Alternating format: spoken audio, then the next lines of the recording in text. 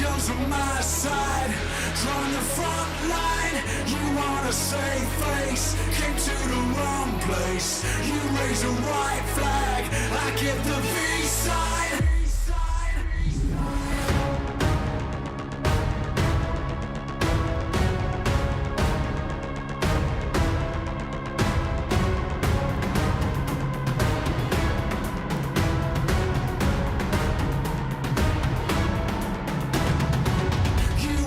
Change me, rewrite our history. I chose my side, drawn the front line. You wanna save face, came to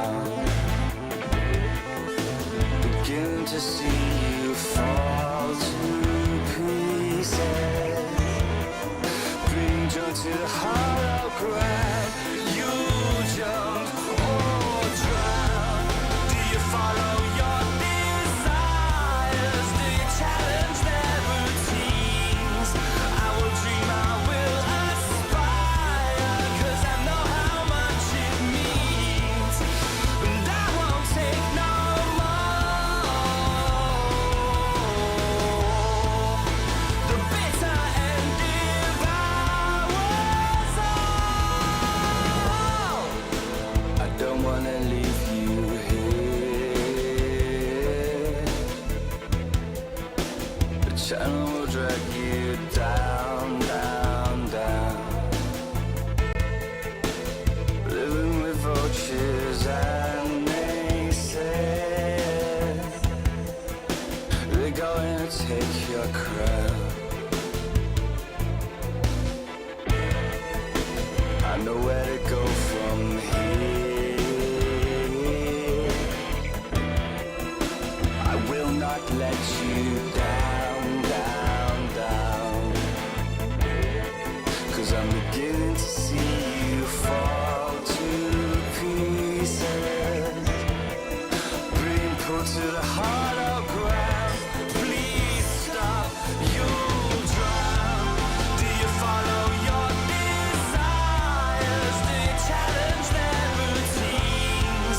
I will dream, I will aspire, 'cause I know how much it means. And I won't take no more.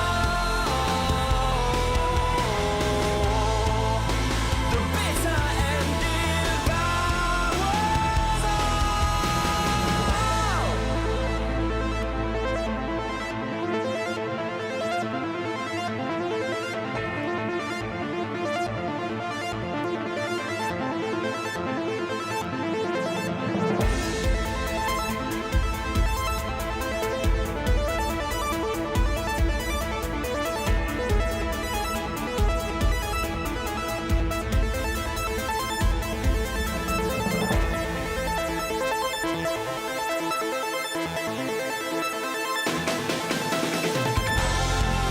Do you follow your desires? Do you challenge their routines? I will dream, I will aspire, 'cause I know how much it means. And I won't take no more. The bitter and devours all. Do you follow your desires? Do you challenge their routines? I will dream, I will aspire, 'cause I know how much it means. And I won't take no more. The bitter and devours all.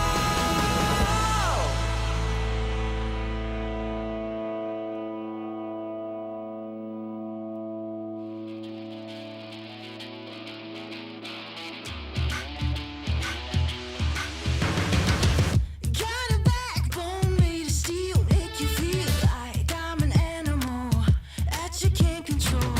Walk the walk, talk the talk, I'm the whole deal. Yeah, I'm an animal and I command the show. I can see it in your eyes, I can feel you watching. Got you hooked, got you right where I know I want you. Play the switch, I'm a mystery, but you love it. Hook, line, sinker, follow the leader.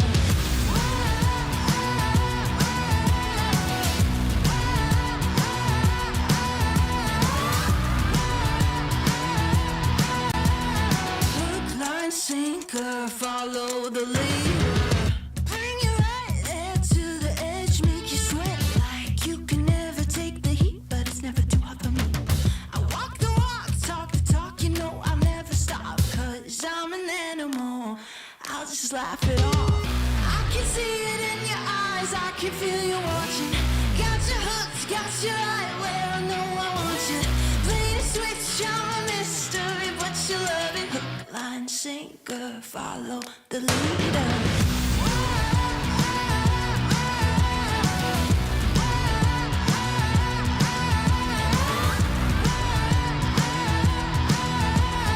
Hook, line, sinker, follow the leader. Got you sitting pretty in the palm of my hand. Got you busy, got you missing me, you can't stand it. Got you desperate, got you wondering where I'm at. If I'll call you again. Got you sitting pretty in the palm of my hand. Got you busy, got you missing me, you can't stand it. Got you chasing, got you wondering where I'm at. Hook, line, sinker, got that. I can see it in your eyes, I can feel you watching.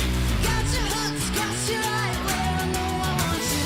Play your switch, you're a mystery, but you love it. Hook, line, sinker, follow the leader.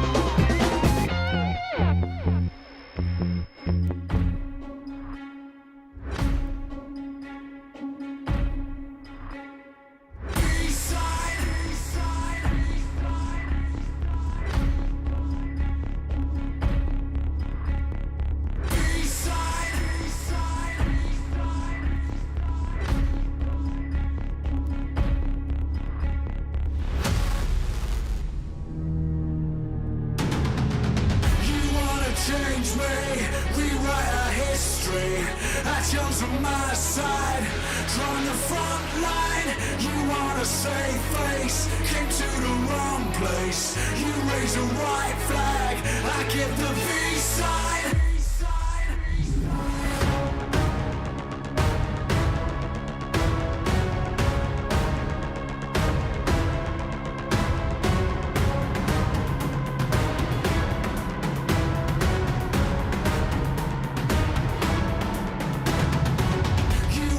Change me, rewrite our history. That yours on my side, drawing the front line. You want a safe face.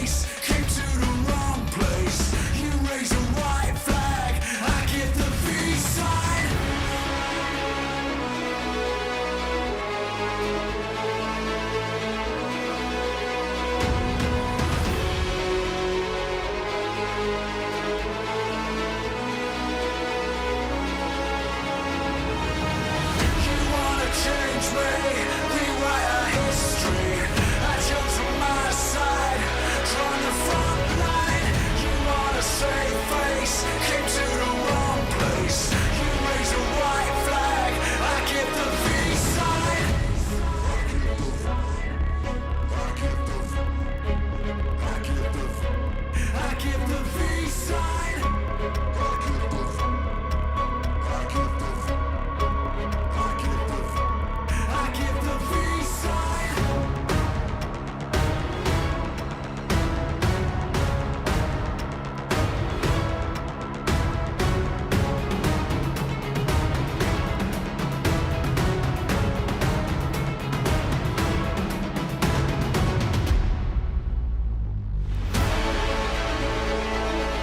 I give the V sign. I give the V sign. I give the V sign. I give the V sign.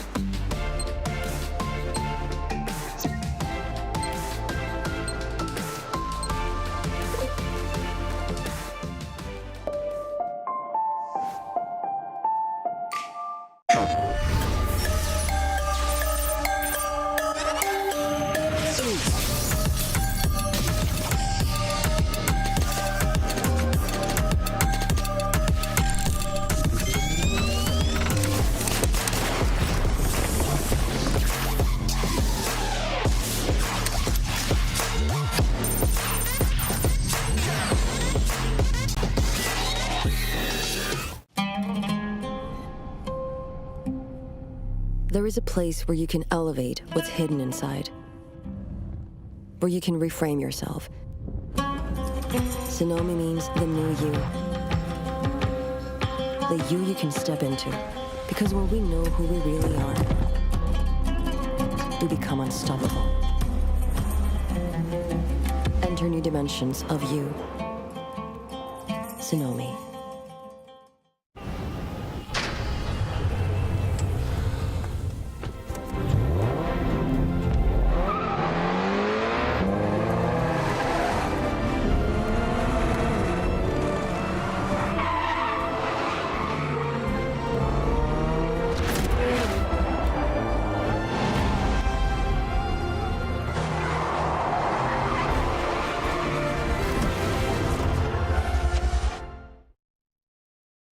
All new Honor Magic 5 Pro. Freeze even fleeting emotions in just milliseconds. Take marvelous night shots with lightning-fast exposure. The display reveals more details in bright areas with an astonishingly long battery life that just keeps going. The latest flagship chipset brings you exceptional performance. Unleash the power of magic Honor Magic 5 Pro.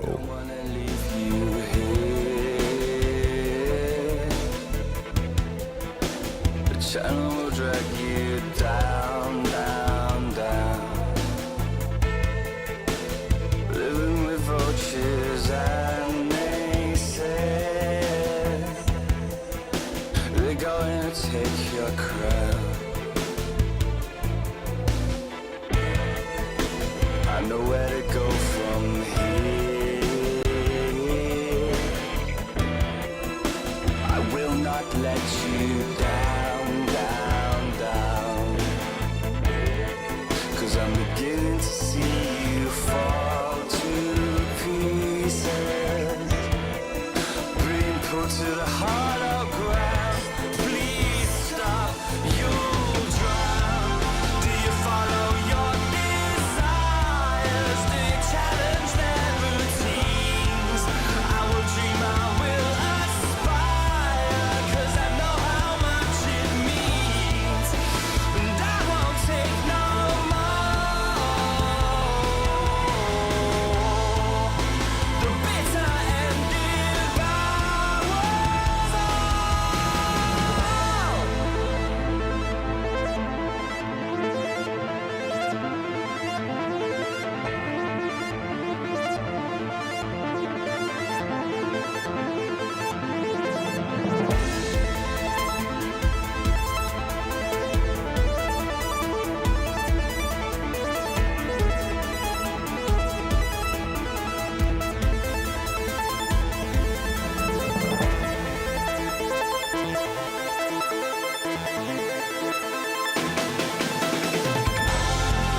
Do you follow your desires? Do you challenge their routines? I will dream, I will aspire. 'Cause I know how much it means. And I won't take no more. The bitter and devours all. Do you follow your desires? Do you challenge their routines? I will dream, I will aspire. 'Cause I know how much it means. And I won't take no more. The bitter and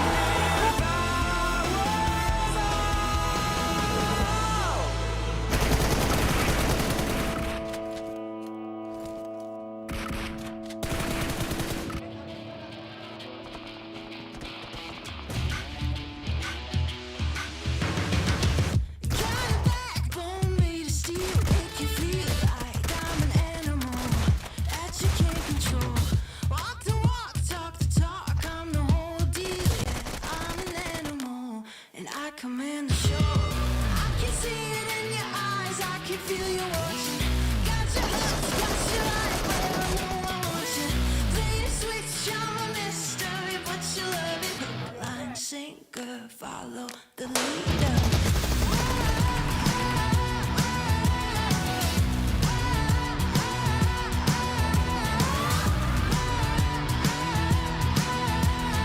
Hook, line, sinker, follow the leader. Bring you right there to the edge, make you sweat like you can never take the heat, but it's never too hot for me. I walk the walk, talk the talk, you know I'll never stop. 'Cause I'm an animal, I'll just laugh it off. I can see it in your eyes, I can feel you watching. Got your hooks, got your right where I know I want you. Play the switch, I'm a mystery, but you love it. Hook, line, sinker, follow the leader.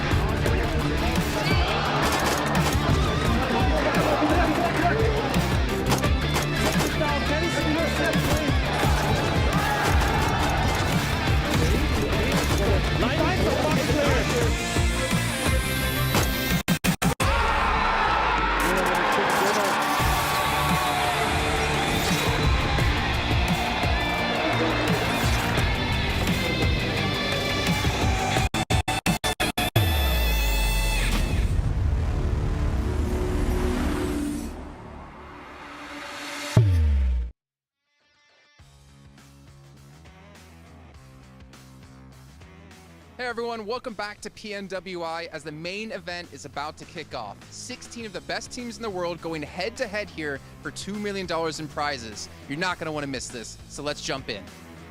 Go ahead and drop a comment below and we'll hopefully see you guys in the tournament. What's up, everybody? I'm Hot Jukes here with Kalaris. We're here live in Riyadh, Saudi Arabia, about to kick off the PUBG Mobile World Invitational Main Tournament. But before we get started, we gotta talk about the All-Star Group Stage that just happened. How do you feel about it coming into this tournament? I feel awesome about it. I mean, looking at how the teams performed, you've got Vampires looking phenomenal throughout the days, and I'm really happy to see how Dplus KIA was able to eventually implement their playstyle. They're great at learning about the lobby, and then eventually adapting to it. So they were doing some great space control. Oh, 100%. You mentioned it perfectly. Like the way that they rotated, not too aggressive, not too slow, absolute to perfection. We saw one of the biggest clutches I think I've seen in a tournament from one of their players as well. But there's some monsters in the lobby coming into this stage. Yeah. You got Alpha7 who already qualified to the main tournament, right? So now we have 6 other teams joining it. But I know you got some eyes on some big squads that have already qualified here. Definitely. Of course, me and Max were stalwart fans, we're fanboys through and through. We think that they're going to be taking it home down the line. However, you can't count out some teams like Flux, of course, who used to kind of be that perennial second place to S2G in their region because they won the World Championship. But Flux won the championship in Europe and looked awesome whilst doing it. So I hope that maybe they can cause a little bit of an upset here. That'd be exciting to see. Another team I'm looking at is Alter Ego. They qualified through the SCE Super League, and they're going to be a monster squad coming to this. Who do you guys think is going to win this whole thing? Go ahead and drop a comment below, and we'll hopefully see you guys in the tournament. Well, thank you so much, Hot Jukes and Claris, for covering for me as I ran back here to the studio to get things underway for PMWI. And Jason Kaplan and I'm so excited and ready to go here for our main tournament. 16 teams, $2 million in the line. I feel like I just repeated myself from earlier on today. We got Max Fed and Several Worlds Gaming here joining me on the desk. And gentlemen, this is what it's all about. It's do or die time here for all these teams. And these teams, they didn't get voted in by popularity. They earned their spot by winning. Yeah, same for the All-Star Stage teams. Yep. Of course, able to make it into the top 7, of course, because Alpha7 did also really well in that event. But so many great teams. The lobby is absolutely stacked here, 7. I got a few teams I'm looking at in particular. Not going to talk about it just yet, but this is going to be a great... He's a team on his own. I'm like, such a good player. I have a team as well, but I'm going to hold off, and I might not be as positive as it usually is. Hey. Just say. So are you going to smack talk Alpha7? Is that what I'm hearing? We'll have to wait and see. Oh, wow. Didn't expect that. Okay. Well, you know what? I'm actually excited to see what's going to happen again. We all have our favorites. You guys all have your favorites at home. But you know what's my favorite? The Honor Magic 5 Pro, powered by Snapdragon 8 Gen 2, and Honor self-developed GPU Turbo X. So that's my big phone of choice. That's a player's photo choice. You're just going to play it on the stage. And you know what, Max, man? I want to make it your phone of choice. You don't have a choice in this choice. I wanted a new phone, so you know what? I'll go get it right after today. Thank you very much for the recommendation. I want that Turbo X. Just take that one, Max. I licked it.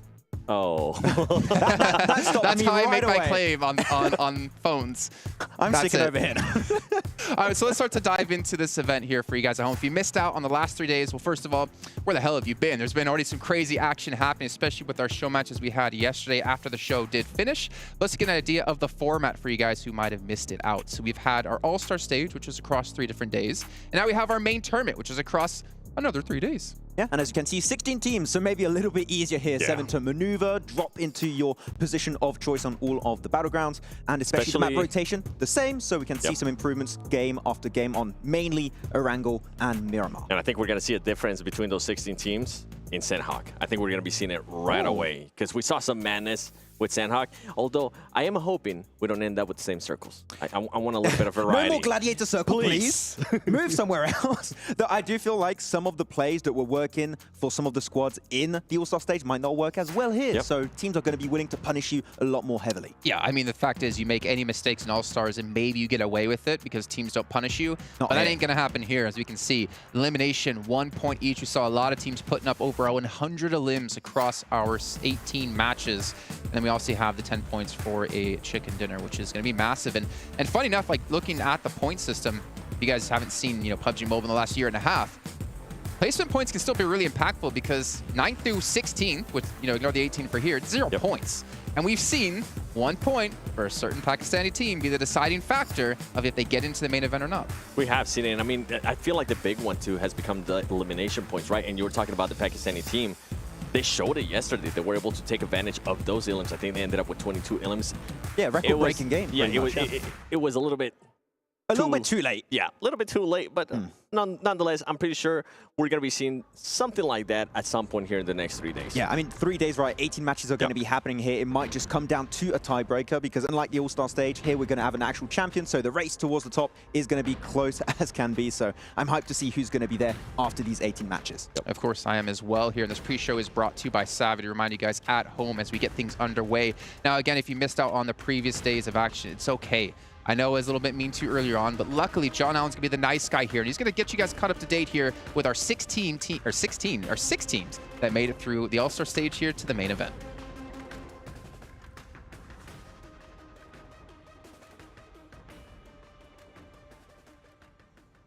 Teams that qualified from this stage.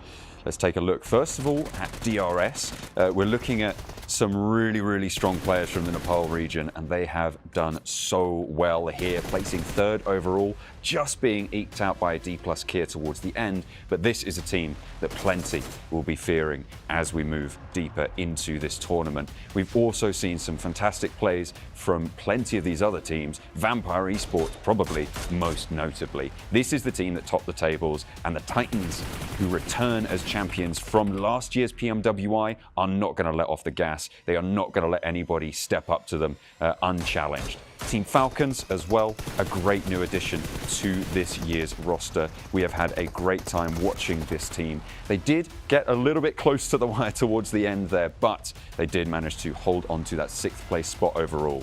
The Gladiators, a team that everybody was looking at coming into this tournament, with Kitsune's phenomenal play in that buggy as well, saw themselves safe in that 4th spot. A little bit lackluster from what we'd expected, but in general, they kept their heads high and kept themselves in the running. The Infinity IQ squad, they were at the bottom of the bubble and need to step up if they want to stand up with the big dogs in the main stages.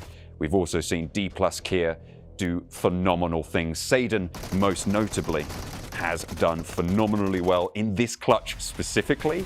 The guy was absolutely on fire. Seidan cannot be challenged here.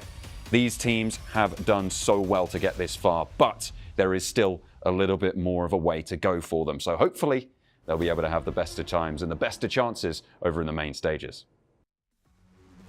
Hopefully that got you guys all caught up to date of what's going to be happening here and the teams who did have to fight their way through into the main tournament. But the team we have to start by talking about here is, well, pretty much our reigning champion. They've won 3 out of the 4 total PMWI events over the course of this year and last. Vampire Esports, what is there to say about them, Max? They're pretty good. They're pretty good. They're pretty damn good. I mean, you talked about placement points still being highly relevant, right, in this new point system. And I mean, they still keep getting themselves chicken dinner after chicken dinner, always reaching those podium finishes. They can frag out so efficiently. Yes. And really, their map knowledge is second to none going into this. Like, we see them go for moves when they have literally no information because they know how valuable specific positions actually are. And I feel like in a lobby like this, when you have 2 teams less than the All-Star stage, it's going to be even more powerful for these next 3 days. It is, and what was more impressive to me out of Vampire Esports is the way they were able to just change their playstyle, right? In the first day, we saw them being super aggressive, being able to get to places first. And in the second day, they decided to be a little bit more chill, but they were still able to put up just as almost as good numbers as day 1. And that right there was super impressive to me. And also Tony K, we were able to see a big step up from him. Yeah. He almost, you know what? We're gonna stop talking about his mess up at the beginning of day 1. Yeah. I love how he's saying they were pretty chill. They still got a win. Yeah. They still got really good points throughout the day. So no, even the chill Vampire is a deadly team right now. Yep. Well, the fact is, right, the first day, they got themselves 78 points. Actually, I'm trying to find in my notes where it was. They got, 78 points. The second day, they got themselves 65 points. And we talked to Sertani, or you talked to Sertani, because you're always talking to Sertani. It seems like He's trying to get a Rolex. they were, yeah, he's trying to get a Rolex. They were playing survival mode, and they still got the almost same amount of points. Like, this team, I don't think we've seen their final form just yet. Oh. And when we do see it, things are going to get nasty, because we also had Newsy playing for them yesterday, and now we've had all 5 of their players get some reps under their belts. This is a very scary team. Yeah, I think it's perfect they got Newsy to play towards the end where they were pretty much assured a spot in the main tournament. So if they do have to sub in Newsy for X or Y reason, then he should be completely in the mood, in the zone to play in the main tournament. He's always in the mood, let's be honest. He really is. He's always in the mood to add to his collection. I agree. dubs. How many dubs? All of them.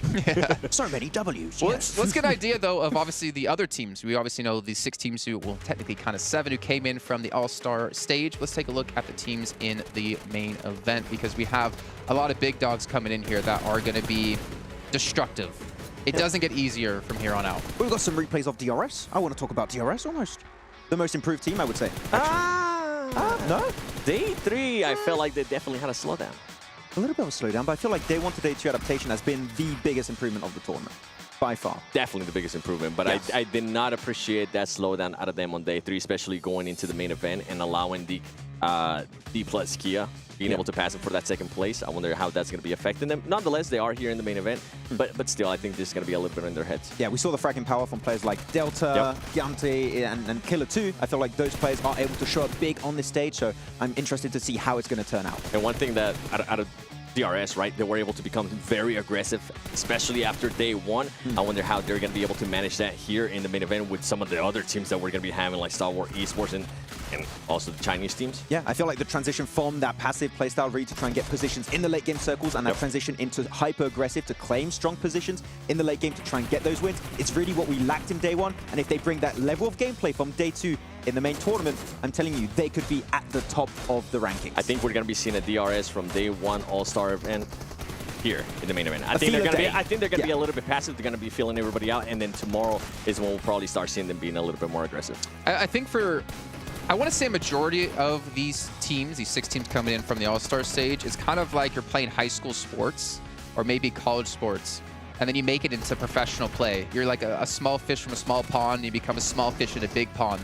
Not necessarily to discount the quality of teams we've had in the All-Star stage, but just the level of play here has just drastically increased. You're no longer the big fish, which means you might not be able to dictate the pace here. And we can see the other teams that are going to be participating against here. And Max, if you were to call out one in particular that you're really supporting, you really have your back on. You know exactly where I'm going to go with this one. Forest, no, okay. World Esports has to be the team I'm personally looking out for. I mean, you got, of course, the fragging duo here, the Powerhouse 7 that is going to be top and action with new additions in the team, mainly IC, that is an old player from IHC Esports, and another player that we're going to be watching at pretty closely later on in the broadcast on this pre-show. But Star Wars, I'm telling you, with their performances after PMGC and in spring, can do big things here. And I would even say, maybe even be the PMWI 2023 champions. I think for me, it's going to be Flux. Now that we don't really have S2G here at the main event, I feel like they're going to have to be that team from Turkey to be able to step up, right? Last time we saw Flux win an international event, they ended up 15th place in PMGC, and I'm pretty sure they're looking to get back at that and show a better image out of themselves, because, I mean, they are currently the reigning champions out of the European Championship. And I think they still are the record holders of most eliminations with a chicken dinner. I think it was 27 last year, so still record to be beat currently. Yeah. Okay, well, I got to bring up another. I mean, actually, before I bring up the other team, I want to talk about Flux a little bit more, right? We talked about the All-Star stage, a little bit of a popularity event, because you obviously get voted in by viewers and people who are watching at home, which are viewers. That's what viewers are. This. Nice. It's been a long day already, and it's, we just started. No, I think for them, it's also like for the pride of Turkey. This is also, if they can do well here, it's a lot of popularity they gain in their own region too, which can be very important just to have supporters, to have fans, to help build you up as a player. And obviously a majority of this roster previously within Football List, they've had that before in the past, and they want to gain that back. Yeah, I think all the S2G supporters have just taken their jersey away. I don't know about back in that. the drawer, and they put the Flux jersey back on right now, because really we saw the potential of this team, and really what sets them apart from a majority of the teams I would say in this lobby here, 7, is how aggressive they can truly be. I mean, I mentioned the 27 elimination chicken dinner last year, and they got remotely close to that actually a few times in the Championship of Europe in spring 2023. So I feel like their playstyle fits perfectly in this kind of position. Is going to be down to the research they put together and if they're going to be ready to make those adaptations with our 16 teams in this lobby. And you mentioned it perfect. I love the aggressiveness style. Oh yeah, it's Turkey. That's what they do. It is. It reminds me a lot of Brazil, and I watch a lot of the Brazilian teams. Oh really? But for Fire, I didn't know. One. Yeah. We'll get to that one at some point. But with Flux, the utility, the way they're able to use those nades, I think we've seen it over and over again. And kind of what Jason was saying was what I was alluding to as well, is that I feel like it's their chance to be that Turkey team, especially since the PMGC finals are going to be in Turkey. They want to be that team that's, you know what, I think we're going to be there in the finals. Yeah, it would be so great to have them defend, like, potentially with STG and Flux on home ground. That would be such a great storyline. So hyped to see if that might be happening. Because potentially with STG? maybe. I mean, Maybe. They have if they fault to play like make this, up. maybe not. We'll see. Well, another team I did want to bring up really quickly actually was Twisted Minds, because we have to talk about this in particular because imports is something that's becoming more and more popular in PUBG Twisted Mobile. imports, yes. I mean, pretty much, you got yourself Rockets in the team that's been all over the place, it's fair to say. And Crypto, like an absolute superstar team that was in the Pakistani region and MVP top player multiple times in a row. I feel like he's had a hard time adapting to the teams he's joined. I feel like this is kind of the most successful iteration of Crypto in a team we've had since he has left the Pakistani region. But after winning the Saudi E-League, we haven't seen much from Twisted Minds, so I want to see what they are truly going to bring to the table on this opening day. And maybe for Crypto, it's going to be like a chip on his shoulder, right? He's going to be a Pakistani player. His team wasn't able to, in regards to Aegon IA, they weren't able to make it here to the main event, but he might be looking to be shown why he was that top player, right, in 2022, why he was that MVP out of that Pakistani region. Yeah, and obviously we got to move along here because we don't have too long before we kick off our event. Let's actually take a look at the prize pool for you guys at home because it's $2 million. $400,000 for first place. That's a massive chunk of money. But also, you got your calculator out, you added up all those numbers, it doesn't equal 2 million because we also have some side prizes. We have our record breakers, which is going to be extremely important. Now, to keep in mind for you guys watching at home, this is all about the first team or first player to cross that threshold. It's not about who ends the event at the highest. It's about the first person or first team to do so. And there's a lot of money to win. And we can see our current records here with Vampire holding 3 at the moment. This is going to be tough to beat, but it is very doable. I mean, with what we've saw from Vampire Esports in the All-Star stage, they could be their very own record set back in 2022's main tournament. So I'm telling you, these are definitely achievable. You can breach these, but it's going to require a lot more than just individual performances. You need to be as a squad consistent and working together at another level. I think if we had a chance to break any of those records, it would only be most rescues. We'll just be rescuing each other over and over again. We would cheese it. We're last place. Let's just keep doing it over and over. But there's also a big topic coming up as well here down the line. We have PMGC. Let's take a look at an extra special prize you get for winning PMWI here. Now, one thing that needs to be clarified, obviously, PMGC points is going to be a massive factor of this. You can see how the slot allocation works as well. There's some people that get into league stage, some people that get directly into the finals. It all determines on different factors.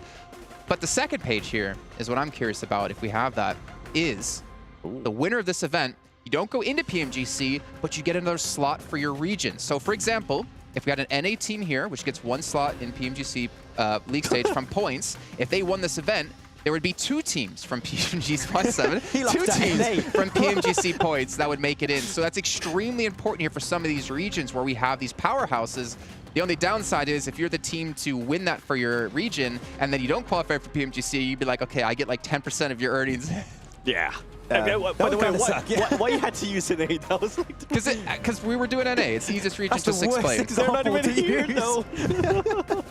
Could have used, I don't know, South Asia or something. But no, Brazil, maybe? Yeah. NA. NA where? Huh? Who?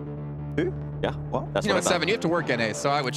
Let's head down to the stage just so we can all be quiet here and get things kicked off here at the event.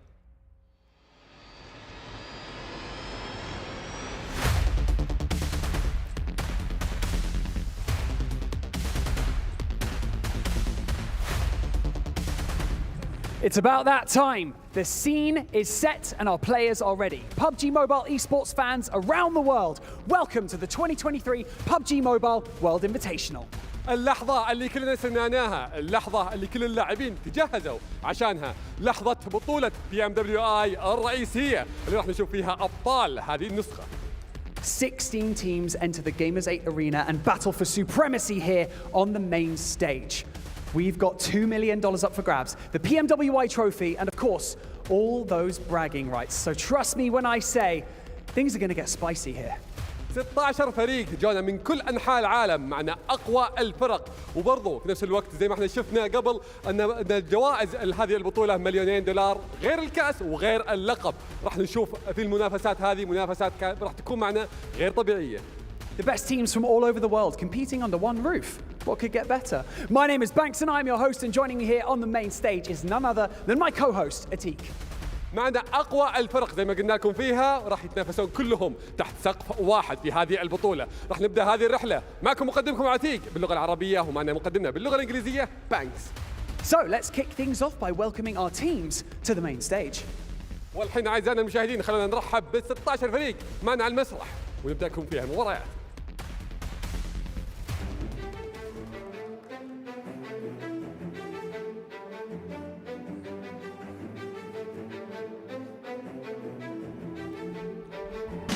Kicking things off, the winners of the Middle East and Africa Championship, GK Esports.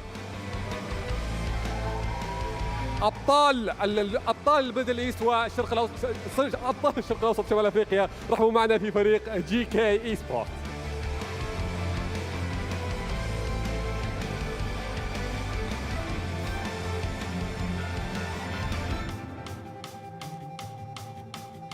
Stepping onto the stage, right here, the winners of the European Championships, Flux. ومع ابطال اوروبا رحبوا معنا في فريق فايرفلكس.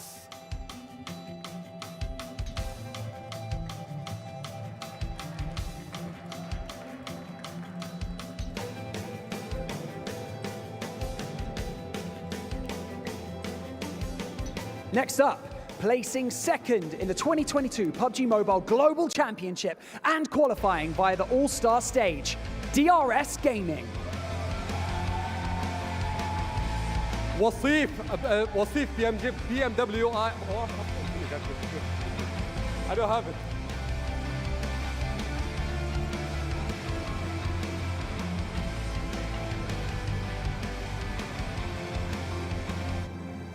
Winners of the South Asia Championships, can they continue their dominant streak? Stalwart Esports. ابطال جنوب اسيا PMPL رحبوا معنا في ستالوارد اي سبورتس.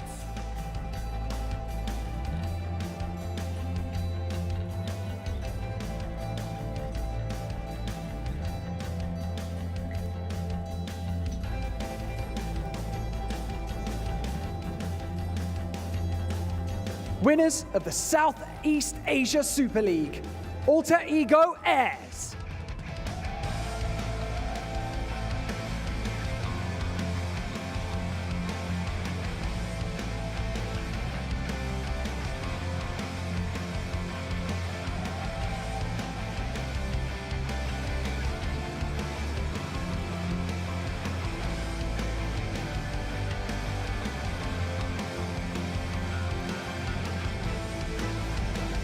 Winners of the 2022 PUBG Mobile Pro Series Fall Finals and qualifying via the All-Star Stage, Dplus KIA.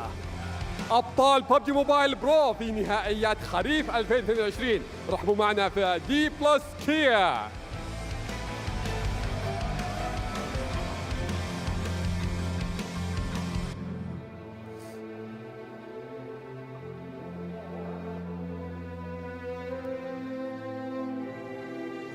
And now, entering the stage after placing second in the Southeast Asia Super League, Box Gaming.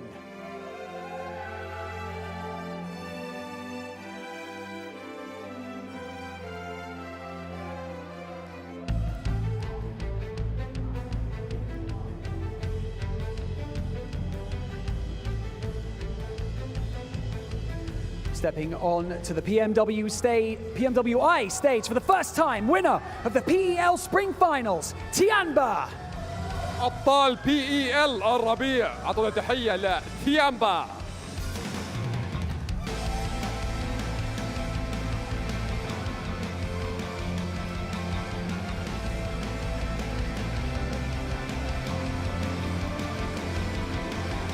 Stepping onto the stage, placing second in the PEL Spring Finals, 6-8.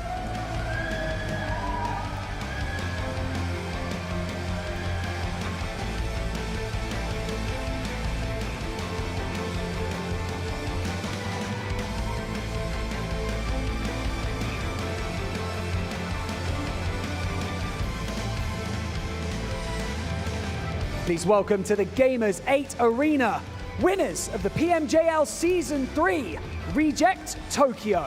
ابطال PMJL الموسم الثالث اعطونا تحيه لريجكت طوكيو.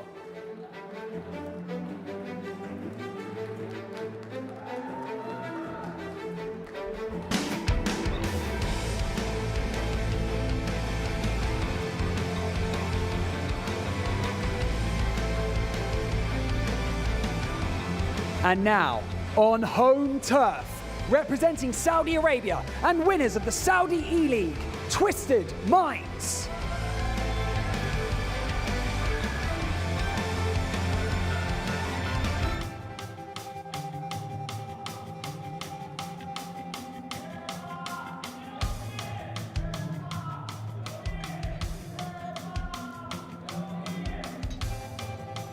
placing second in the PUBG Mobile World Invitational last year. Our All-Star Stage qualifiers, Team Falcons. الوصيف ل PMWI العام الماضي والتشكيلة تغيرت معنا، لكن خلونا نرحب بفريق تيم فالكونز.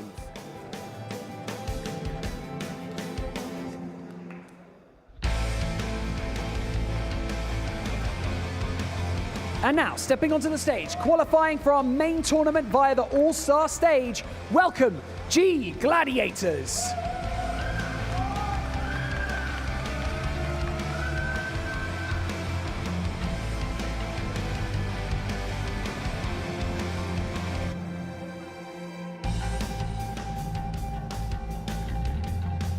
Some familiar faces about to take to the stage. Third in the PUBG Mobile Global Championship. Second in the after-party showdown last year. It's Alpha7 Esports. المركز الثالث ل PMGC ووصيف العام الماضي لجيمرز 8 After Party Showdown. رحبوا معنا في Alpha7 Esports.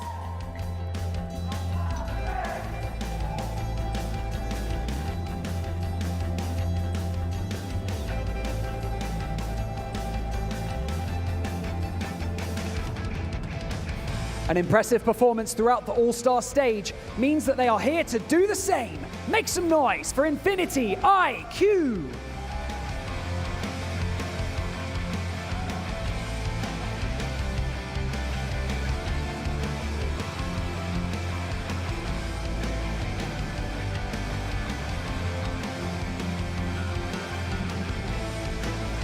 And now, your reigning champions of the PUBG Mobile World Invitational and the After Party Showdown.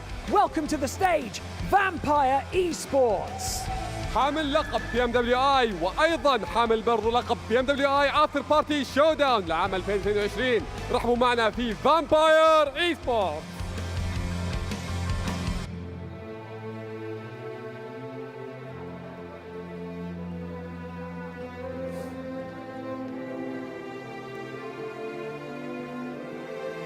So Tani, welcome to the main stage, coach of Vampire Esports. You know, my voice is going to go. That was a lot with all those welcomings, but I had a great time. Welcome back to the main stage. You guys are reigning champions. So I just want to know, does that add any pressure, being reigning champions and coming back to this stage? Yeah, I think there's a bit pressure because the thing is, becoming champion is hard, but to defend the champion is more harder. So we would like to tell you guys, yeah, we have a bit pressure, but yeah, we will do our best and hope you enjoy it. سألنا المدرب إنه كيف كانت المباريات بشكل عام وحتى برضو تواجدكم الحين، هل فيها ضغط عالي خصوصا انكم فزتوا في المباريات الماضية؟ قام قال أكيد إن فيها ضغط وحاسين بالتنافس العالي فيها، لكنهم قدها بإذن الله. Well, it seems like another congratulations is in order because you placed first yesterday on the All-Star Stage, but you know, you have to come back into this tournament refocused. So how did you do that with your team? Yeah, yes, for last night we didn't sleep well because we're really excited to become back in the main stage. So we are always focusing on the tournament so much. So I think every game, every second, we will do our best and yeah. سألنا المدرب انه صحيح بعد ما فزتوا في الأول ستارز قبل او اللي كانت معنا بالاصح امس، فكيف تقدرون تدخلون معنا اليوم بالثقة العالية وحتى برضو بالتركيز على الفوز؟ قال بكل امانة ان امس ما نمنا زين لان كلنا مبسوطين جدا في انتصارنا امس، لكن اليوم باذن الله راح يكون تركيزهم كامل على الفوز. Now let's focus on the main tournament, okay? We have a lot of different teams coming into this, you know, the best teams from all around the world. Are your strategies going to stay the same as you did throughout the All-Star Stage, or, you know, are you going to shake things up? Yeah, we have a little chance.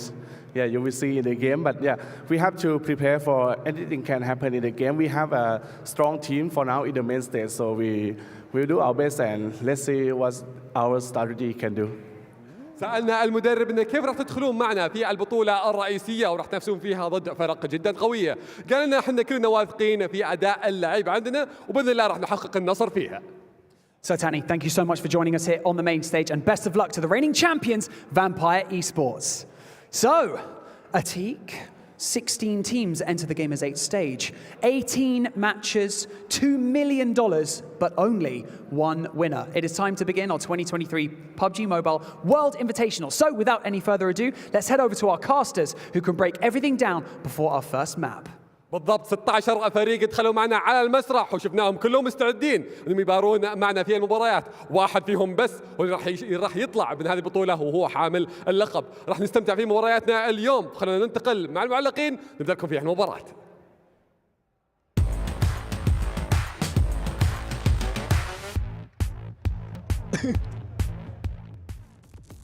Why laughing? Which one did you guys like Wait, more? laugh at 7. Which What's so one? funny?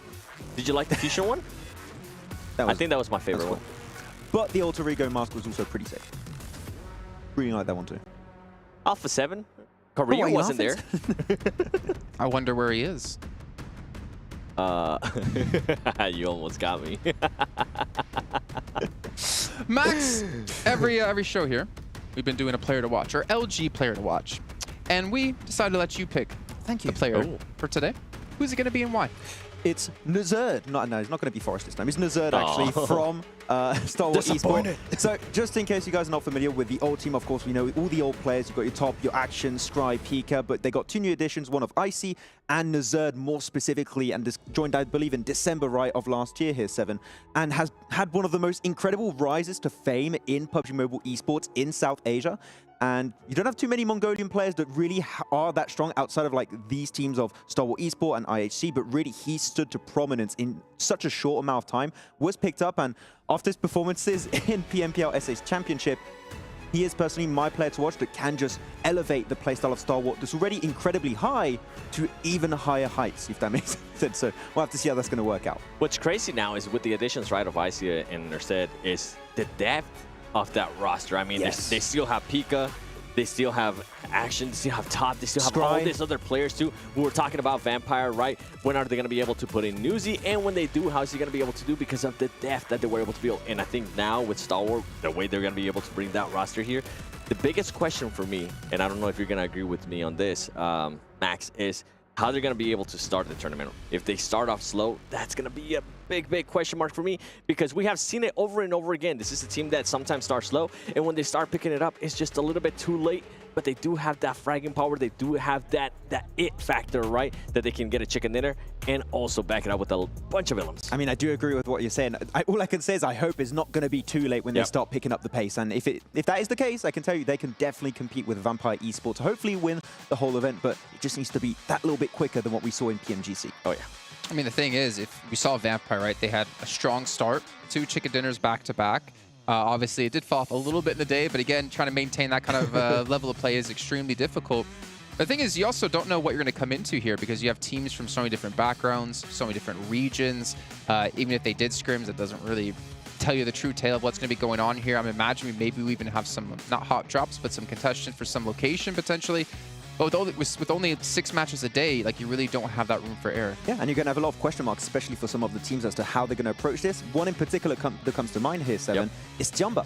This is the first time we're seeing this team outside of their home region, and there's a lot of questions of how are they going to approach this one? Are they going to struggle on the first day? Do they have a game plan entering today that's going to surprise and shock all of the lobby and everyone at home?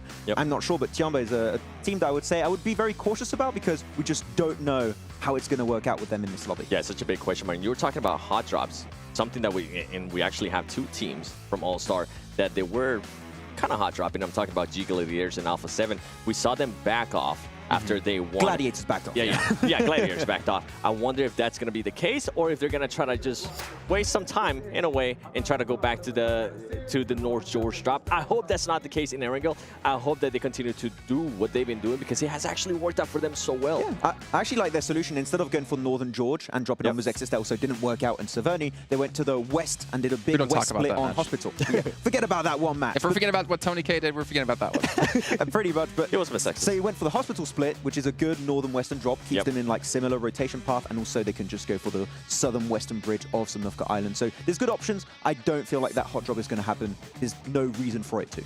Well, something we can discuss as well is that not necessarily all these regions have come in with the same Battleground order that we're doing here at this event, right? We have to keep in mind it's going to be the 1 Sandhawk followed up by 3 Erangels followed up by 2 Miramars. Now, some of these regions actually did use this map order, so they're kind of accustomed to it. But I'm curious for the regions who haven't done this. I still feel like, even though it's so simple as just changing the order, I feel like it's such a big change because it changes your whole downtime between Battlegrounds. You don't have to think about, okay, now we're going to Sandhawk, what are we going to do? It's, okay, now we're going back to Erangel. what can we change in what just happened, and what can we learn from this last match that we can improve on?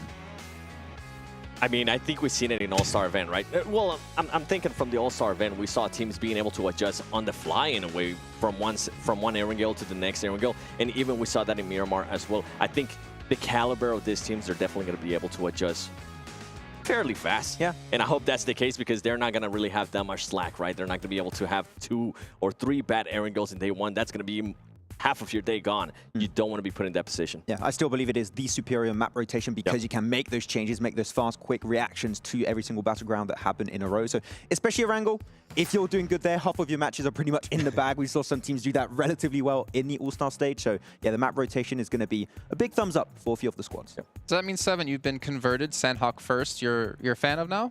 Because I know you were kind of... I was against it at first. Were you against it, or were you just kind of like, I'll see how it goes? I just Get it out of the way. I just always enjoy Sandhawk like midway because of the madness. And I felt like it always allowed teams to have that spark. If stuff wasn't working for them right in the previous matches, I felt like they were able to turn it around after Sandhawk used the craziness and then being able to maybe have a better day.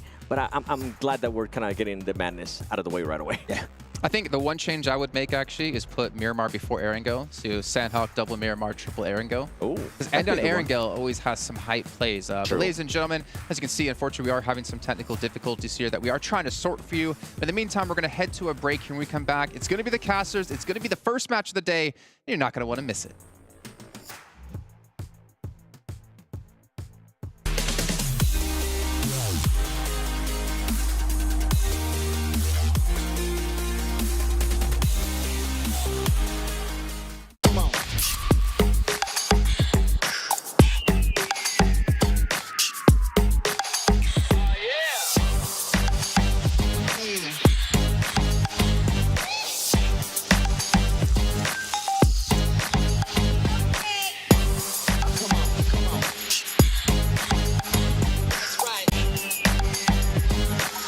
All new Honor Magic 5 Pro. Freeze even fleeting emotions in just milliseconds. Take marvelous night shots with lightning-fast exposure. The display reveals more details in bright areas with an astonishingly long battery life that just keeps going. The latest flagship chipset brings you exceptional performance. Unleash the power of magic. Honor Magic 5 Pro. Open your eyes. When you look into my eyes, tell me what do you see? Tonight, I'm going to show you the wonders of them all. Hey, I got nothing to lose. I got nothing to lose. I need warriors. So is this what you want to be? You want to walk? Show me what's up, then. Now we ready to bust in. Take every day. Leave them with nothing.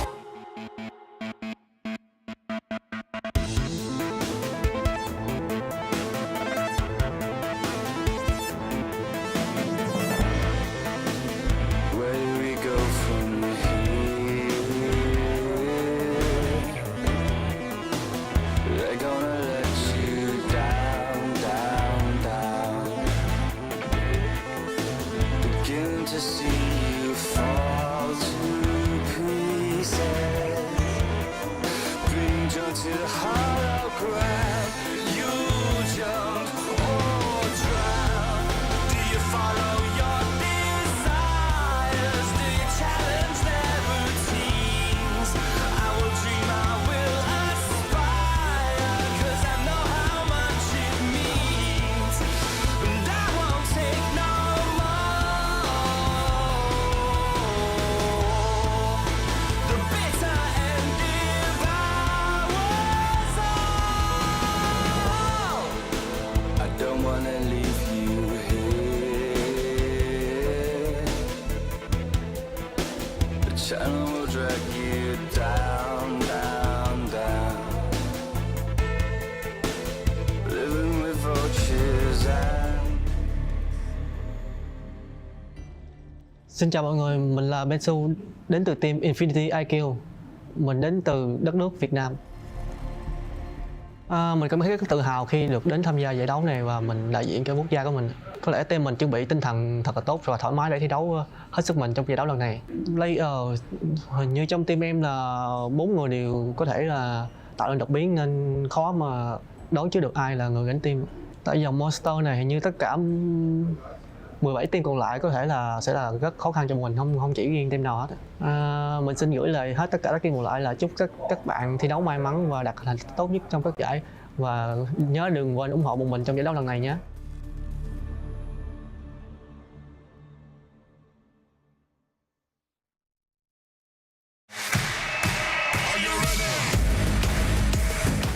Всем салам алейкум, меня зовут Дамир, мой никнейм Акзер, я играю за команду Falcons, и мы представляем нашу страну Казахстан. Я себя чувствую очень хорошо, тут очень круто, здорово, организация турнира на высшем уровне, наша команда готова, и мы покажем хороший результат. Мы готовились очень долго, потому что мы прошли через голосование, и у нас было достаточно времени на подготовку. Наши сильные стороны — это, наверное, наша атака, потому что мы очень агрессивная команда. Все команды здесь очень сильные, поэтому к каждой команде мы готовились, каждую команду анализировали. Поэтому не могу выбрать отдельные команды, потому что все очень сильные. Всем удачи, развлекайтесь, ребята.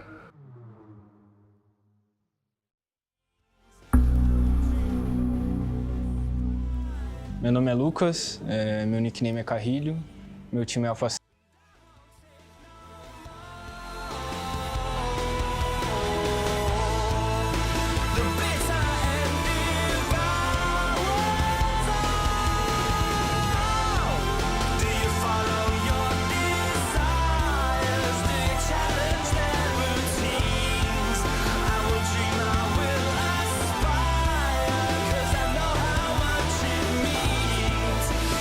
I won't take no more.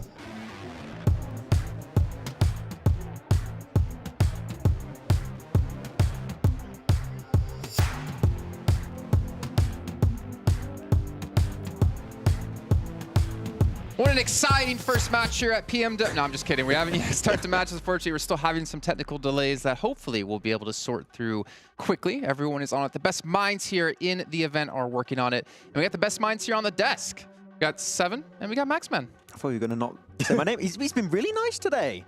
Oh, thank you, Jason. Huh. I'm hearing we're going to play a little game here. Oh, no. I don't like where this is going. Math? I don't know what it is because you guys keep talking when I'm being talked to. So let's have a moment of silence here and I'll figure out what the game is. Let's hear, what is this game? So we're gonna have a video shown to us, a portion of it. And it's gonna be a portion of the map. And we have to guess where it is, what map it is. Nice. Okay. So it's like Geo Map. I'm not gonna say the whole name. I created that a few days ago, so I think I know the answers. Well, this Wait game a is second. over. This Good luck, is Seven. I'll let Seven play. Good luck, Seven. I'm gonna be like Let's do Max it. with Let's math. go. You know, actually, you created it, but it was my idea. Really? Yeah. Oh. I submitted the idea. It's like in my box. I don't like this. Well, originally it was supposed to be like a picture of a spot on a map, and you have to guess where on the map it is, and the closest person to it would be the one to do it. But from what I understood, we're just guessing what map is it on. Oh. Oh, the ones I gave were all on the same map, so okay, that's probably not what I did. What map was it? So maybe I have wrong info then. What map was it, Matt? Erangel. Oh, nice. I'm ready. Hit us with it. Come on, we're waiting. Let's come in. We're ready to play. Ten Hawk. So, yeah, okay. School. Trifecta. What school did you go to, Jason? Back in my day. Back in my day, I had to walk 10 kilometers to go to my school. Oh. How old do you think I got? How old do you think I am? Exactly. Exactly. Sanok again. Is it the same? This is just Sanok. This is Sanok. School. Hey, oh, where exactly do we have to guess? I don't know. Okay, Did so we? Is that what they told you? Wait. I don't know. Oh, so this trifecta. Oh, beat you to it. Yes. Good job. Yes. GG, sir. Do we have to guess where it is, or is it what map? I guess. Wait, I was told what map. further and beyond. Okay. Oh, just wait. What? Just where it is. So We were double right then. yeah, Sanok trifecta. map and where it is. I feel like We're that good. nice. Okay. Hit us. Sanok again. School. Isn't that behind the boot camp hill? Behind boot camp hill? Remember, you No. did these, Max. No, I didn't do these. Okay. I only did the Erangel pictures. I like how he's like, huh, I think it's there. What do you got, Seven? I know what you're thinking, but it's not that one. Actually, that little... The real question is, right? Maybe between boot camp and Paradise Resort. There's a lot of... Yeah, but It's between the east and the west coast. It's somewhere between those two spots. But are we even being given the answers to the question? all right, play it. Is there an answer in Yeah, the I think video? this is like the going from boot camp to Paradise Resort. If you take, Oh, is it? Oh, it is. It is. It is. Yes. I don't remember the name because it doesn't really have a name. It doesn't really have a name. It's That's pretty the much issue. just between I boot got camp you. and Guys, I Paradise got you. I know Resort. the name. What is it? Tell me. School. Calm down, Forrest. Whoa. Hey, you got Forest. You got Alpha7. I got School. Whoa. I haven't School. actually used to that much Where yet. do you drop school? Okay, we have another one for you. Now, I need you, wait, before we play the video. Oh. Okay. Okay. I was going to say you have to... This is a warehouse. You have to ding yourself in. Okay. Warehouse in... Oh, Okay. Wait. Oh. a warehouse in Sanok somewhere. Where exactly, I don't know. So we got a solo show match now, I'm hearing. Is this just Sanhok? This is a roof. You know where it is? I mean, it's Exactly. Sanhok. There's a few buildings that look exactly like this. I'm thinking one of the warehouses restart. west of Can Quarry. you restart that video real quick? Why? You don't really see anything extra. Yeah, you do. What extra do you see there? That is... I remember that tree exactly. Outside, Yes. Actually, I think it's like outside Paradise. That's a part of, I say west of Quarry. Okay. That doesn't help. Keep going. It's a floor. Keep going. I think I'm right. I think it's outside Paradise, no? I feel like you should just zoom out all the way. Yeah, it's one of the... Well, no, it's a video, right? So what would make this video better is if at the Paradise end... Resort, right? Yeah. At the end, you have the name pop up. He's correct. One next to Paradise. Good It's job. like I've only played this game So for 4 or that 5 is years. 8 points for 7 and 3 7 for Max. points for me, What? actually. How Well, many counts in points? What is it? I'll take 1 point away. Keep it at 7. Thank you. I'll give you a point. Thank you. So Maxman is now at 8 and 7 is at 7. I'm winning. Nice. We have another one. Wait, I'm next staying at map or 7. next clip? Okay. Oh, he said You gotta next be very map. It's a different specific. map. Salt mines on Sandhawk. I don't know the exact. I think it's salt mines. Just salt mines. Salt yeah. Salt mines. Salt mines on the coast. There's multiple spots. Actually. I don't know. That looks like my chair at school. Sandhawk. That's the chalk pile I'm on the board. Sandhawk. Oh. They've all been Sandhawks. Good job catching up. Okay. And then the one time you say Sandhawk, it's like, no, this is Livik. Just gonna throw a wild one at This you. is Nusa, I actually, hope yes. not. Throw out some Karakin. Do we have more? I wonder how the audience How many is more doing do we too. have? Sandhawk. Pinam. I was gonna say Pinam. Pinam's a good one. We got our answers locked in. Let's see. Where is it? If you see a river, I it's feel like it Pinam. is. Yeah. River. Show me the river. Pinam? Where's the river? Pinam. Oh, no, wait, what? actually. Did Hot Jukes just scream Sandhawk? Wait. Wait. Pause it. Pause it. No, let him play it more. No, pause it. Wait. Go back. Pause it. The perspective is actually getting me. It's looking Yeah. like a different angle compared to what we usually It used to looks see. like Pinam. So production, what is it? It's Where not is it? Pinam. No, it's definitely not Pinam. I don't think showing this the video over is gonna magically make us know where that is. Camp Charlie? No, with that. Camps don't look like that. I don't know. I mean, No, France Samps- camps. Well, no, you want the answer. Kampong? Oh, we want the Kalaj. answer. Kalaj found Kampong. Okay. It might be Kampong. It could be.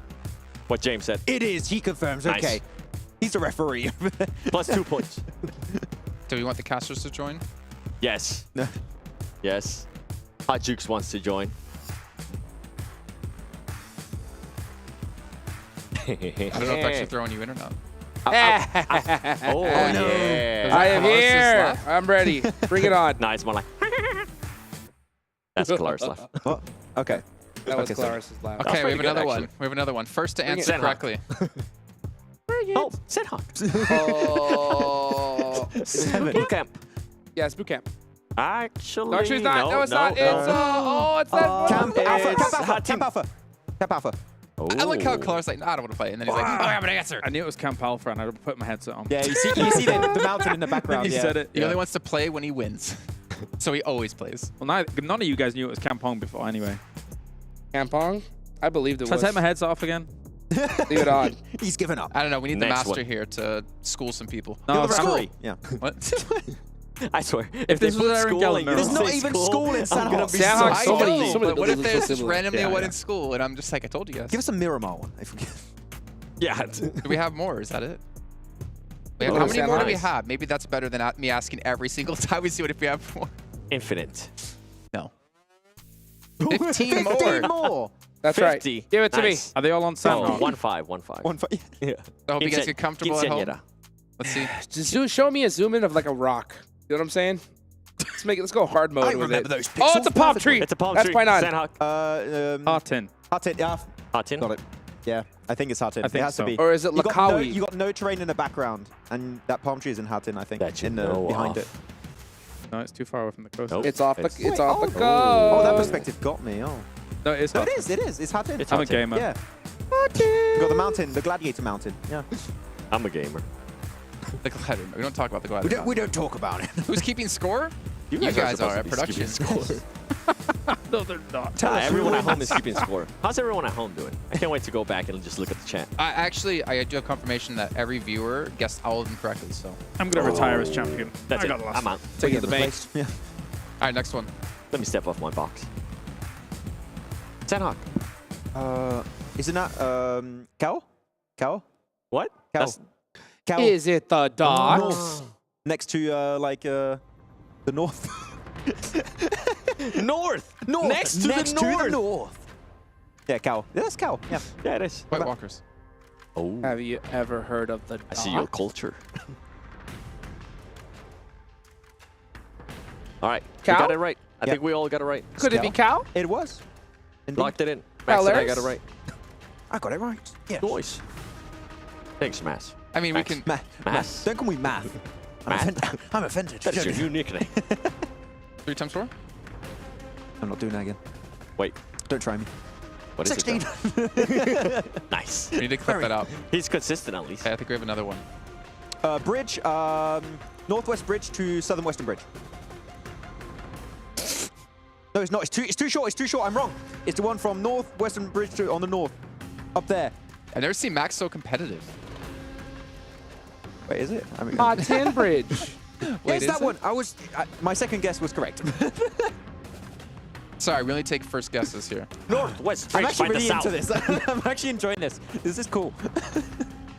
I mean, you did create the game, so good job. Actually, no, Jason created the game. Good job, Jason. I created a worse version of the game than this. My original idea was we were actually going to have a telestrator, and we would be shown just an image, and you would put a ping where you think it is, and then we would see where it is, and it'd be the closest person gets the point. We should do that. I like that. That was the idea I had. PMGC, here we come. Well, some of us.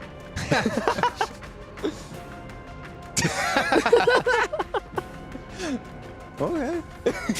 All right, let's see another one. What we got? We know somebody that's definitely going to Turkey. Oh no. I want to go. I heard it's very nice to go on holidays. Okay, 7. Come on, I heard we had 15 more. Where's the next Are one? we done? Let's go. Is that it? Come on, bring it. Okay. And now. Next one. All right. Yeah. What's it called? Observatory? No. Stallber. That's not. No. Are you literally just listening to what Kalaris says and taking that as your right answer? That's not Stolber. No, it's not. It's not. It's not Stolber. I've been lied to. Oh, This is Aaron Gale. I said Milton This is Aaron Gale. You did these. I didn't do these. No, I did a different one. I did a bad version of this. Which is probably why we're not using. It was just using images. Yeah. Well, I mean, the image is not bad. Yeah. Milton Power. They're gonna throw in He's school. He's got a map open on his screen. I don't know what you're talking about. This is the racer box. The box is helping him out. Don't worry. If you didn't notice, so did those two. Say what? Hands up, don't shoot. Yeah. Oh, what's that in front of you? can't Turn that see. thing in front of you the other way around. A monitor. Yep, no, on the table. Turn that around. An Honor Magic 5. Nice. Turn it around. Oh. So you can see the lovely little camera on the back. There it is. Okay, but leave it flat on the ground. Now it's flat. No, it's turn the screen to face the table. There you go. I die. I was running out of ways to explain what to do there. I was like, okay, make sure it's laying flat down. This okay, is well, why you're not an technically IGL, okay? Oh. I would have understood what you meant If you first can't time. make someone flip their phone, you Understand? can't be IGL. No. Huh? It's very important skill. I wanted to know which way to do the rotation, and I went the wrong way. Can you rotate yourself into guessing what this is? Wait. Military. Just military's enough, I guess. Yeah. So it's actually military base. Military base. Yes. Yeah, that's the U-shaped building. Yeah. No. Yeah. Wait. No, it's not. Oh. It's Milta. Oh, no. That's Milta. It's not. We got bamboozled right there. Wait a second. Something ain't right. Okay, Milta. It's We Milta. got baited right there. It is We did. It's the Milta. exact statue also It is in, the same one. Yeah, it is the same. It's both start with an N. They're playing mind games on us. Diabolic tricked us. This is Diabolic. Diabolic is Yeah. good. Living up to his name. Yeah. Nice. Next one. I like that it's not Sandhawk anymore. Oh, Fairy hey, Pier. military. Beaches next to Fairy Pair. Fairy Pier. Fairy Pair. Military. Fairy Pier. It's the Aegon I8 drop. I'm We don't waiting for mention them that to name. actually put up school. Wait, what? We don't mention that team anymore. This is where Good I8 used to My play. favorite team? Your favorite team. Nice. Alpha7. Oh, wait. Wait, no, it's not. Oh. No, it's the other pier. It's over to the east side, Near yeah. your farm. Your farm. It's the newest addition to Erangel. It's a different beach. Nice. Thank you for your additions, Objects from over there. You're welcome. It goes in the square hole. There's already some inside jokes. Let's see the next one here, because one of them eventually has to be school, right? Watch don't it, say they're just school gonna right skip away, it. You're just gonna It's not skip school. it. It's not school. You didn't have sandbags outside your school? Very Pier? Yeah, it feels like Fairy Pair. Yeah. If not, it's gonna be I like... think you're correct. I remember Ketch getting a clutch here back in the And championship Fairy Pair. last year. It's good. 100%. It could have been a different one. No, it's actually, Fairy Pair, but yeah. it is Fairy Pier. Don't have Literally as these soon as I saw the buildings stairs. GG. Yep. Yeah. Good job, 7. You still want to remain on 7 points, or? Yeah, I'm staying at 7 points. Thank you. I'll take them. I hear we have 11 more. 11 more. 11 more. I hear we have a break coming. I don't know who you're hearing, but that must be a voice inside your head. Yeah. Let's see the next one then.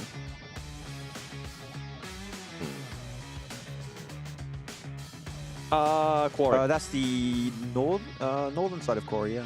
I think Seven has one of his earphones off, and don't- he's just I listening. don't. He's just listening to Kalaris right away. Close. You need to start debating them here. Just say school also. I don't know. Just.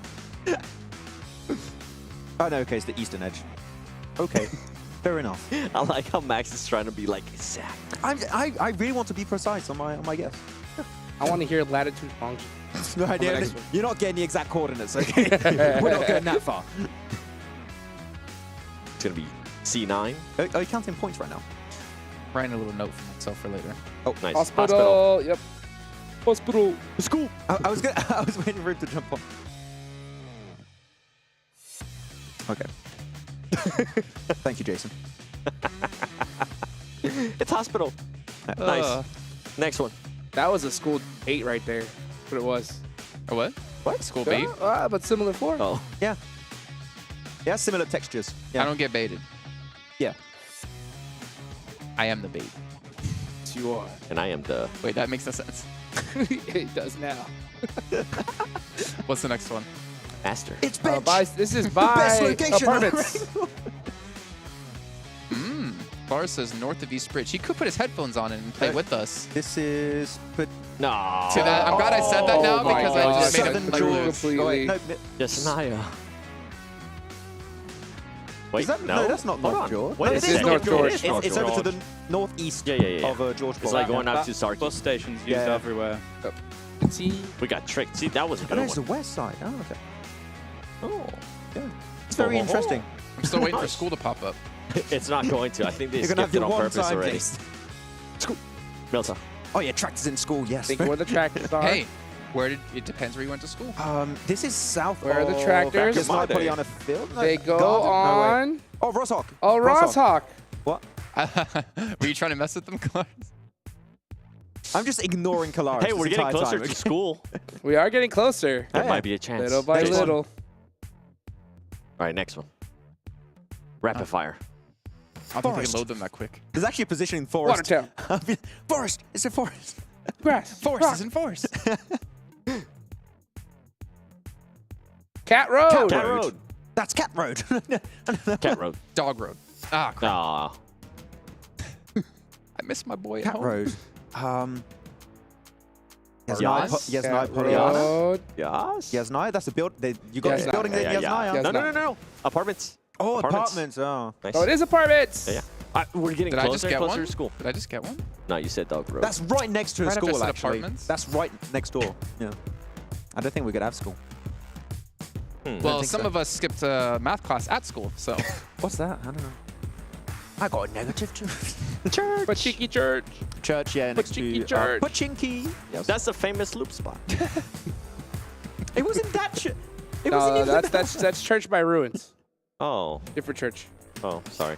No, that's Pachinki. I got confused. Like some players went to the That's different Pachinki room. one, yeah. Church. Church is so Jamaica. beautiful. It just makes me want to take a knee. Come down, Tim Tebow. Oh, man, I just got to see the next one now. That's a great reference.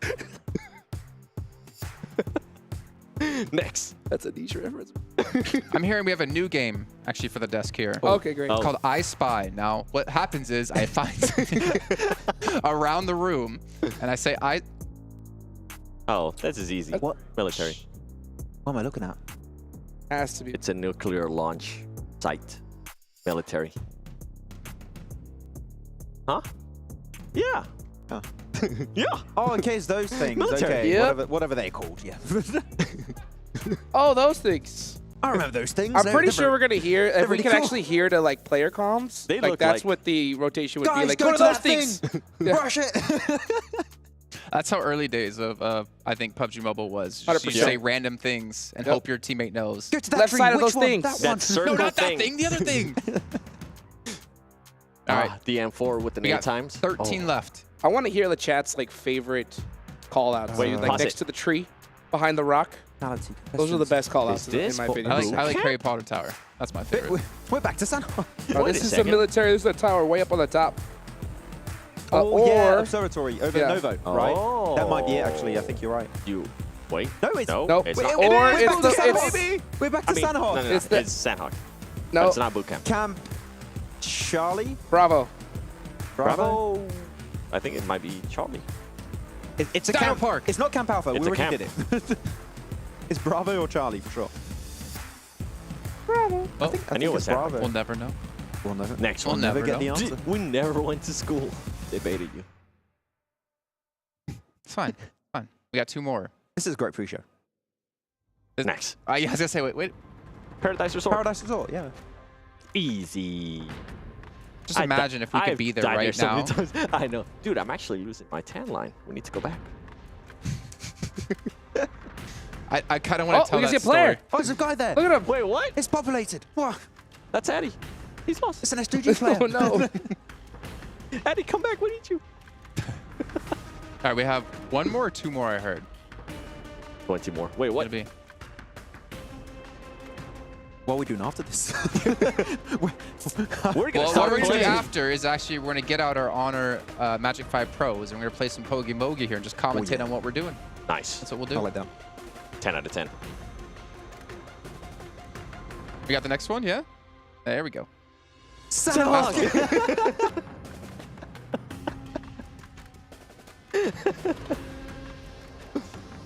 Did we have this exact one earlier? No. Nope. No? Different one. Okay. Okay, we already had it. That's what I thought. Just play along. I get an extra point. No, that's a new Oh, one. where is that That position? was a different angle. They got mirror.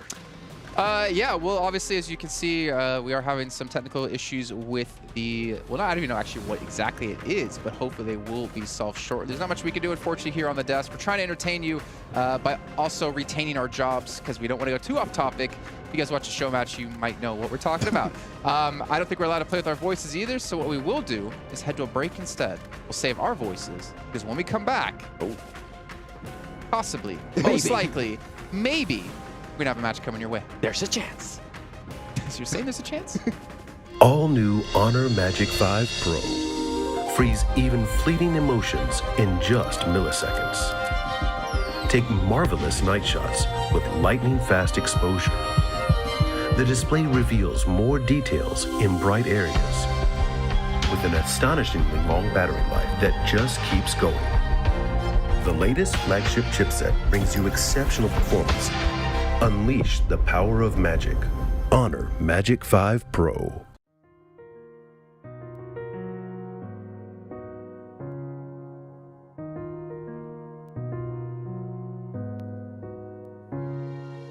الحياة لحن ولأننا جزء من مقطوعة عظيمة تحركنا تلمسنا تصنع من لحظاتنا ذكريات بديعة لأن الوجبة التجربة المغامرة حياتك بعد جديد في هيلتون الرياض.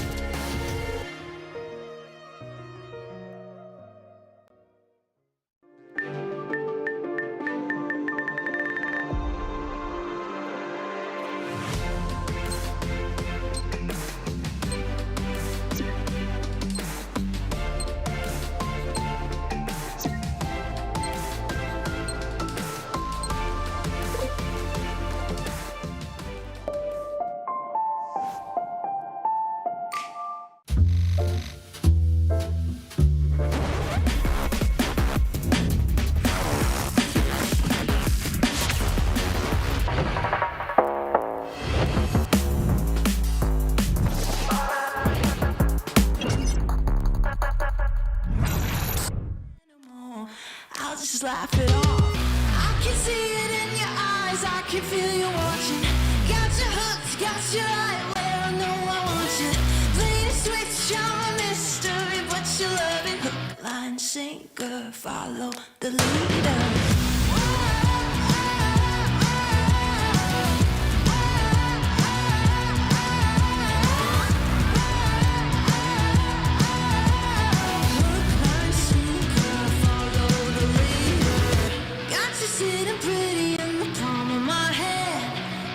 Busy, got you missing me, you can't stand it.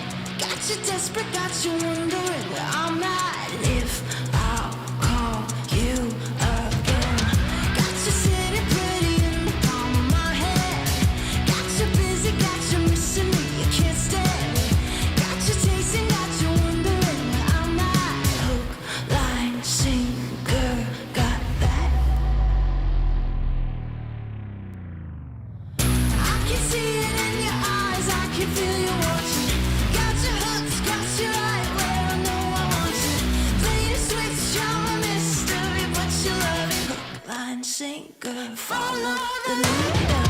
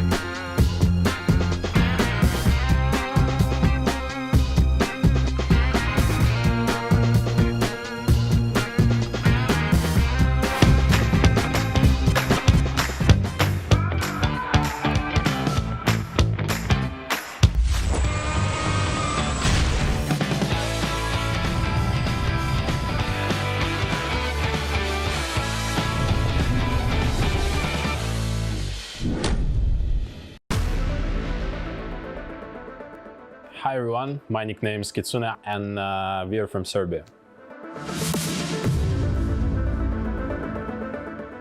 Yeah, I'm very excited to be here, especially that last time I was in Riyadh, I won the tournament here. It's a LAN tournament, so of course it brings like warm like memories from here. And I'm super excited to meet all the people from the PUBG Mobile community, and it feels great, you know. First of all, we bought the phones that will be here on the tournament, and we had like really rough time adapting to this, but now we feel like really strong. We managed to analyze all the teams here, like especially the teams that we've never met at the tournaments, and now we feel like we are very strong. Our team strengths is that we are very good at holding our like positions. We know how to rotate, when to rotate, and we always know how to fight, when to fight, and we can be really aggressive when we need to. It's gotta be Alpha7, you know, because like we meet them like every time. Our strategies, our like gameplay is very similar. They play Edge as well as we, so it's always will be hard time for us meeting them, because you know it's a 50-50 fight with them. We respect them. I mean, guys, if we knock you, you better run.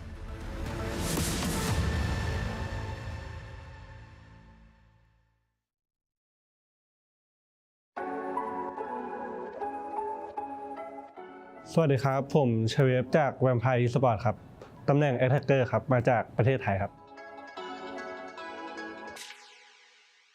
ก็เริ่มเล่น PUBG มาตั้งแต่เกมเปิดครับแต่ว่าเริ่มมาแข่งตอนช่วงอายุ17ช่วงประมาณม.5 ม.6 ครับแล้วก็ที่มันเปลี่ยนชีวิตได้ก็คือคัดเข้าลีกโปรลีกของไทยได้ตอนซีซั่น2ครับแล้วก็อยู่ในลีกมาเรื่อยๆเลยครับแล้วก็จนถึงทุกวันนี้ก็แบบว่าซื้อทางสังกัดซื้อโทรศัพท์ที่ใช้แข่งมาให้พวกเราซ้อมก่อนที่จะมานี่ครับแล้วก็ซ้อมมาเรื่อย แบบที่ผ่านมาเราก็มีรายการแข่งมาตลอดอยู่แล้วแล้วก็เอาตรงนั้นซ้อมไปในตัวด้วยครับแล้วก็มาโฟกัสตรงนี้แล้วก็ทำตรงนี้ให้เต็มที่ครับก็ยังไงก็ความมั่นใจยังไงมันก็ต้องพกมาตลอดทุกการแข่งขันอยู่แล้วครับแล้วเราก็แบบแค่โฟกัสตรงนี้ให้มากกว่าเดิมครับผมที่ผ่านมาน่าเป็นเพราะว่าตำแหน่งเข้าทำมันต้องใช้เนตเข้าไปก่อนแล้วอะไรด้วยครับแล้วก็พอแบบน่าโชคดีเนตไปโดนด้วย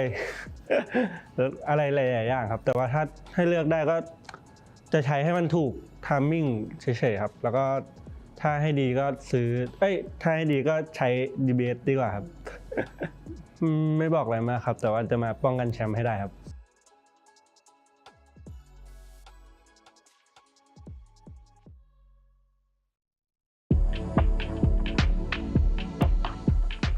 मेरो नाम सुबिन कुमार प्रजापति हो म Tim DRS बाट हुँ अनि हाम्रो Tim चाहिँ नेपालबाट हो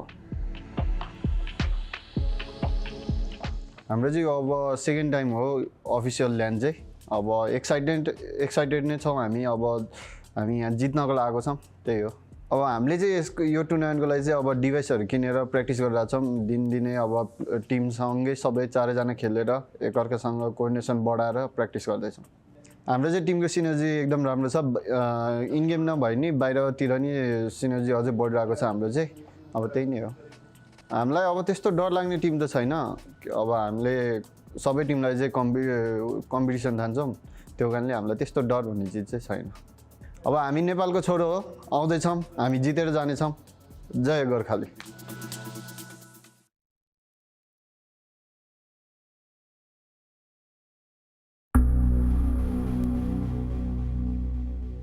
Halo guys, nama gue Ryzen, gue dari tim Bigetron Red Villain dan gue dari Indonesia.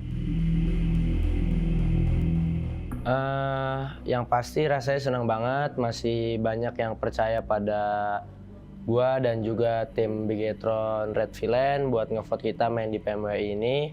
Ya semoga pas main nanti hasilnya bisa kasih yang terbaik. Yang pasti gue percaya diri dan gue yakin gue pasti bakal bisa. Dan let's see, gue selalu percaya sama teammate gue karena apapun hasilnya kayak kita menang bareng kalah bareng. Di umur yang sekarang sih I just having fun lah. Good luck and see you. Abis itu semangat, hati-hati ketemu kita.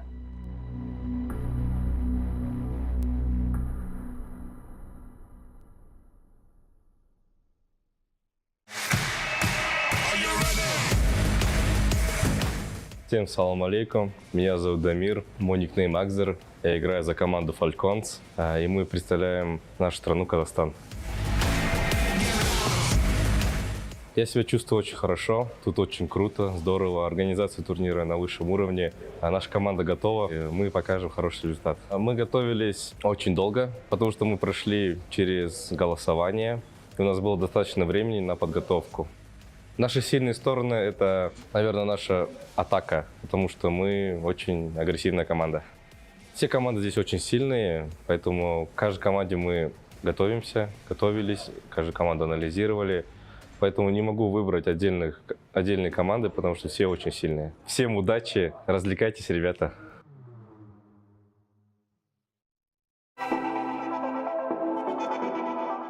AKM, LAN, Vigendi, Irengal, Pochinki, Breeze, Tiger, UMP, AMR, Dacia.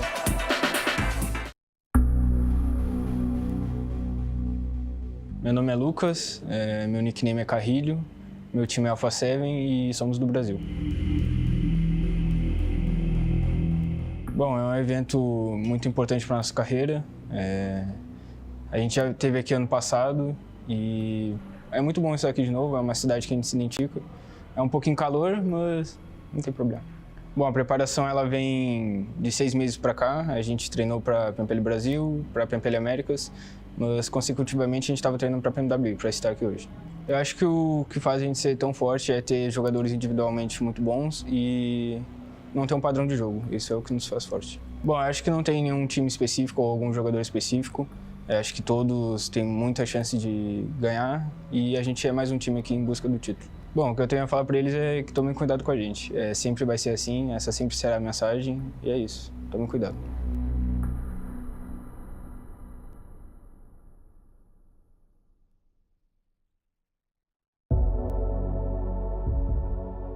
ครับก็สวัสดีครับผมนูซี่นะครับจากทีมแวมไพร์สปอร์ตนะครับจากประเทศไทยนะครับเล่นตำแหน่งแอคแท็กเกอร์ประจำทีมครับ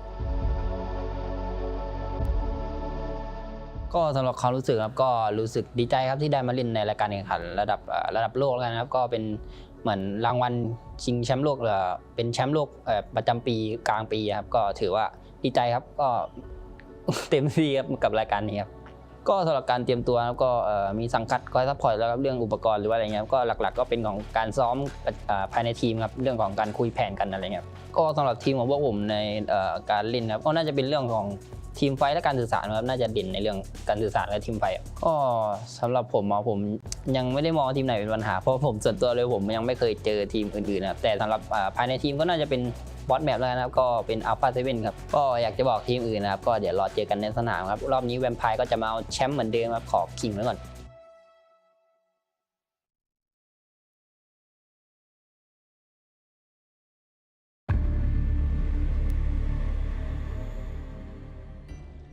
Xin chào mọi người, mình là Bensu đến từ team Infinity IQ. Mình đến từ đất nước Việt Nam. Mình cảm thấy rất tự hào khi được đến tham gia giải đấu này và mình đại diện cho quốc gia của mình. Có lẽ team mình chuẩn bị tinh thần thật là tốt và thoải mái để thi đấu hết sức mình trong giải đấu lần này. Player hình như trong team em là 4 người đều có thể là tạo nên đột biến nên khó mà đoán trước được ai là người gánh team. Tại dòng Monster này hình như tất cả 17 team còn lại có thể là sẽ là rất khó khăn cho mình, không chỉ riêng team nào hết. Mình xin gửi lời hết tất cả các team còn lại là chúc các bạn thi đấu may mắn và đạt thành tích tốt nhất trong các giải và nhớ đừng quên ủng hộ bọn mình trong giải đấu lần này nhé.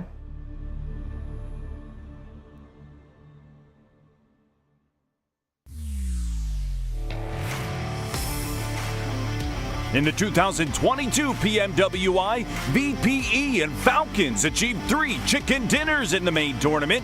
We hope to see more formidable competitors this year to break the record. STE seems to have a good chance of breaking records as completed 7 chicken dinners during the PMPL SA Championship. As for you, who do you think can break this record with a prize of $25,000? Stay tuned in the 2023 PMWI. In the 2022 PMWI, RSG and VPE achieved 2 chicken dinners in a day, and VPE is still the holder of this record in global tournaments. They achieved 3 chicken dinners in a day during PMGC 2022. A7 completed 3 chicken dinners in just 1 day during the 2023 PMPL Brazil Spring Final, indicating their potential to break the record. As for you, who do you think can break this record with a prize of $25,000? Stay tuned in the 2023 PMWI. In the 2022 PMWI, STE and NGX achieved 8 top 3 finishes. Few teams can rival this achievement, with S2G standing alone. In 2022 PMGC, they had achieved 6 top 3 finishes. Suggests that they have the potential to shatter the record. As for you, who do you think can break this record with a prize of $15,000? Stay tuned in the 2023 PMWI. In the 2022 PMWI, VPE achieved 24 elims in 1 match. This is an extraordinary record, and to this day, no one has surpassed it in the global tournaments. We hope to see more formidable competitors this year to break this record. As for you, who do you think could break this record with a prize of $15,000? Stay tuned in the 2023 PMWI. In the 2022 PMWI, GZ from RSG achieved 14 total rescues. This record represents the ultimate limit, posing a significant challenge to be surpassed in global tournaments. Potato from AE seems to have a good chance of breaking records as he achieved 18 rescues in the 2023 PMSL Finals. As for you, who do you think can break this record with a prize of $10,000 US? Stay tuned in the 2023 PMWI. In the 2022 PMWI, Action from STE achieved 38 total eliminations. We hope to witness a player with even more power, capable of surpassing this record. Ragnar from DRS Esports seems to have a good chance of breaking records as he achieved 37 elims in the 2023 PMPL MEA Championships. As for you, who do you think can break this record with a prize of $10,000 US? Stay tuned in the 2023 PMW.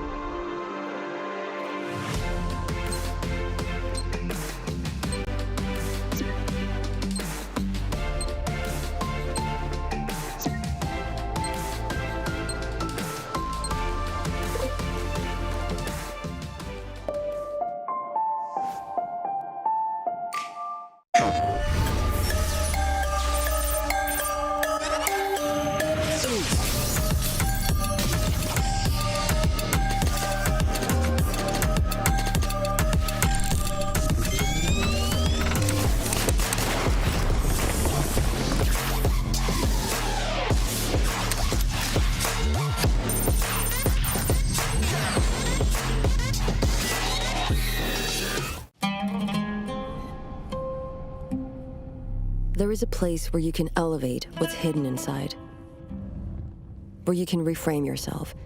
Sonomi means the new you. The you can step into. Because when we know who we really are, we become unstoppable. Enter new dimensions of you. Sonomi.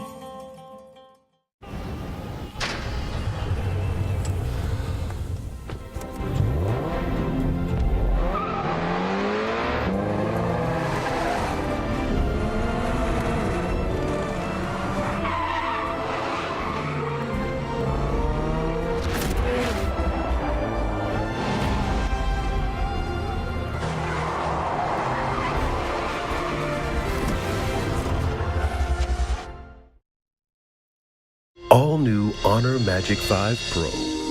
Freeze even fleeting emotions in just milliseconds. Take marvelous night shots with lightning-fast exposure. The display reveals more details in bright areas with an astonishingly long battery life that just keeps going. The latest flagship chipset brings you exceptional performance. Unleash the power of magic. Honor Magic 5 Pro.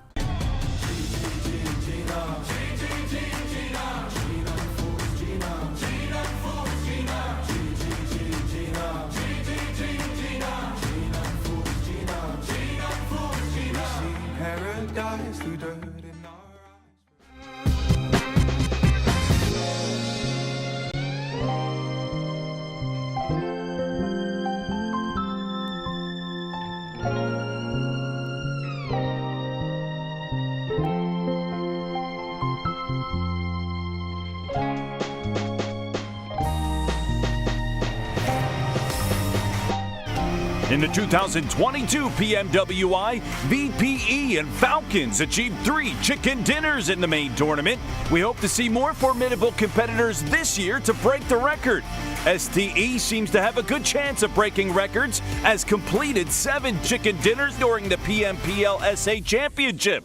As for you, who do you think can break this record with a prize of $25,000 US? Stay tuned in the 2023 PMWI. In the 2022 PMWI, RSG and VPE achieved 2 chicken dinners in a day, and VPE is still the holder of this record in global tournaments. They achieved 3 chicken dinners in a day during PMGC 2022. A7 completed 3 chicken dinners in just 1 day during the 2023 PMPL Brazil Spring Final, indicating their potential to break the record. As for you, who do you think can break this record? With a prize of $25,000 US, stay tuned in the 2023 PMWI. In the 2022 PMWI, STE and NGX achieved 8 top 3 finishes. Few teams can rival this achievement, with S2G standing alone. In 2022 PMGC, they had achieved 6 top 3 finishes. Suggests that they have the potential to shatter the record. As for you, who do you think can break this record? With a prize of $15,000 US. Stay tuned in the 2023 PMWI. In the 2022 PMWI, VPE achieved 24 elims in 1 match. This is an extraordinary record, and to this day, no one has surpassed it in the global tournaments. We hope to see more formidable competitors this year to break this record. As for you, who do you think could break this record? With a prize of $15,000 US. Stay tuned in the 2023 PMWI. In the 2022 PMWI, GZ from RSG achieved 14 total rescues. This record represents the ultimate limit, posing a significant challenge to be surpassed in global tournaments. Potato from AE seems to have a good chance of breaking records, as he achieved 18 rescues in the 2023 PMSL Finals. As for you, who do you think can break this record? With a prize of $10,000 US. Stay tuned in the 2023 PMWI. In the 2022 PMWI, Action from STE achieved 38 total eliminations. We hope to witness a player with even more power, capable of surpassing this record. Ragnar from DRS Esports seems to have a good chance of breaking records, as he achieved 37 elims in the 2023 PMPL MEA Championships. As for you, who do you think can break this record? With a prize of $10,000 US. Stay tuned in the 2023 PMWI.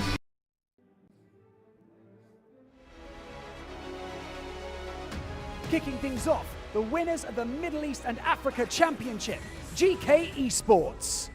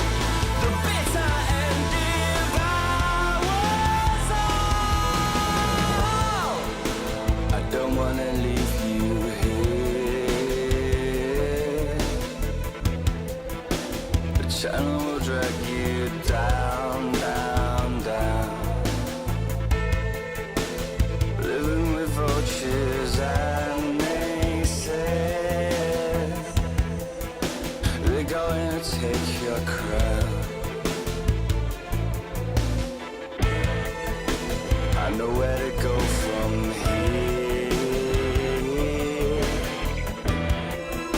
I will not let you down, down, down. 'Cause I'm beginning to see you fall to pieces. Being put to the hollow ground. Please stop, you'll drown. Do you follow your desires? Do you challenge their routines? I will dream, I will aspire, 'cause I know how much it means. And I won't take no more. The bitter end devours all.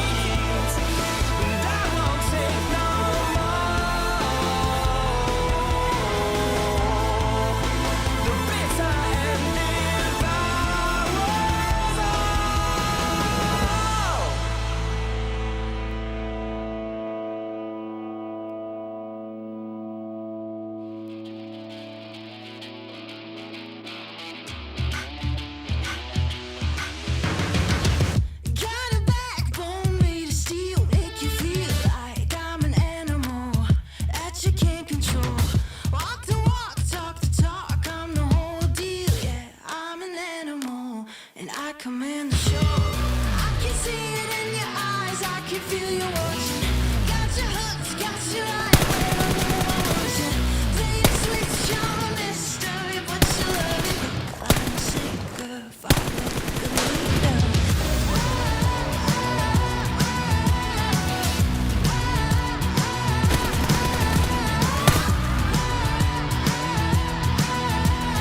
Hook, line, sinker, follow the leader. Bring you right there to the edge, make you sweat like you can never take the heat, but it's never too hot for me. I walk the walk, talk the talk, you know I'll never stop, 'cause I'm an animal, I'll just laugh it off. I can see it in your eyes, I can feel you watching. Got your hooks, got your eye where I know I want you. Play the switch, you're a mystery, but you love it. Hook, line, sinker, follow the leader.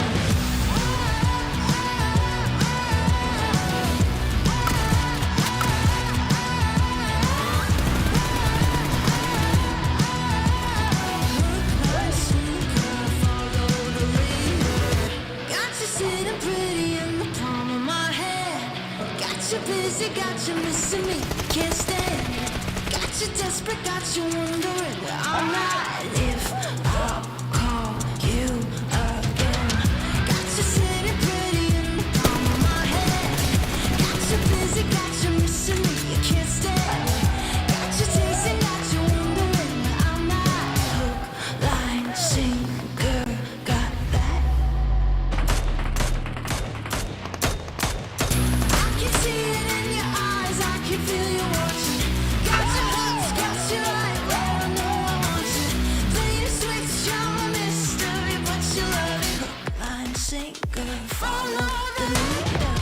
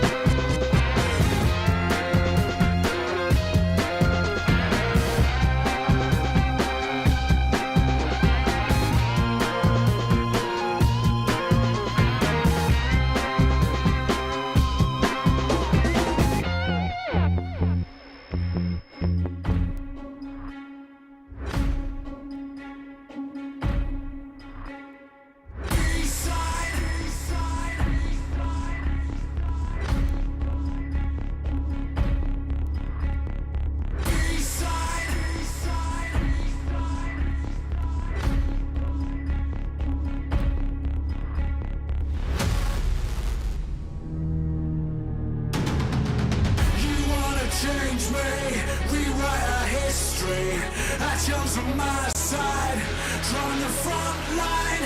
You want a safe face, came to the wrong place. You raise a white flag, I get the V-side.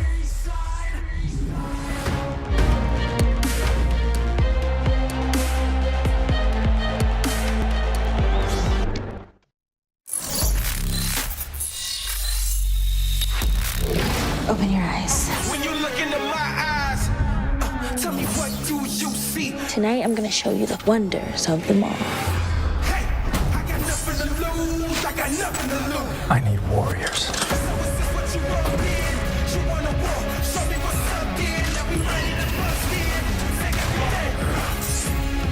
Take everything, leave them with nothing.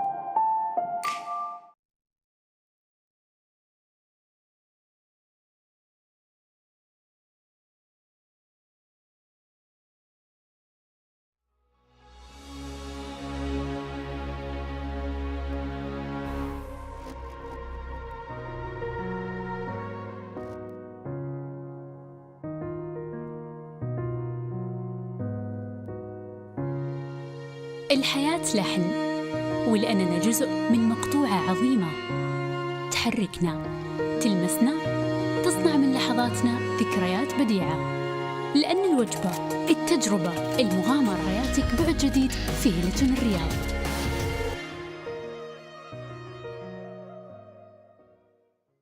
All new Honor Magic 5 Pro. Freeze even fleeting emotions in just milliseconds. Take marvelous night shots with lightning-fast exposure. The display reveals more details in bright areas with an astonishingly long battery life that just keeps going. The latest flagship chipset brings you exceptional performance. Unleash the power of magic. Honor Magic 5 Pro.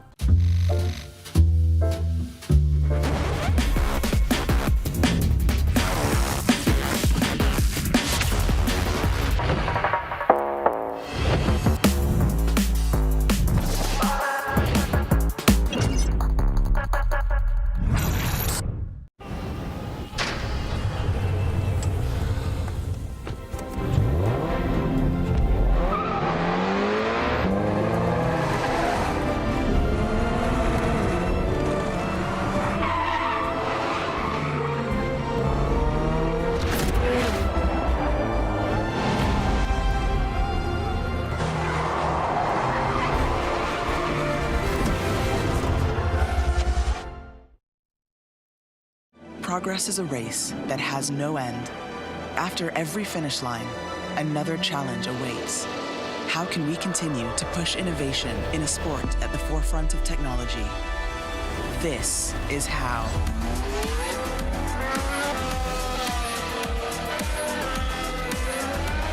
Discover how Aramco and the Aston Martin Formula One team aim to meet Formula One's sustainable fuel targets. Aramco, powered by How. Hi everyone, my nickname is Kitsune and we are from Serbia.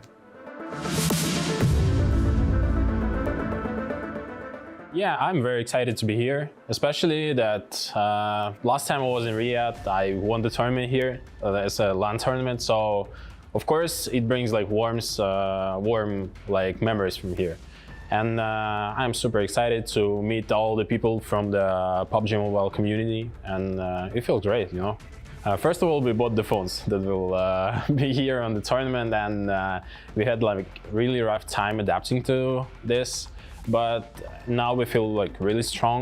We managed to analyze all the teams here, like especially the teams that we've never met at the tournaments, and now we feel like we are very strong. Our team strengths is that we are very good at holding our like positions. We know how to rotate, when to rotate, and we always know how to fight, when to fight, and we can be really aggressive when we need to. It's gotta be Alpha7, you know, because like we meet them like every time. Our strategies, our like gameplay is very similar. They play Edge as well as we, so it's always will be hard time for us meeting them, because you know it's a 50-50 fight with them. We respect them. I mean, guys, if we knock you, you better run.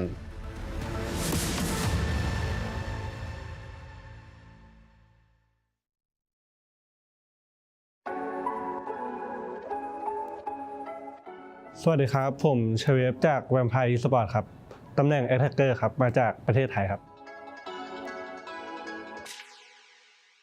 ก็เริ่มเล่น PUBG มาตั้งแต่เกมเปิดครับแต่ว่าเริ่มมาแข่งตอนช่วงอายุ17ช่วงประมาณม.5 ม.6 ครับแล้วก็ที่มันเปลี่ยนชีวิตได้ก็คือคัดเข้าลีกโปรลีกของไทยได้ตอนซีซั่น2ครับแล้วก็อยู่ในลีกมาเรื่อยๆเลยครับแล้วก็จนถึงทุกวันนี้ก็แบบว่าซื้อทางสังกัดซื้อโทรศัพท์ที่ใช้แข่งมาให้พวกเราซ้อมก่อนที่จะมานี่ครับแล้วก็ซ้อมมาเรื่อยๆแบบที่ผ่านมาเราก็มีรายการแข่งมาตลอดอยู่แล้วแล้วก็เอาตรงนั้นซ้อมไปในตัวด้วยครับแล้วก็มาโฟกัสตรงนี้แล้วก็ทำตรงนี้ให้เต็มที่ครับก็ยังไงก็ความมั่นใจยังไงมันก็ต้องพกมาตลอดทุกการแข่งขันอยู่แล้วครับแล้วเราก็แบบ แค่โฟกัสตรงนี้ให้มากกว่าเดิมครับผมที่ผ่านมาน่าเป็นเพราะว่าตำแหน่งเข้าทำมันต้องใช้เนตเข้าไปก่อนแล้วอะไรด้วยครับแล้วก็พอแบบน่าโชคดีเนตไปโดนด้วย อะไรหลายๆอย่างครับแต่ว่าถ้าให้เลือกได้ก็จะใช้ให้มันถูกทามมิ่งเฉยๆครับแล้วก็ถ้าให้ดีก็ซื้อถ้าให้ดีก็ใช้ DBS ดีกว่าครับ ไม่บอกอะไรมากครับแต่ว่าจะมาป้องกันแชมป์ให้ได้ครับ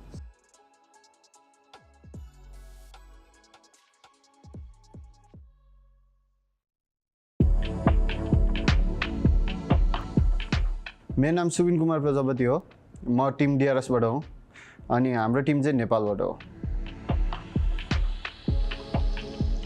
हाम्रो चाहिँ अब second time हो official land चाहिँ अब excited नै छौँ हामी अब हामी यहाँ जित्नको लागेको छौँ त्यही हो अब हामीले चाहिँ यो टुर्नामेन्टको लागि चाहिँ अब डिभाइसहरू किनेर प्र्याक्टिस गरिरहेको छौँ दिनदिनै अब टिमसँगै सबै चारैजना खेलेर एकअर्कासँग कोअर्डिनेसन बढाएर प्र्याक्टिस गर्दैछौँ हाम्रो चाहिँ टिमको सिनर्जी एकदम राम्रो छ इन गेम नभए नि बाहिरतिर नि सिनर्जी अझै बढिरहेको छ हाम्रो चाहिँ अब त्यही नै हो हामीलाई अब त्यस्तो डर लाग्ने टिम त छैन अब हामीले सबै टिमलाई चाहिँ कम्पिटिसन ठान्छौँ त्यो कारणले हामीलाई त्यस्तो डर भन्ने चिज चाहिँ छैन अब हामी नेपालको छोरो हो आउँदैछौँ हामी जितेर जानेछौँ जय Gorkhali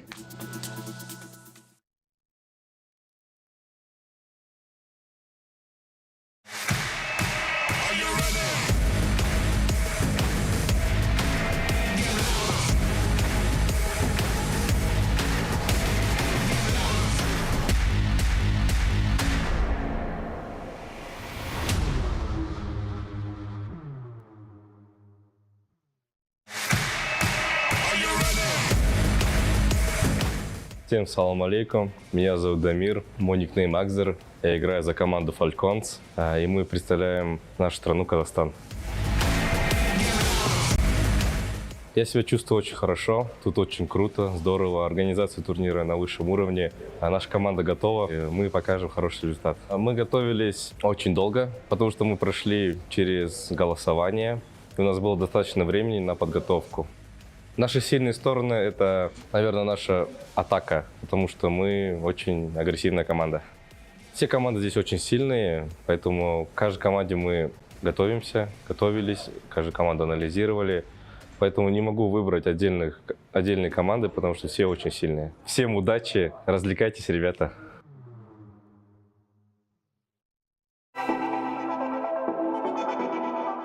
AKM, LAN, Vigendi, Irengal, Pochinki, Breeze, Tiger, UMP, AMR, Dacia.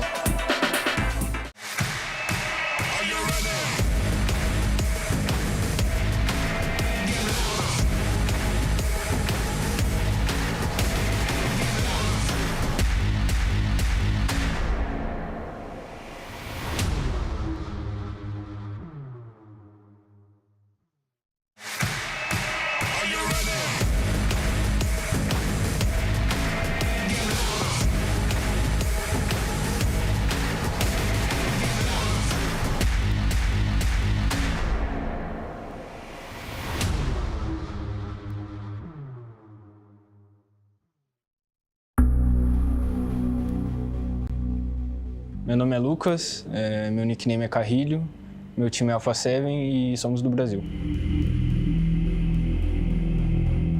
Bom, é um evento muito importante para a nossa carreira. A gente já esteve aqui ano passado e é muito bom estar aqui de novo, é uma cidade que a gente se identifica. É um pouquinho calor, mas não tem problema. Bom, a preparação ela vem de 6 meses para cá, a gente treinou para PMWI Brasil, para PMWI Américas, mas consecutivamente a gente estava treinando para PMWI, para estar aqui hoje.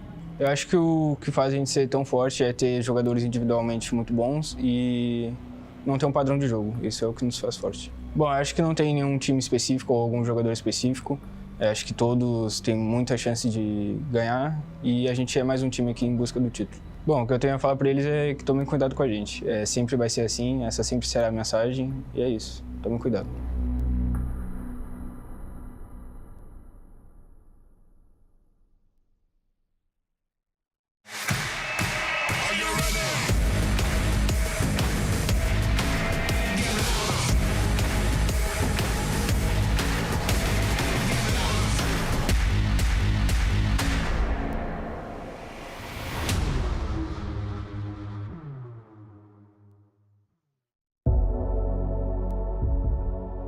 ครับก็สวัสดีครับผมนูซี่นะครับจากทีมแวมไพร์สปอร์ตนะครับจากประเทศไทยนะครับเล่นตำแหน่งแอคแท็กเกอร์ประจำทีมครับ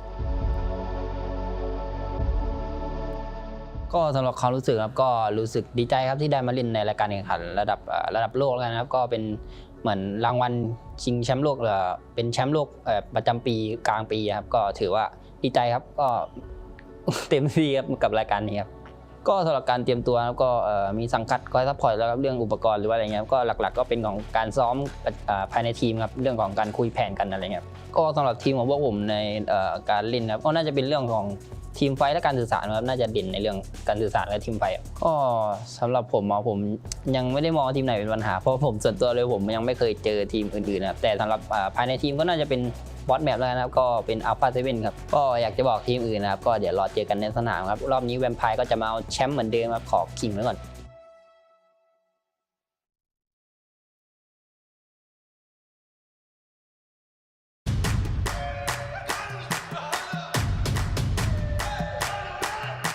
Dragging us down, face on the ground, but still we're so proud. Just look at the crowd, we're making some noise, making some sound.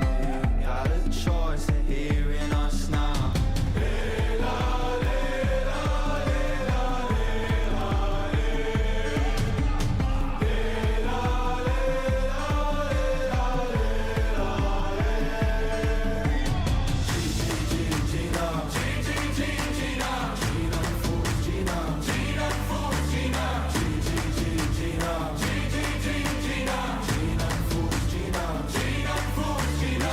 Paradise through dirt in our eyes for us. Oh, actually, I'll try, actually, I'll fight for us.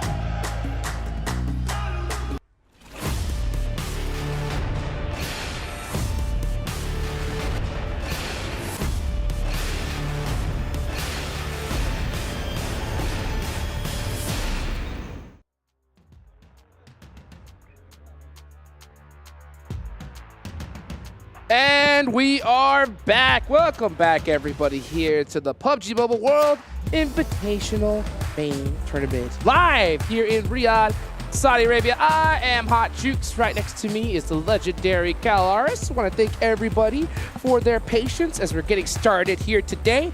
But there's $2 million on the line here. I'm excited. How are you feeling, Cal?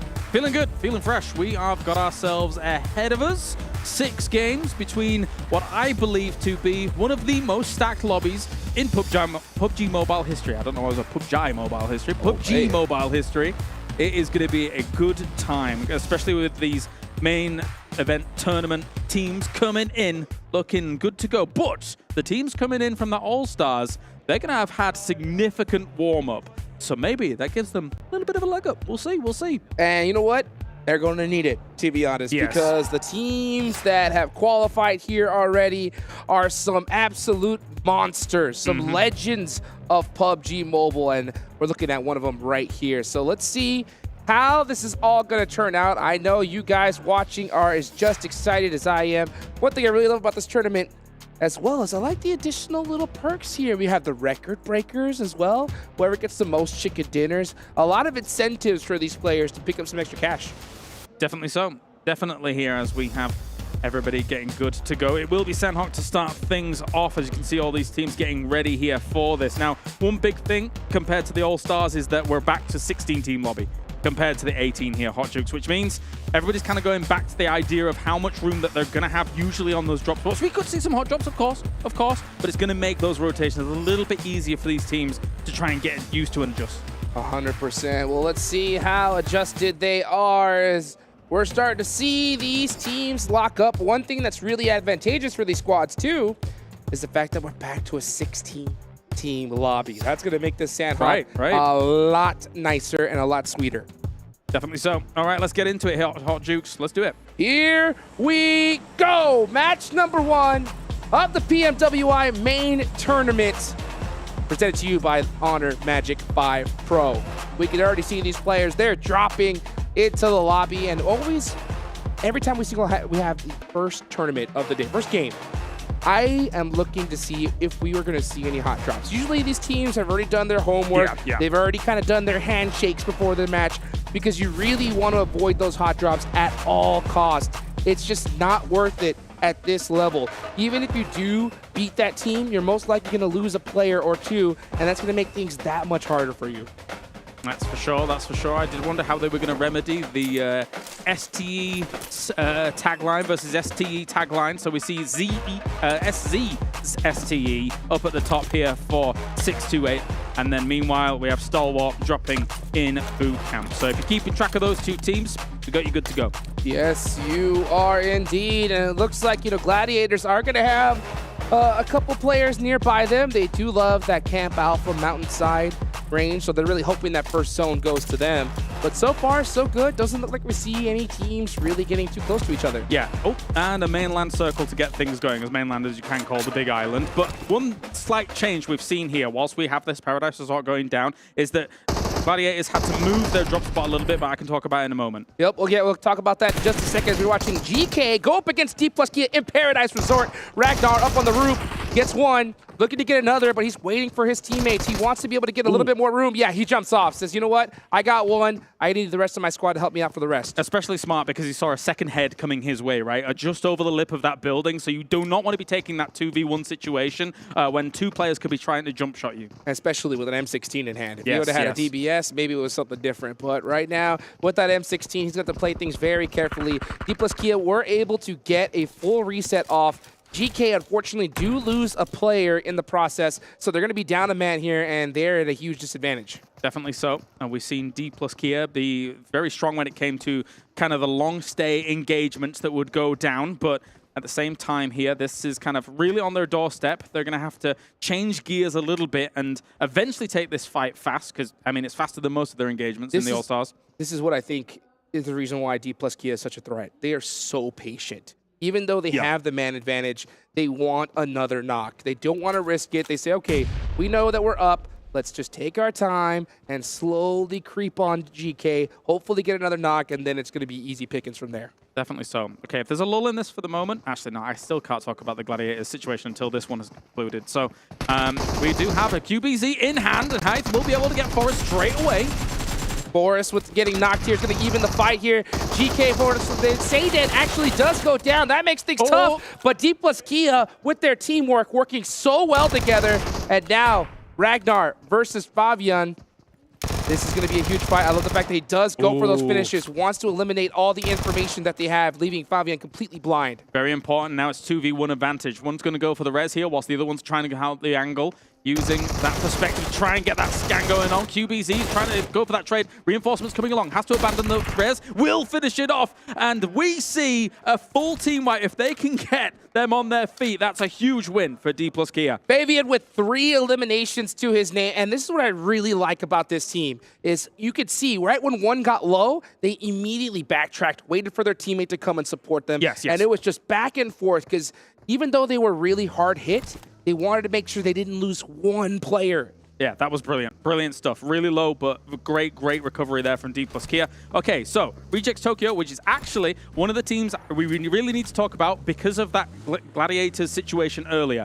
Gladiators, they dropped differently compared to what they normally do. They didn't drop anybody at Trifecta because they saw Rejects dropping there. They then rendezvoused together with 2, pushed Trifecta, eliminated the member of Rejects that was there, and now they've had to rotate away. So a slight adaptation from Gladiators, but then they punished the people that were encroaching on their territory, which was very smart. And maybe that might ward off Reject Tokyo in future Sandhawk games. Absolutely. Gladiators want that northwestern island to themselves. So you know, knocking out a player from Reject Tokyo, scaring them off is going to help them out. They didn't get the zone this time, but, you know, setting yourself up for future matches is what kind of sets you up for a championship position, like you mentioned earlier.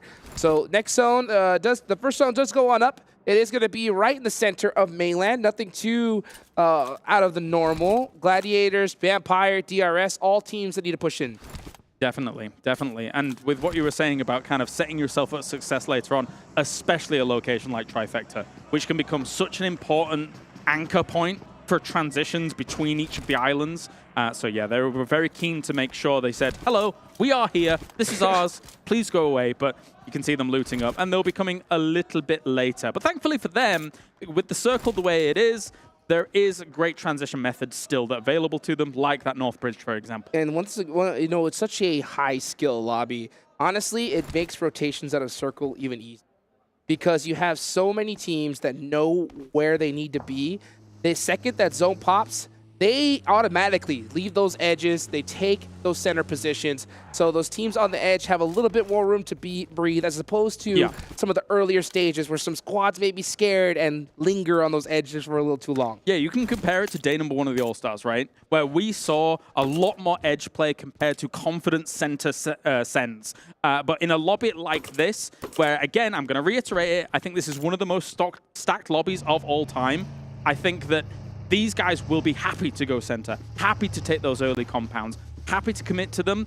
And on Sandhawk, sometimes the transitions are a bit difficult, but you know what? Sometimes you just got to gamble for it. You know, I was talking to the coach from Alpha7, and he was just elaborating just on that himself. You know, how his team is so comfortable, and we've seen it before plenty of times, where Alpha7 could have another squad pushing another and say, you know what, even though we can take them out right now, it may be better just to let them push and then we'll third party later. True. As opposed to a lot of other nervous teams that are just like, see something, shoot at it. Yes, you know, these teams, even though they're so close together, they know the big picture and they're comfortable being so close together. I love hearing things like that because, as you say, trigger discipline in those moments can oftentimes lead to that team dislodging a problem for you elsewhere. So you kind of use the lobby against itself a little bit here. But we're going to get that shift coming in. Where are we going to go? Then we can get down to the nitty-gritty of some of the terrain that we're going to end up in. Oh, yes, we are. You can see these teams locked and loaded, already kind of placing their bets of where this next zone is going to go. We'll see where it is. I love this new zone system,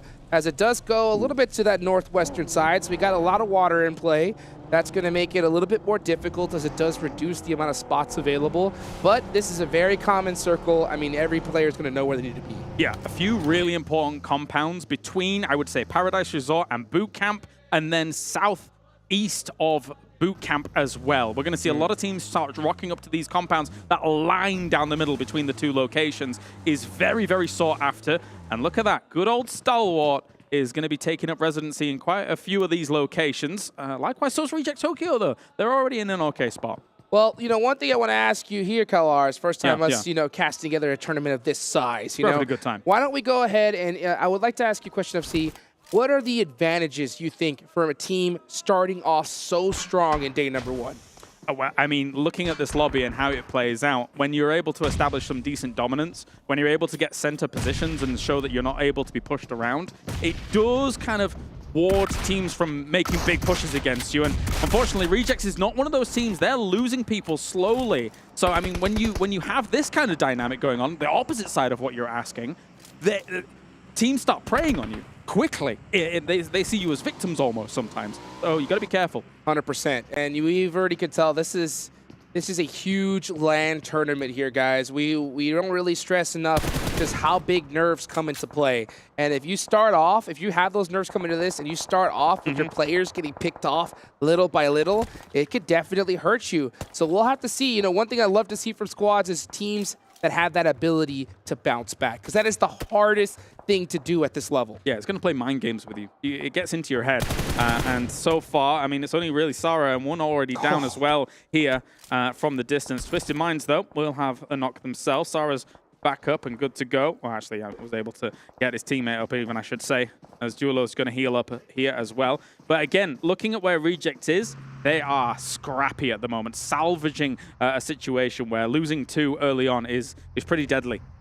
These shots are ridiculous. I mean, that guy barely peeked for a second. Instantly knocked out of there. Let's take a look at this little replay here as Lupa, monster player himself, just, man, like we mentioned, we got dislodged by Gladiators, lost one player, and due to that spread out, now they just seem to be getting picked apart. With 2 players up, it's not going to be the start that they're looking for, but Reject Tokyo has plenty of skill in the bag. Hopefully we can see them bounce back. What scares me as well for Reject Tokyo, whilst we're still on kind of the topic of them, is they've got Fireflux on a hill where I've seen Fireflux win games from.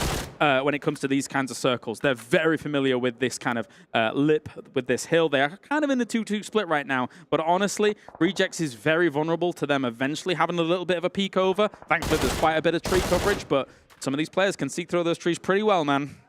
Oh, yes, indeed. You can see Duello looking for any little pixel that is out of place, and you got to have that eyesight on point because there are going to be plenty of snakes in the grass here. Still a ton of players are remaining, 15 teams, as GK is the only one to go out. Next zone about to pop. And that's the important thing about 15 teams still alive that you're bringing up here.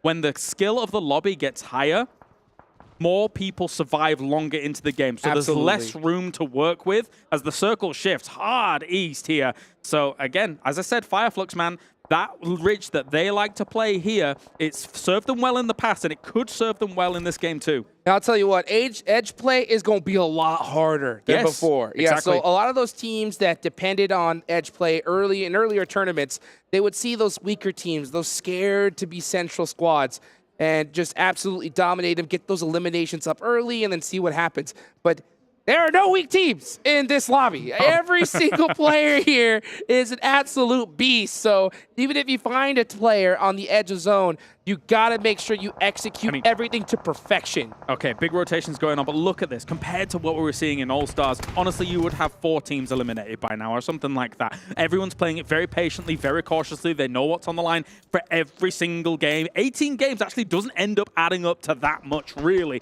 across the 3 days. And especially when it's the first one, you really want momentum on your side.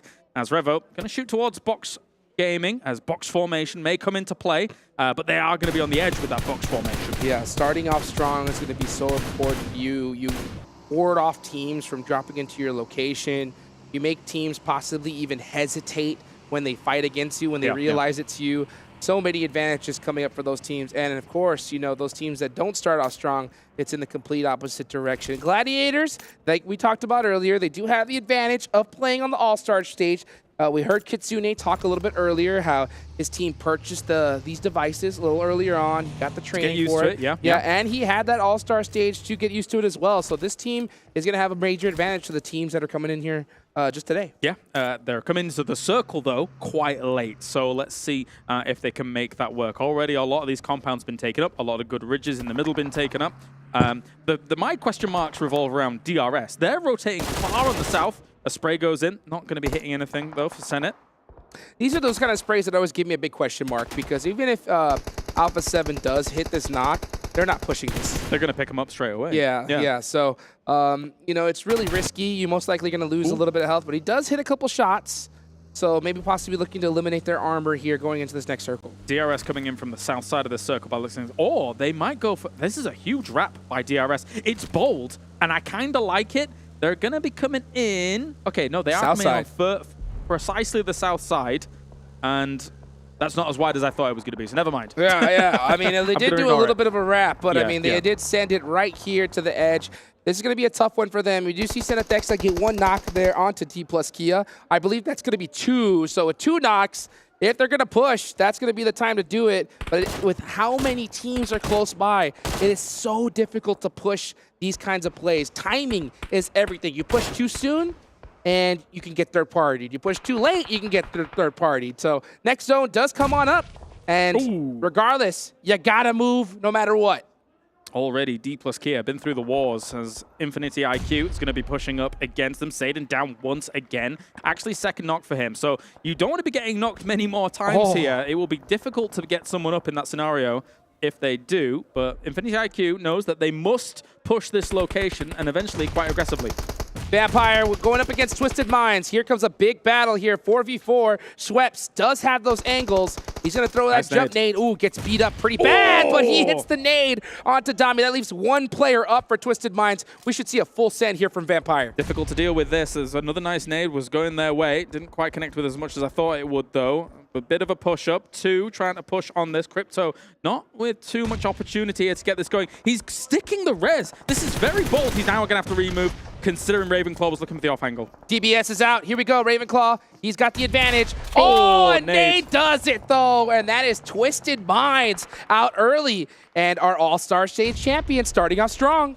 Rough stuff for Twisted Minds. Box are going to be taking a fight against Alpha7 down towards the bottom. It is going to get so crowded here, Hot Jukes, as now Box has found Carrillo. He's going to go down. Senna is in the smoke with a DBS prone. He could be the snake in the grass they need. Here he comes. Pops out. Gets one DBS shot. Gets another. Looking for the double play. The nade comes out, but he gets knocked in the process. So Box Gaming down 2 players, but Alpha7 is hurt big time. I believe it's only 1 up. Yeah, that's going to be Revo, the last 1 player up for him. Trying to make something happen here, but it's very, very difficult. Even if they do, Box has already done a significant amount of damage here to be able to make this go.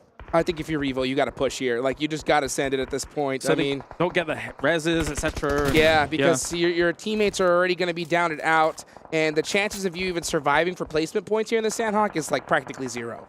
Yeah, it's very difficult. Again, with the amount of people that are still alive here during all of this. Alpha7 is gone, though. That's them down in 13th place. Here comes Vampire pushing on rejects. This is actually such a great opportunity for them because this team was already wounded. Jula is going to go down. Sarah's charging a nade. Unless they group up massively, this isn't going to get much done. It's not bad.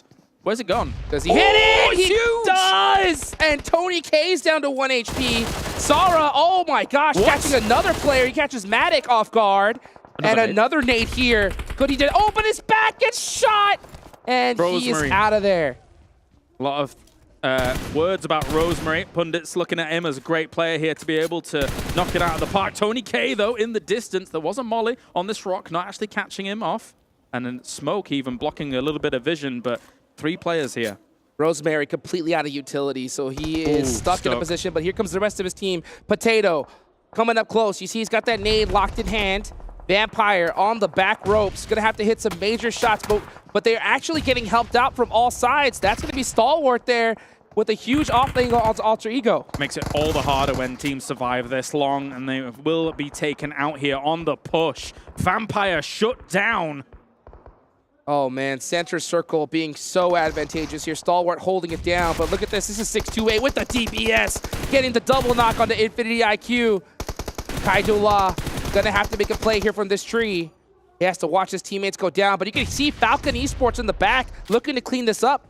Yep, you've got to take all these third-party opportunities whenever you can, but the problem with Sandhawk is sometimes you can even be fourth-partied, etc., with how many teams still alive, the terrain, the way it works on out here. Ferrari charging up that nade, going across the hill. He was hit as well by a nade. Punching King takes a bit of damage. Sunan going and getting that secure. Very, very important for his team. He has 3 eliminations, so he is definitely starting things off for 628. Meanwhile, you got Falcons on the edge of the circle. Papa Blue coming in hot. This is stage number 5. Blue zone hurts real bad. Yes, it does. You got to be careful about this. Ferrari lying down prone, actually sees Falcons members in the distance here. Look at you can see the pixels on the head, but he's not going to take the shots just yet. Yang actually knocks him from the other side of things to get things going, and trying to go for Punching King straight away will get him. Tries to go for the flush, doesn't get the flush though, and he was stolen, I think, from shots from Ketch. I mean, these players are picking up these steal elimination points like crazy. This team was on the thin side of the circle, so they had a little bit of time to be able to push in, but they're not going to be able to get a break at all. We're seeing teams drop like crazy. Meanwhile, Stalwart have the strongest position, and they are big chilling in the compound. Look at that. Surprise, surprise. Oh, and the circle. I mean, honestly, Stalwart, they drop boot camp. They had the pick of the litter when it came to compounds, and they are not going to squander it here, as they're going to have a few teams trying to push up against them. And also, we're watching this go down here. 628 is having a bit of a rough time. Oh, yes, they are. They're going to be forced to try and push into this next zone. Meanwhile, Falcon Esports are right there next to him. TQ with a huge off angle. Gonna go ahead and apply some pressure. Coexisting. Yeah, they are coexisting for just a little bit, but they're going to have to start pushing into this next circle. There's only 15 seconds left on the clock. No way they didn't check that Fabian was there. That is actually quite dangerous. Uh-oh. You really need to cover these shacks because I don't really think he made that many noise cues either whilst the circle is going to be closing. Steal. Big spray from 6, able to hit it. Taking up all those points he can get. Meanwhile, Stalwart refusing to give up this location, doing a great job of holding this down, that yellow push. Oh, I thought we were going to see a little bit of shenanigans there from that nade. This is actually quite dangerous for Stalwart because, of course, they were separated across this compound. This big push in by Tiamba could cause some problems, but they're holding well so far. They're also shooting at Gladiators from the opposite side. DBS coming in at hand here for Stalwart, trying to clear them out. They completely crush them. Stalwart doesn't even take a knock. Bang! 4 eliminations for Stalwart, and the best position in this zone is definitely their game to win. Meanwhile, we're seeing a lot of action here on the edge of the zone. Falcon Esports down to 1 player, but they do have 7 eliminations. Alter Ego with 2. Nice. Meanwhile, having 7 as well, so that's going to definitely offset their finish here. Man, Rosemary was just shooting everything, and he continues to do so. Kitsune in the distance will get absolutely obliterated from across the way, and that's quite the distance there across compounds. So Stalwart's in the circle again, but they're hearing these shots zing across them from side to side. They must be so content with this. 100%. They're looking for that chicken dinner, but you know, this is one of those dream zones that you get. You want to be able to get that chicken with a lot of eliminations, but these teams on the edge, like Alter Ego, with 8 elims to the name right now, they are crushing it.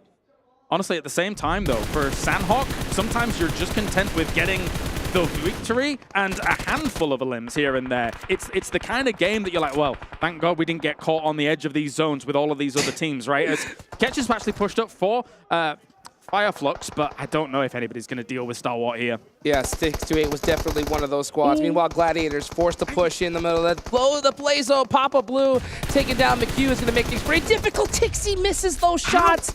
That is going to hurt, and Stalwart makes him pay for it. They're going to destroy everybody on every angle here. Stalwart keeps escaping at low health. They just keep falling back to cover. They're taking the angles they need to. They're not over-aggressing on this. If the circle goes their way once again, they couldn't be more blessed. And Gladiators knew the situation. They stayed in the blue zone, and they denied the points to Stalwart. In that scenario, that is the best thing that you could do. I'm so impressed by Stalwart's ability to hold both sides of the road on this compound. They've been so good about it. At the same time, though, this could cause problems. Fireflux and them have been able to push up against this, so maybe this divide and conquer tactic might work. Well, Potato is up close. Top is completely separated. They can take the advantage here with a 2v1, but now it's turned into a 1v1. Potato is going to get a finish. That is 9 eliminations. Huge game here for Alter Ego. Massive, massive here, especially as I say on a Sandhawk, where usually it's all very spread out. The elims flying in thick and fast.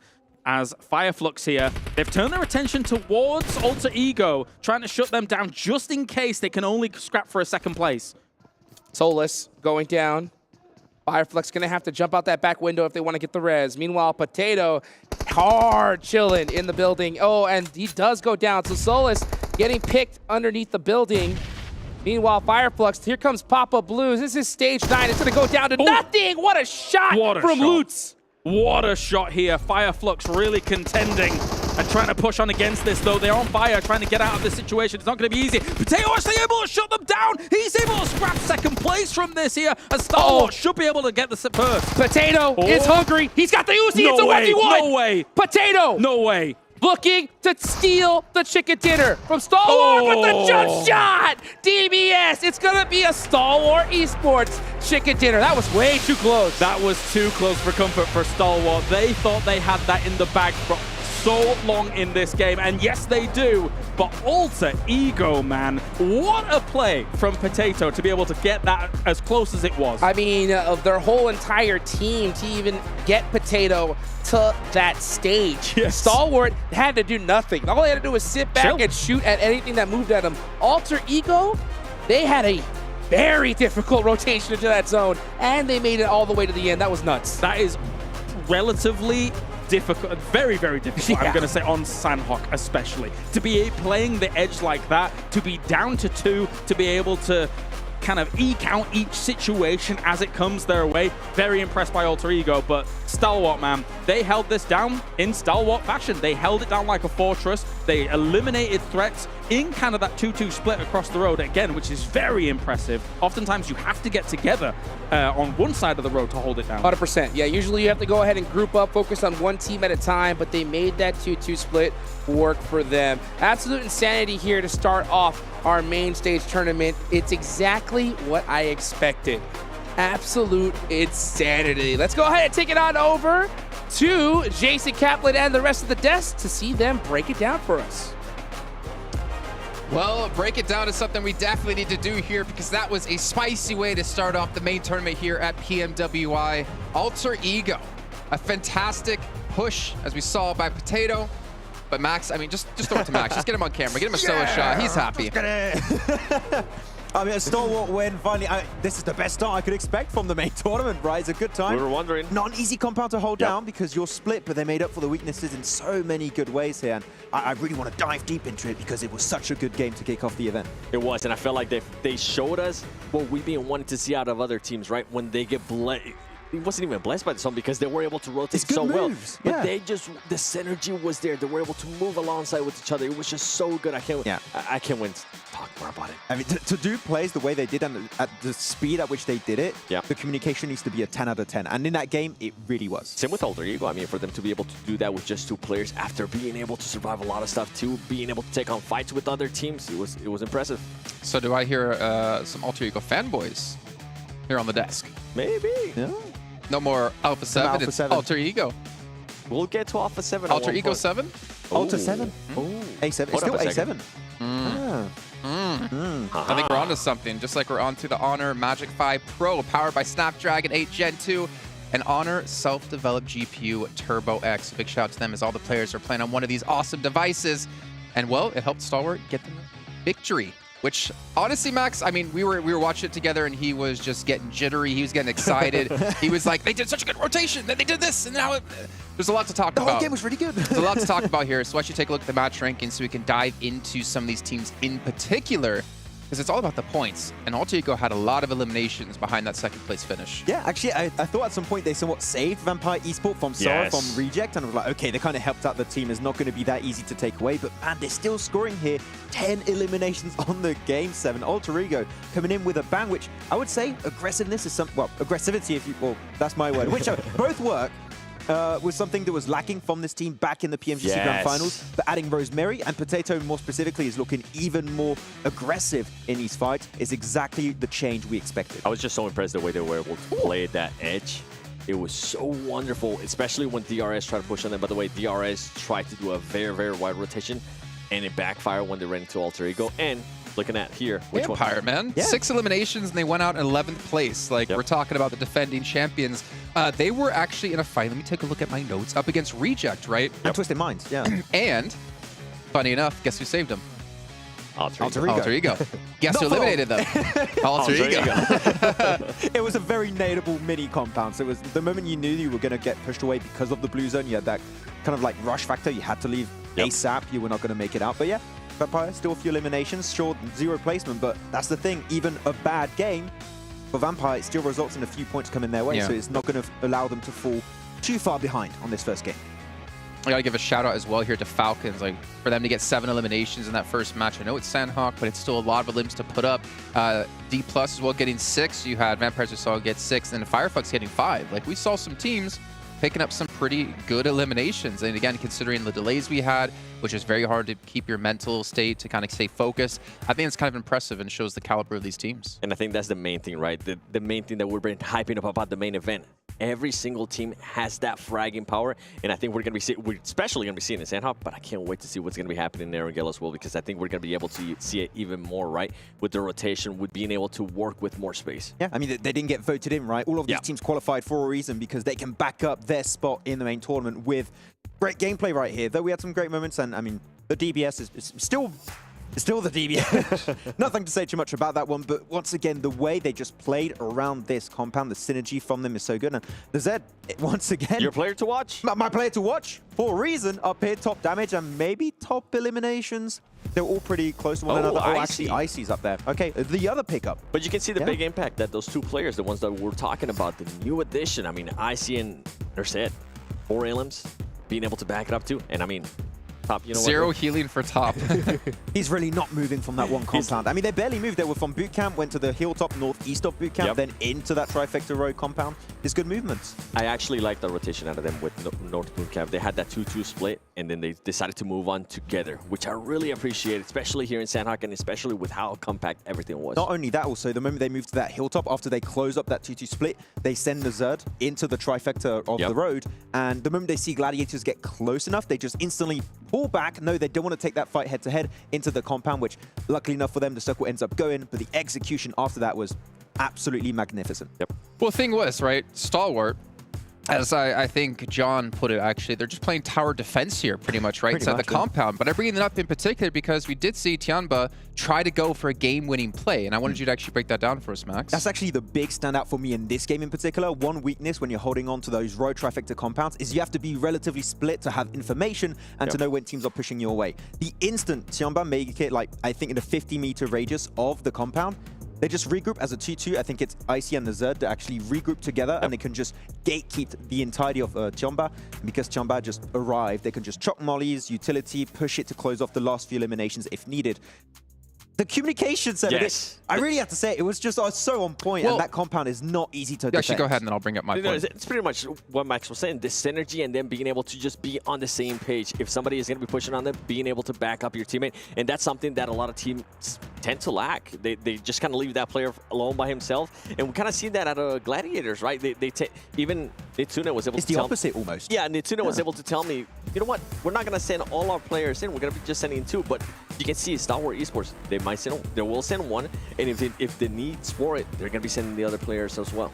Oh, well, you did also say, Max, though, looking at that crash again that we saw at Tianba, Gladiators could have actually crashed that as well around the same time, and that would have decimated Stalwart potentially. I was expecting it to come out from all Gladiators or Flux. Actually, no team was actually willing to go for that move. I think Flux did try to initiate something once Gladiators started to go for the push, but the defense system, well, the tower defense really, as John stated earlier in the green room, that was set up by them was just too strong that you just didn't have the time to third party, because even after they eliminate Gladiators, there's still 4 players alive. Nobody goes down, so they can instantly be on the pivot, on the pivot for another fight versus Flux, and they're just an absolute force to be reckoned with.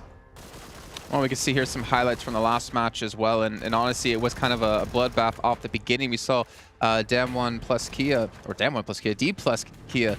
Oh man, they changed the name so many times. It's a headache. Up against GK, and they were able to eliminate them pretty quickly, but I feel like we got to a point, I don't know what zone it was, I want to say like around 4, where we had like 15 teams left alive, and then you like blink and you open them again. It's a very long blink, obviously. And then we had like 7 or 8 left. Like there was obviously a very slow play in towards some of these later zones. You were saying, Max, that it's going to be hard for any team to survive the push. I think the moment you're mentioning like phase 4, 5, something like that, there's a lot of dips of hiding spaces for those teams, but the moment the circle's centered towards that road trifecta, you don't have those hiding spots anymore, so you're going to be forcing fights. I think in the south you had 5, 6 teams, something like that, and pretty much the circle shifted. In the north. Exactly. The moment that circle shifted, all those teams got eliminated, because if you're on the high ground or in the compound, you're just going to win. And that's something that ended up helping Alter Ego, because Alter Ego, once they clear Vampire Esports, they had that southwest to themselves, and it ended up benefiting them in a big way, especially with just 2 players playing the edge and letting everybody in the north just take care of each other. Real question for both of you. If Vampire was able to fend off Reject and fend off Alter Ego, do you think they could have won this?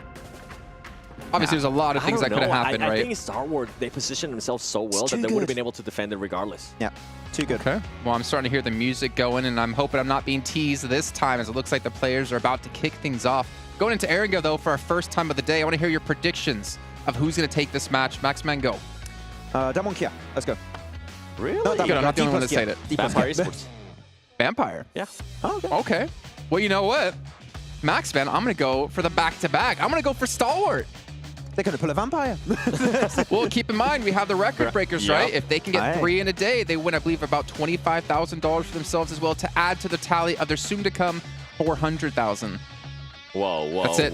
I mean, I predicted before the event started that they would be the team to win, and I'm not going to back down. You know what? I would love it. Action has got the most eliminations from actually last year. If Top beats it, that would be a great storyline. I'd love to see that happen. You think? Yeah. You think Top's going to beat it? Maybe Nazet. I was about to say, come on. Could happen You got to too. stick to it. Stick Could to your happen. player to Or watch. IC2, he was top fragger there. Who knows? Okay, well, I did get debated there. We're not going to be going to game. Just cool music. Just cool music. Yeah. But also, what we could look at, something we did have planned, Alter Ego player stats. Yes. Because as you see, they had 10 eliminations, right? And I actually want to see where they kind of were allocated across the roster for them, because we are going to be looking quite heavily into who's the star players for these teams. No surprise there being able to see Rosemary with the top damage because he was the one that was able to take it. I love the hair, by the way. Yeah. I mean, the hair color buff. You know, Yeah. you saw some white color hair, some red full top, and he's got the blue one. And you can see the 5 elements there at Rosemary. What I was going to say is he was the one that was able to kind of help out Vampire Esports by taking off rejects, and then they were able to move forward. And then with Potato, you got to remember, healing. At the end, for a second, we thought he was going to be able to clutch it up. That's a scratch, I think, 2 heal. But, oh, no. It's like, oh, no, I don't think I'm going to heal anymore. Just take me away. And obviously, as we did see with DRS, right, they were a team who were able to get into the late stages of the games back in the All-Star stage. And then day 2, they were able to pick up the eliminations. We're seeing both here out of Alter Ego. And the thing is, remember last time I saw Alter Ego, they just didn't really impress so much back when working with them or commentating, hosting, whatever you want to call it. But I'm excited to see, like, what kind of form we're going to see out of this event. Yeah, I think we mentioned it a bit on the pre-show. What they were lacking back in the PMGC Grand Finals was fragging power, which I think Rosemary actually is the perfect pickup for. I think he's one of the best successful player pickups of 2023 so far. And I really want to see how this team can grow in the long term. And if they make it back into PMGC, see how they truly evolved over the course of a year. Yep. Well, you know what, ladies and gentlemen, I do see a plane on the screens here of the Honor Magic 5 Pro for the players here live at PMWI. So let's get into our first Erangel of the day, our second match overall. Look at Lars. Oh, yeah! Let's go, just me. baby! Just me. That's what I'm talking about, dude. Kalaris, you got this, brother. I believe in you. You want me to do an intro? Do an intro. Go That's for it. That's right. It's time for game number 2 here at the PMWI main event, and we are going to be getting things going. Look at this, a Southern Plane Path. We've just had Stalwart get themselves a phenomenal victory on the board here, thanks to holding down the tower defense. And now we're into game number 2, the Grassy Pastures. What do you think? Oh, that was beautiful. Thank you. 10 out of 10. 10 out of 10. I appreciate that.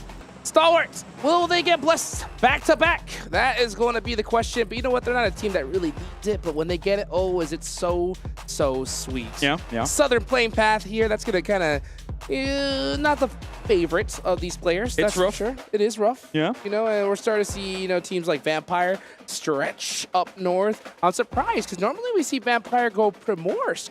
But instead they decided to head towards Hospital. Yep, it's a little bit tricky for them to make something like this happen. I mean, they know that 628 is also kind of keen on that location, right? So you got to be careful. Likewise, though, they do know that making this kind of drop go on, Fireflux is also keen to be moving north. So you've got to be a little bit careful here as Vampire. But there is the circle. It's pretty much going to be mainland almost guaranteed here. With obviously, we do have a little bit of military in, but usually teams would discount that. Oh, yeah. I mean, you're definitely going to tell that all these teams are going to head towards that center area. Shelter, always a really strong position here in this circle. As we look at Alpha7, forced on the run, and that is just a result of this plane path. The double buggy pickup. Double buggy. I always call those the lucky buggy. The lucky buggy pickup. That's right. As they crash into each other. Oh. No way. Get him. Pushed over. Huiga. Goodbye. Oh, he jumped over it. What a jump. There's no way he gets away. Nice try. Nice try. Nice driving there from Quan. As that first jump was sick. That was. Honestly. I mean, he hopped right over it. Quan, though, with the return. Easy elimination. And that's always the roughest part about these circles, you know? Or the plane paths in general. You got to go and hunt down a vehicle, and if you miss, get out of there. No, definitely so, of course. As the 2023 PMWI crate is available from July the 15th to August the 15th as well. And maybe we've got a regame here. But also, not only that, we can go over to the Esports Center and check out some of the stuff that's coming along for you as well over at home. So if we do have a regame, we're just going to have a little bit of a lapse for the moment here. But I think when you look at a game like that, some of those teams that would like to go north, don't have the easiest time in a plane path like that. So it does kind of set them back straight away on an Erangel like that. So maybe they'd be happy to kind of negate some of that. Oh, I know, what was it, Infinity IQ? Pretty happy about that one. You know, they're going to be able to run this one big.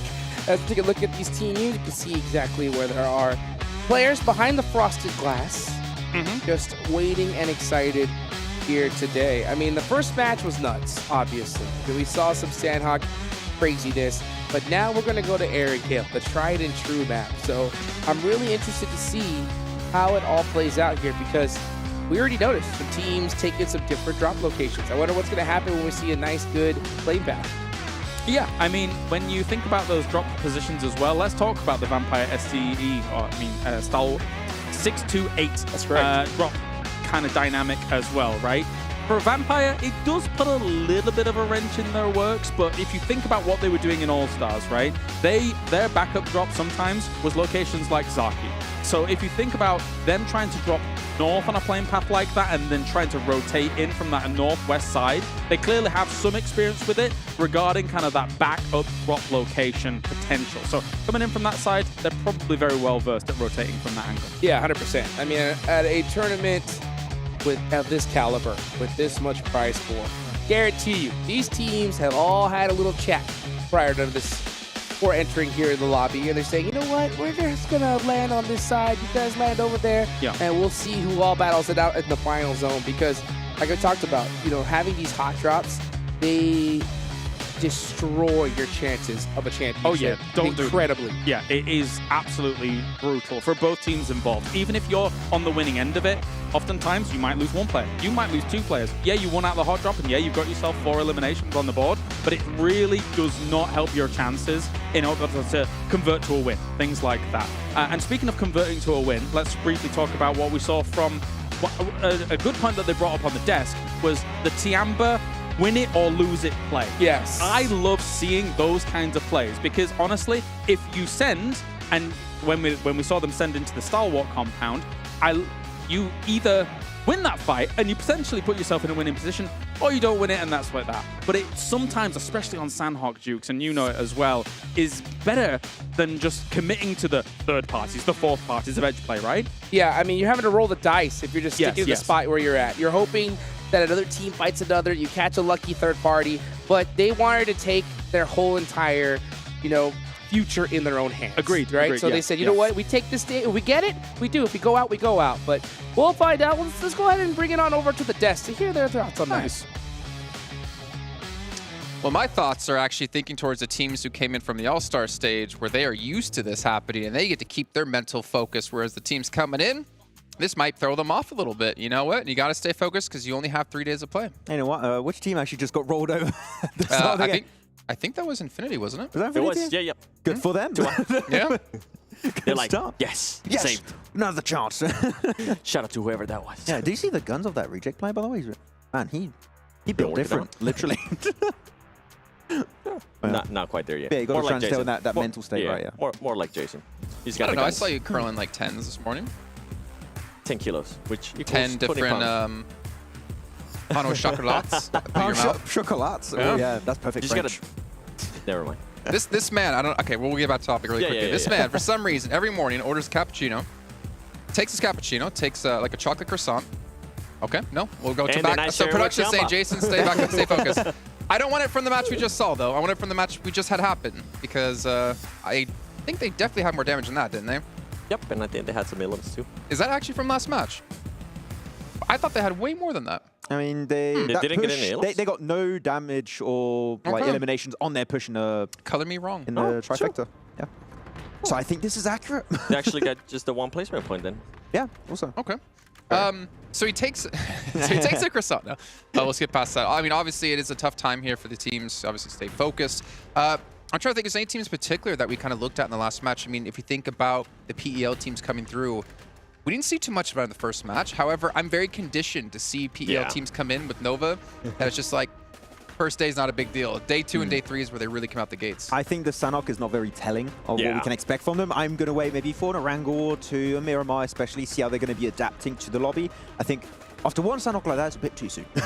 I want to have a little bit more time. They're actually bringing up one topic for Sanhok in particular and see how that's going to devolve in the next in the next day, and next 2 days actually of the main tournament, is are we going to see that hot drop happening in bootcamp that we saw of GK taking that fight versus Dplus KIA? Dplus KIA completely dominated it, but in Paradise. I hope it's not going to happen again, because it's just, as we know, not really worth it. I think it'll probably happen one more time. It takes 2 days. I think, I don't know if it will happen tomorrow, but depending on where GK is at, depending on where Dplus KIA is at, I think they'll probably land on each other one more time. I mean, we saw it, right? We saw it happen, I mean, during the Allstars Stage between, what was it? I think it was Dplus KIA. I can't remember the other team. It's always Dplus KIA. Yeah, I can't remember Forest. the other. Forest away. It was Forest. I can't remember the other team, but I mean, it happened 2 days in a row. Well, we saw that happen a lot, actually. I'm trying to think like a season ago, not this season that just passed, like the fall season of PMPL Europe, where we had the same 2 teams dropping every single time on the same compound on Miramar, if I'm not mistaken, right? Yeah, we had even or was that PMGC? Yep. We had some I think you're thinking about G Gladiators when they were previously named different. And no, then Alpha7. HVVP. No, it was one team. But I mean, they would always just ego hot drop each other. Basically, hot drops are bad, don't do them. Yeah. That's what we're trying to get to, okay, right now. It's just not going to be helping you out. It's just Sanox is not as impactful if you had a hot drop happening on a Wrangle, which is why I'm really willing to see if that is going to be the case on a Wrangle. Are we going to see Alpha7 Gladiators retain, especially the changes that we were able to witness at the end of the All-Star Stage? Are Gladiators going to keep dropping towards Hospital Split? Are they going to go for the southern-western bridge of Sonovka? I feel like teams have already adapted so much, and especially we got 3 full days of broadcast that the main tournament teams have been able to watch and see this is where the teams dropped, this is where they rotate typically. You can dodge it. I don't want to see hot drops happening at least as often as we had at the start of All-Stars. And I feel in Erangel, it might come down to that plane path, right? Because, in this previous match, before we restarted, we did see G Gladiators go to Ferry Pier, where they've been going over and over again. And I think they had Alpha7 starting to go towards Lipovka. Well, here we go, some total damage from the last match. We did have 2K reached and breached by Stalwart. Onto Ego at 1,700, a better ratio there between, obviously, damage and eliminations. Gladiator, though, kind of enjoying seeing this amount of damage. Obviously, one thing we've been criticizing them heavily on is having the Matic Classic. Yep. It still doesn't rhyme. When I say it doesn't rhyme. Really? The Matic Classic. If I do it like that, yeah, the Matic Classic doesn't really rhyme. It's got to enunciate, yeah. Matic? And in American, it doesn't rhyme. In French, English, it seems Matic like it does. Classic. No, it doesn't. Nah, not really. Matic Meta?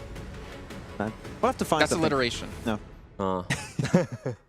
We'll think of some. We'll think of something. Don't worry. I mean, we got the Terminator. We got Darth Dante. We got to figure out a couple more. But what about Alpha7, since I'm looking at you?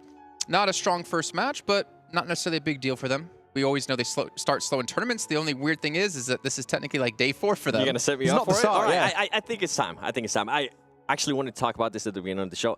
I don't want to see a slow start out of them. I feel like they don't have any excuse now. They were using the excuse of, okay, we already qualified to the main event. We're going to be able to try different stuff. And I feel like it is now time for them to not be using any excuses and actually show up here and not be like, okay, you know what? It's usual Alpha7. They're not going to be doing well here in day 1, but in day 2, that's when they start picking it up. I kind of want to just not continue to give him an excuse, because that's what I feel like is happening. We just saw what World Esports was able to do, right? And they haven't been playing the previous 3 days. They were able to come in here. They were able to get a chicken dinner. They were able to back it up with eliminations too. So it's time we start getting off that narrative of, oh yeah, this team is used to starting off slow. They're going to come back in day 2. I'm just tired of that. I want to see Alpha7 show the caliber team that if they want to become the champions, right? We always talk about with Alpha7, they really want to become PMGC champions. At this rate, I just don't see it happening this year. Something needs to change. Yeah. I mean, I could see some people saying like, oh, but it's different teams than what you had in All-Stars, so they need to adapt a little bit more. And I mean, not really, because... You know what that's called, Max? It's called excuses. Exactly. Yep. And the thing is also on top of that is that these are internationally renowned teams. Like we know how they play, we know where they drop, we know how they rotate. If you're doing your research, which it should be at this point, you shouldn't be having any major issues.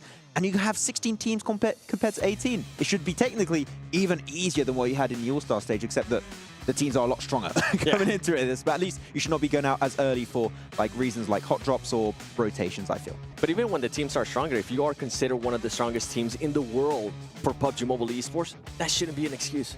I feel like you should be able to maintain it.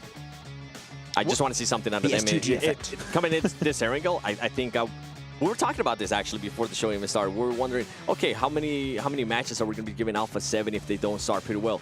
I think I was saying 3, and you said 2. And I went back on it. I was like, you know what? It's actually accurate. I think after the first Erangel, it'll set the pace for the rest of the day. What about, so we're talking about strong teams. I'm actually curious, and before any of us get any hate messages on Instagram again, what about the other end? Who do you perceive to be as the weakest teams in this lobby right now? And not necessarily, again, not a negative connotation, so don't hate on us. But in terms of like the power we've seen in the past, the raw power of the talent they have on the rosters, who do you perceive to be weak? Comparatively, relatively. You said one team earlier. Which one did I say?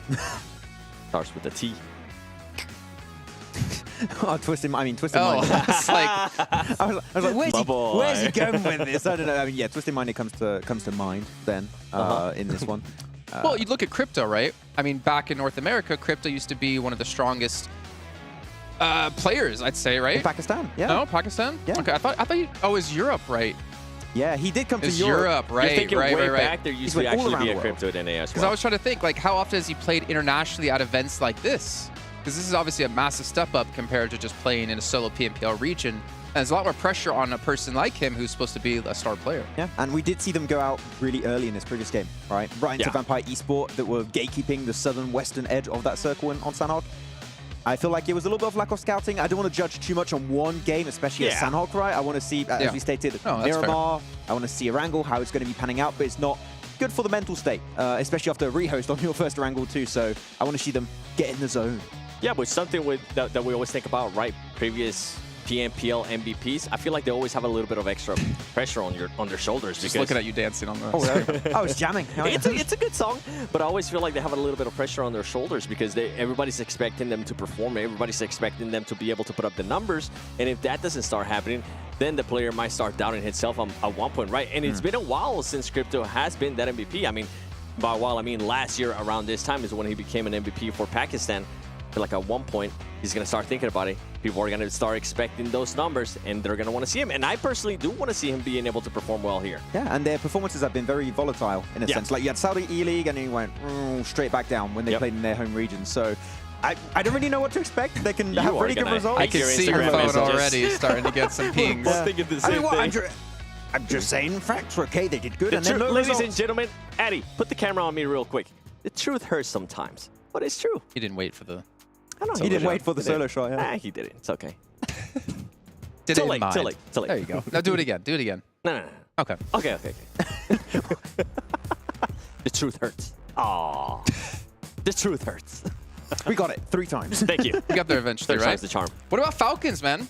Honestly, when I start talking about weak teams, to me, Falcons was one of those teams that I had in my mind. I agree with that statement. Was. Do you have Would you elaborate? Something else, yeah? No. I was just enjoying the laughter in the background. But there were, I mean, I think they're sending messages to Max right now on Instagram. Before All-Stars, I think everybody was expecting Falcons to not even be here in the main event, and I think they were able to showcase in a big way what they are actually capable of with this new team. They're not the same Falcons that we saw last time at PMWI, and they were able to kind of back it up, right? They're a new team. It's a new team's Falcons. The new roster. They were able to put up good performances. And the way they were able to actually start the day here, they were able to put up some illims as well, which, yeah, it is Sanhok. Yes, there is some manage. You are able to take advantage of it, but it's still a good way to start the day. I would say you have a very few amount of regions where the transition from your home region to international events like PMGC, PMWI is really rough. One of those is NA, but also Africa, right? Yeah. Is it always going to do the same reaction? There's nobody region. From NA here. It is literally It is my region, but I always tell them the same thing. I mean, if you're not going to be here, what do you want me to talk about NA? Yeah, okay, fair enough. And Hyperware? And then Miss X started replacing. We were talking about Team Falcons. Miss X is what? I know, but I'm saying you mentioned NA, and I'm like, they're not even here. I don't know, man. I'm scared to touch the NA topic because I'm pretty sure I got to go back and do PMPL NA coming up, and I don't need any hate messages from some of the players. I mean, if they step it up, they'll be here. And then we'll actually get a chance to talk about them positively. I always tell them this, man. I've been doing NA for like, what, 5 years now? You know what? Let's go in. Let's just end our careers here. You know, you look at PMPL NA in particular, if we're going to talk about it, go ahead, back to you in the conversation. You're associated. Are we going to sugarcoat it? Because, I mean, we can't be biased. I don't care if you're the best team in NA. That doesn't mean squat on the global scale. you can have your ego all you want, but if you get to an event like this and you can't compete, not necessarily calling it Mizexus, there's a couple of other teams I have in mind. Yeah. I'm not going to say their name, though. Say it. No. Then, you know what? Like, get good. Yeah. That's what it comes down to. When was the last time that we actually went to an international event and we're like, okay, you know what? NA has a chance not to win. Not to win. When Zute was playing, like top 5. When Zute was playing, for me, it was like the first PMGC we had season 0 back in Malaysia in 2019. Oh, that's when he had his best move. And we had Carnage. Okay, yeah. Okay. I do miss Carnage as well. Yeah. And you had like Temple Storm back then. That's when I felt like, okay, NA has a chance. But the problem is NA's just fallen further and further behind. I think, in part, because of egos, but also in part because of the old guard kind of retiring and leaving PUBG Mobile behind, not kind of sticking around, training the new generation of NA. But then we had Hotchix looks like he agrees. Then we had Knights. Or disagrees. Then we had Knights, right? And then they ended up going to PMGC, and everything kind of fell apart, and then the team disbanded, and now we have Coops being able to dominate in a completely different region. That's the issue. If you get too good in NA, you're getting picked up by another region. Yeah, I mean, which is the right thing. And I always tell the players too, hey, do it good, because there's other regions that are going to be looking, and if you can excel somewhere else, if you can make some money. Yeah, I mean, it's fair to say that NA and Africa, which was the initial point, is that they are regions that's really hard to transition to these big global events. So yeah, you don't get too many opportunities to play at this stage, but it feels like the level of play is just like kind of similar year after year, right? And it's not too many improvements for that region. I've been saying for years, it's like you get to an event like this, you know, for Mizexus' case, in this certain situation, you take what you learn here, you bring it back to your region, and you try to help the region improve, and you try to dominate the region. But I feel like a broken record. I've been saying that for like 3-4 years now. And at some point, you just have to wonder what's going to happen. That's why I was so excited to see what Hyper was going to be able to do in this event, and it didn't end up happening, and then it just well, we did have one of the players here last year, GK First. Yeah. Under TJB, right? Under the TJB flag, and it didn't do well. Yeah. That was a rough transition also for them, unfortunately. I mean, there were some moments where GK First did do well, but the team just were not able to compete at all at this level very clearly. I just hope we actually get a chance to see a top NA team like Hyper at an international event, so we can see what they're actually capable of at a LAN event, not online. Well, maybe next year that'll happen. To be fair, when you are playing like America's regionals or European regionals, some people are playing with higher pings than others. And it does make it a lot more difficult to play. So maybe some more offline events can actually help step up the game. And a lot more of these international events. Maybe some more regional clashes, stuff like that would make things a lot more exciting and obviously help take the skill you learn and kind of trickle it down. I think the regional clashes in particular are really cool, actually, to have to get some more knowledge and some more clashes of metas between all these different regions. I mean, one we're going to be having after this event is going to be nice to see MEA versus Europe, which we very rarely see, right? So the European teams that rarely make it out outside of their home region, which is mainly the old Eastern Stars team, I would can get some good info. I would want to see, Max, sorry to cut you off, I want to see North America against Turkey. Against who? Turkey. Turkey. Did you say North America or America? Yeah, North America. Okay, North America. Yeah. Not America's. No, not America's. NA. Yeah. Yeah, Okay, it's PMPL region, That's right? a bloodbath. I know. You know what I want to see? They would get a lot of good experience because in NA, we saw this especially. We're like, oh yeah, that team would not get away with that against other teams. And I feel like that's something that they need more of a shock, especially in NA. Like sometimes they get away for too long with like easy stuff, and it just becomes a habit for them that once they get to actually this stage, it completely backfires. Actually, a very interesting point to make. I'm really happy you bring that up because it made me remember what's been happening in Europe. We had the CIS teams coming over, and they've been able to gather so I'm so just much getting info. PTSD from the song every time. I'm just trying to go It's a new Silver now. Scrapes. All right, it's time to head into game here, and hopefully I don't get cut off this time with Kalaris, and let's go, Hotchukes! Let's go! Here we go. Jeez, that was loud. We are headed into Arrogale. What can I say? I have one volume, and it's set to max. It's set to American. May I get it max? There you go. Oh, yeah, okay. Oh, yes. No, he's French, he's quiet. Oh, le bison. Oh, le petit bison. Le bison. That's right. You know, I'm sad, man. My premium limited edition intro was squandered on the regame. It really was. I'm It was so so sorry. good. It was so good. Maybe that's what it was. Maybe it was too good. Yeah, maybe. They said, you know what? We just have to settle for the let's go. I guess. All right, well. Is what it is. Let's go. There you go. Let's go indeed. Look at this. Here we go. First Arrogale here of the day. Northern play path this time. Much more favorable for a lot of these teams. Yes, so they're going to be much happier with what they're seeing so far, and maybe we see slight adjustments here and there. But one thing's for sure, if you're going north of the river, you're going to have a much easier time of getting to where you want to go. You see Vampire drop on out here, heading towards that kind of, well, south of South George area to get things started. And likewise, where is, I want to see where is 628, because their reach down towards Primorsk is a little longer. They're going to drop west coast and maybe drive down. But looking at that circle, that's a long drive to then get to the circle. They'll probably end up doing it, though. Yep, they're going to have to indeed. Probably we'll see them kind of take that southern route all the way down and then rotate possibly up the edge coastline.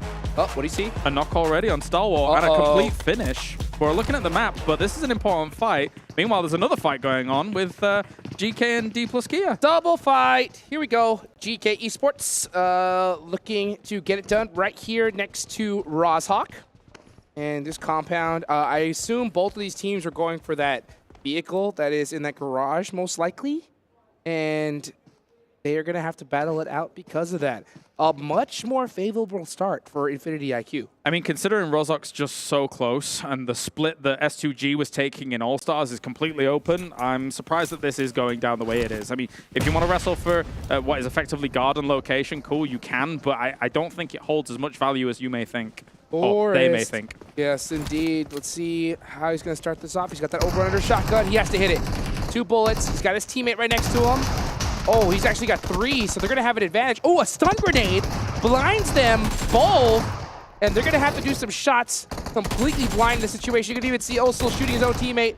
Satan up close with the S12K.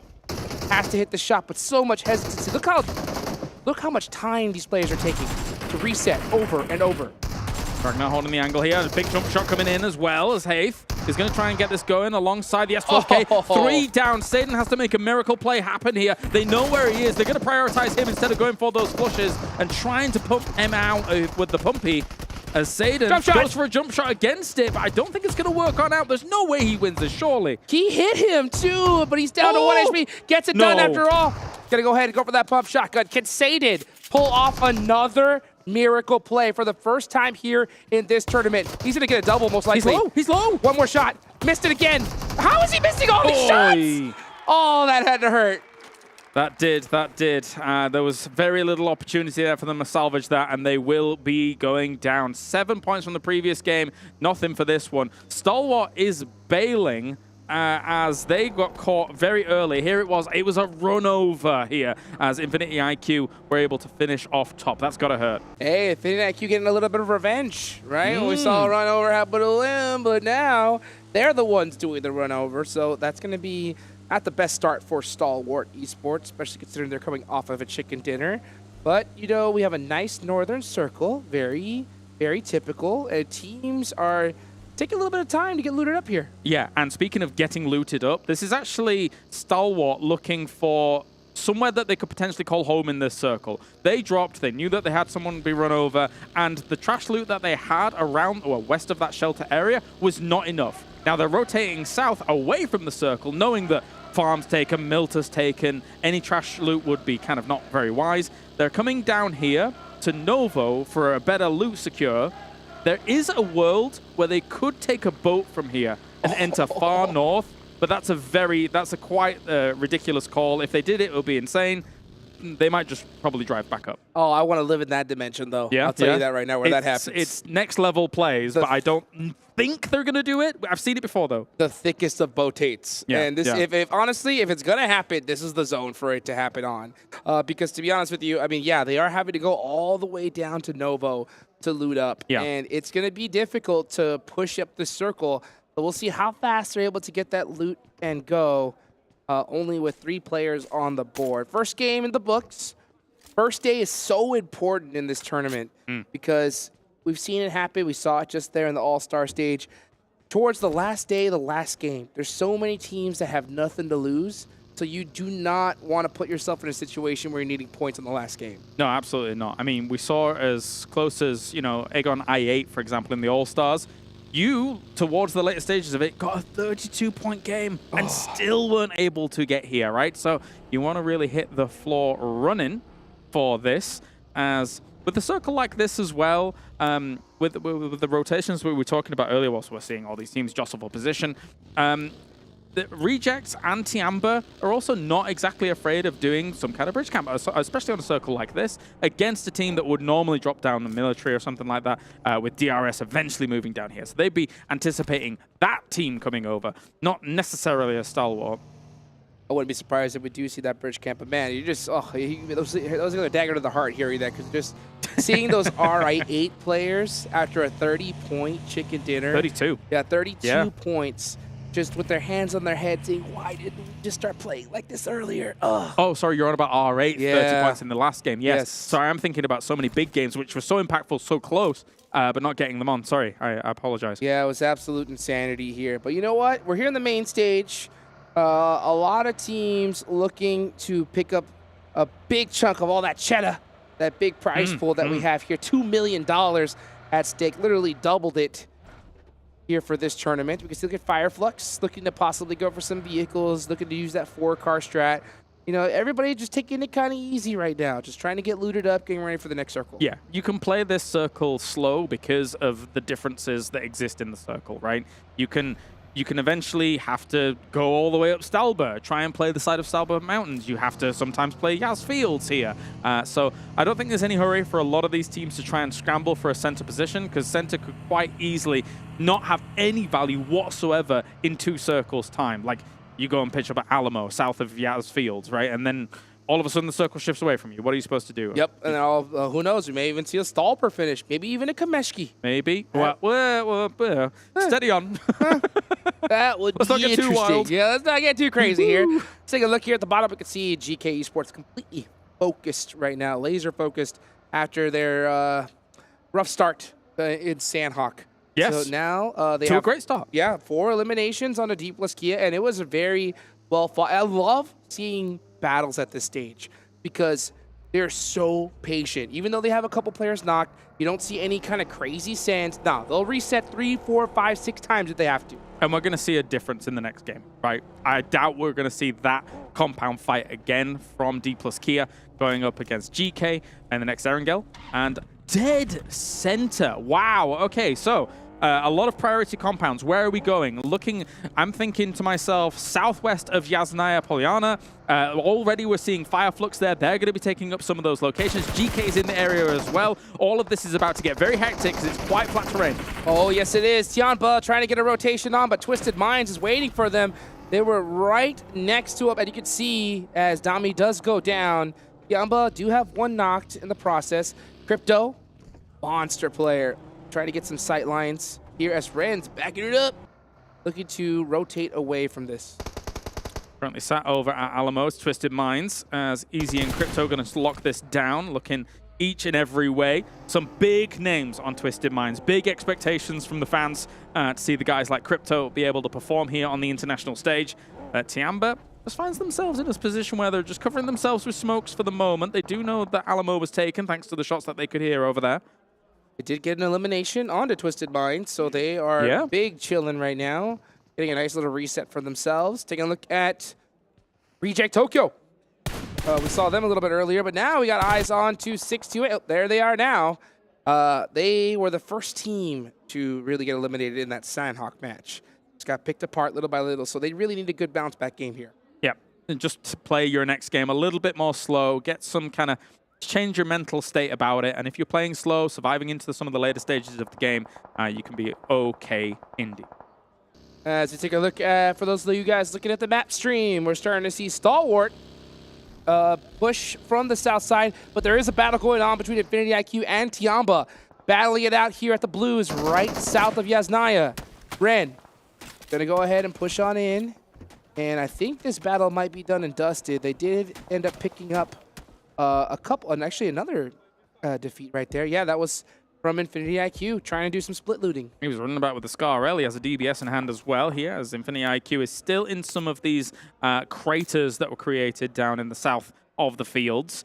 So this is just close to Alamo, but again, Crypto has now moved up. You can see him on the high ground in the distance, doing some scouting, because with this kind of circle, it's unlikely usually that you would be able to stay there forever. There is a chance, of course, you know, but just going up to that slight high ground, getting as much information as possible across this field is going to be absolutely necessary. 100%. Yeah, that little hill right next to Alamo. Yeah. Pretty good spot. And let's see exactly where the zone's going to go, though. I wouldn't be surprised if it is a Yasnaya field zone. Those are a dime a dozen. And scary. That'll definitely make things interesting. We may see some hay bale battles. Yep. As we see Stalwart all the way at the south side. They did come all the way from Crate, so they do get up here safely. But in order to get into a good position... Oh, actually, this zone is actually a pretty favorable one for them. Okay, so what am I seeing? Already, Heaven is still in play, right? So you've got Rosemary and Potato and the guys over there. They've got themselves technically a great spot to try and stage this from. It really depends on which side of road it ends up going, right? If it does go east, they are absolutely sitting pretty. Very, very happy indeed. Meanwhile, you're seeing STE here trying to fight off against Rejects. Rejects need to bail on out. And thankfully, no casualties just yet. 628 holding the edge of the circle now, just as we see the scramble to try to get into the center of the zone. Infinity IQ making some shots onto Solke. Are they able to bust out the buggy? No, instead they get ran over. Fireflux looking to do possibly even another run over from Solke. He jumps out but gets popped at the same time. Trying his best to deal with this here, but it is difficult when you rock up on a location like this. Here comes Lutz once again. He's going for another one. Actually gets a full finish off, and he's able to finish it all off. Amazing to be able to get that kind of recovery, but they need to recover even a little bit more.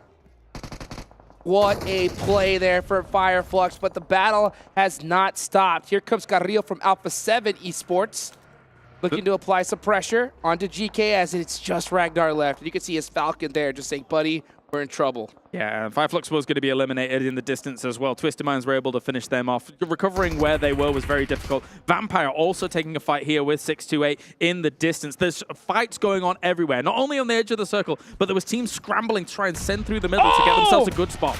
Ragnar with a huge nade onto Alpha7 is able to pick up another elimination. So Alpha7, even though it's just one player, making mistakes, and they lose 2 in the process. Definitely. Ragnar just going to pop some stims to get going. Carrillo still alive. Sees 628 in the distance here, trying to rotate on around him. But another nade, not able to get too much done. Thank anything for the back. You know exactly where he is, and unfortunately, they're not able to thread the needle and get any utility in there. So Ragnar is going to hold that down. I'm surprised to see so much hesitancy from Alpha7. I don't think they want to walk outside right now. I think they feel like they're surrounded. But, man, losing 2 players like that is going to hurt. Let's see what TQ is going to do here from Team Falcons. Looking for some sight lines. He did spot something, so he's going to throw a pretty blind nade here. I think he figures that they could be behind the rock. But now after seeing that vehicle, he knows exactly where to throw it. Is it going to hit? Ooh, just a little off the mark. Smoke's going to be a dead giveaway as well. That's why they throw them ahead and then run behind them and trying to bail from all of this. Goes for a spray, but realizes that they're just gone and will have to try and relocate himself. That was really close there for Stalwart. Very fortunate for them to be able to get away from that alive without losing another member. As where are we of going? course, they did lose top early. Yeah, where are we going indeed? Where's that zone going?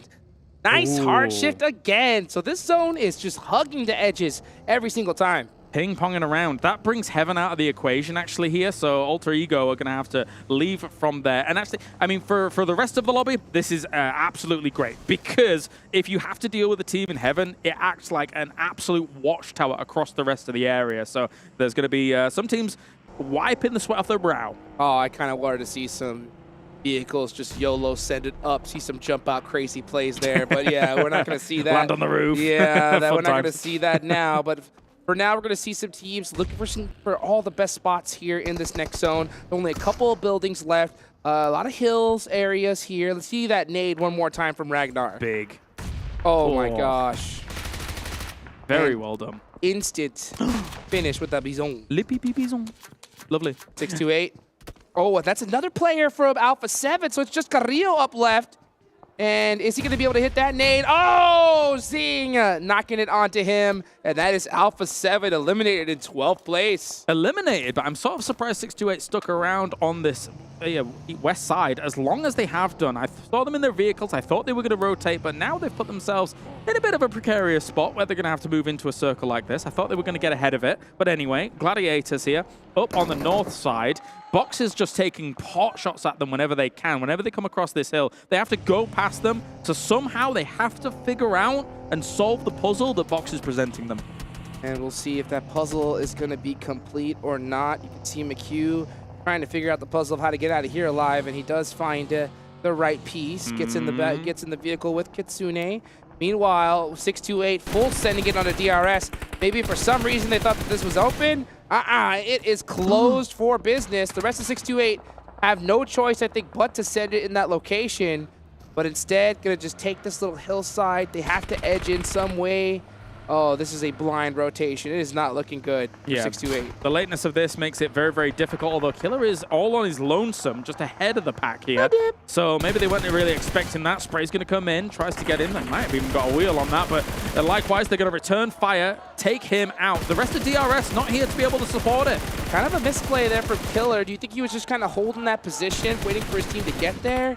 Trying to, as an anchor point here, and not expecting 628 to really move in. If he's got an anchor position there and the rest of them rendezvous faster, it's a great spot. But, just a little bit too slow on the uptake. Yeah, a little bit of mistiming. It's crazy how much that could cost you. For all we know, for sure, that could have costed a few $100,000. Crazy to think about in the future. But you know what? That's what it comes down to. Let's take a look here at Reject Tokyo. Had a tough start, but now they have 4 up. Yeah. Good control. They have a nice spot. They do have full sight lines onto Vampire, trying to control this edge of the zone on the west side. Meanwhile, Falcons battling it out with Gladiators. Here comes TQ with a nice nade. Is it well placed? Ooh. Oh, perfectly between them. Pieces them up a little bit. Doesn't get the knock, though. Here comes another, though. Do we have a follow-up? That's the question, yeah, because if that doesn't get anything as a conversion, it was a nice nade, but the guys are probably going to try and heal up. We've got ourselves, though, Falcon. In terms of their triangle position, they were looking for off angles against Gladiators where they were sending it to. So maybe they can completely dismantle them. They're driving in, actually. Yeah, I think if they realize that it's only 2 players, especially with this circle, I think they really want to control this southern side of the zone. So if you're Team Falcons, I think right now you apply the pressure, turn up the heat, and take them out. Because if you play this way too passive, you're going to let them buy way too much time.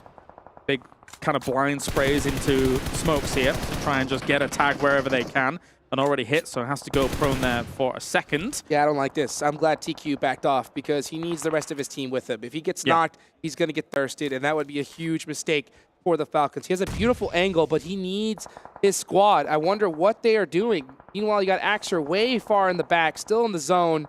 Maybe possibly they're trying to defend against a team rotating on the side.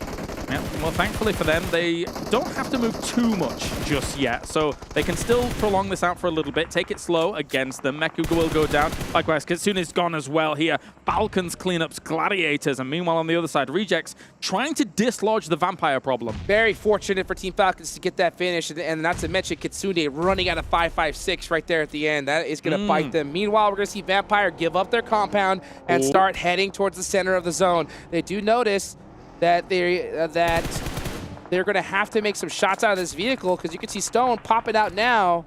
This is a really tough angle. This is still outside of the circle, but I think they just wanted to avoid the vehicle explosion.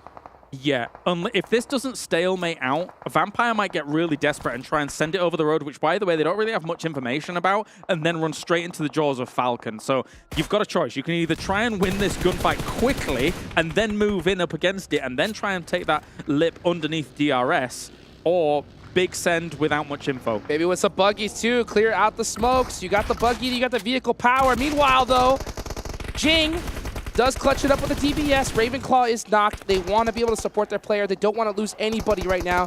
I'm surprised we're not seeing another vehicle drive up. Maybe they're just thinking it's too risky with that DBS. Oh, there was a nade there, and it will shut him down. So they take the calculated play on this one. Stay on this side of the road, get rid of the 2 that were there, and they should be able to recover as a 4-man. But again, they're edge-heavy here, so they've still got a lot of work ahead of them. Oh, yes, they do. They are straight up on the edge of this circle. But they do get a few eliminations in the process. Still 9 teams remaining here. As we take a look at Twisted Minds, possibly trying to get a nade onto Yante. He knows exactly where he is. I think Easy's going to probably hit this eventually, though. Bear in mind, teams here that have been able to leapfrog ahead of Twisted Minds have had the opportunity to do so at the behest of Twisted Minds because they've had Alamo for so long.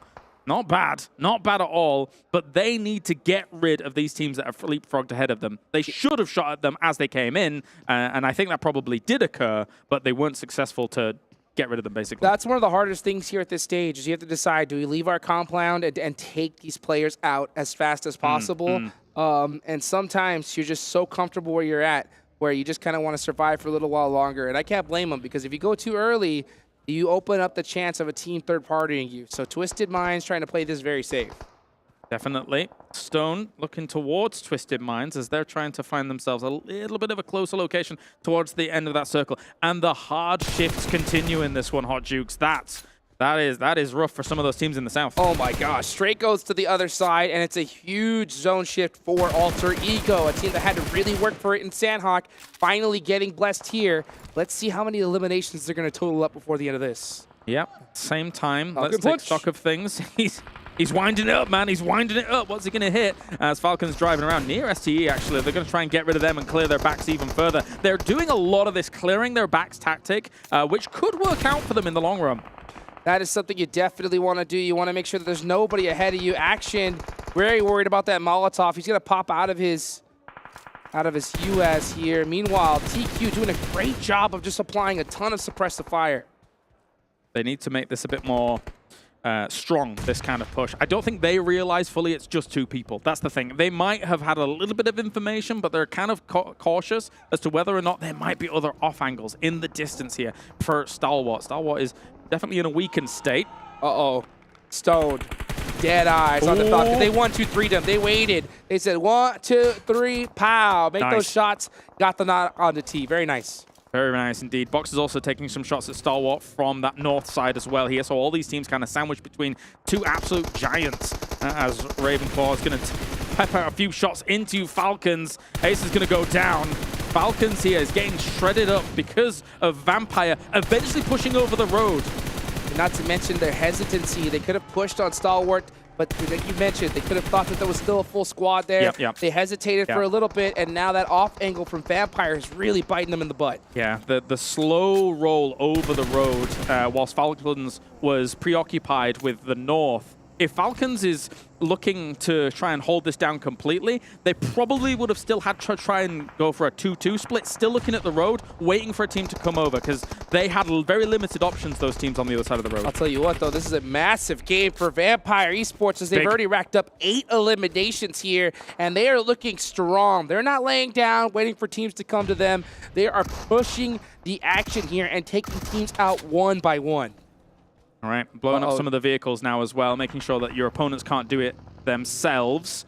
As Twisted Minds here, still on this edge side. They haven't lost anybody else since Crypto's got himself 3 elims.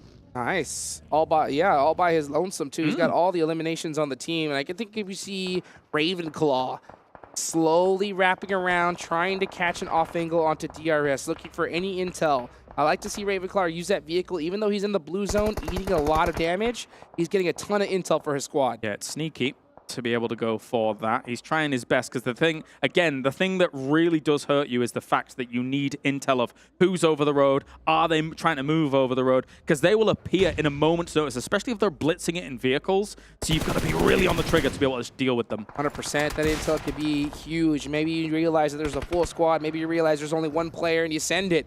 Any intel is good intel. And let's take a look here at where these teams are going to go. Next zone about to pop. And it centers on up. Again, Alter Ego dead center in a really good position here. And how many eliminations? They've got 4 eliminations, and I expect to see a lot more from them soon. Yep, they've been chilling in the center of the circle, man. I mean, it's a deceptively good area to take. You have to expend some smoke sometimes with the lines of sight we're seeing here. You can see them in the distance on the left, but car forts are super important at this point. And for for them in the middle, I mean, it's going to be a case of you need those vehicles to be able to give you a bit of cover. Yeah, those car forts are huge, but I'll tell you what, that is a very dangerous spot to take. Yes. I have a high likeliness feeling that they are going to be surrounded by these squads, and every single team is going to be looking directly at them. They're going to have to make something happen like crazy. Don't know why I couldn't scrabble together Alter Ego, but they are getting knocked in the distance as well by Amber, who've now pushed on against them. Nade's going to rain down on their position here, and Stalwart is now gone. They will go down in 7th. So here we go. Let's see what Alter Ego could do. Can they defend this position? Beautiful nade there from Octa onto Tiamba, over with 1 HP, but he's going to go ahead and throw over a nade right on top of them. Meanwhile, we're going to see Ren with the drive in. He's got the DBS locked and loaded. It is a 2v1 situation, but that smokes. Ooh. Oh, it did eliminate those sight lines, but man, Alter Ego, they are on it when it comes to their gun skill. It was a good fight back, especially since the position they're in is quite nadeable. So, I mean, that could be another opportunity here for someone like Twisted Minds if they have the resources, but I don't think they do. They've already been through a lot of combat here throughout this game, as on the opposite side, Vampire versus Box might be the brewing conflict that was on the way. Rolkiss, very familiar name. You can see him right there on the edge, looking to make things happen. Ravenclaw, the entire team of Vampires up, and now they're applying pressure on the Box. This team is doing a great job of just eliminating squads on this edge lane. That's 10 eliminations, double digits, the most we've seen so far, and they're not done yet. Yeah, this feels like All-Stars Vampire right now, especially for that day one that we saw for them in the All-Stars. Really good usage of smokes. They've been rolling from fight to fight, so they've been able to steal some utility from their opponents as well. If they deal with Box, they might have this in the bag.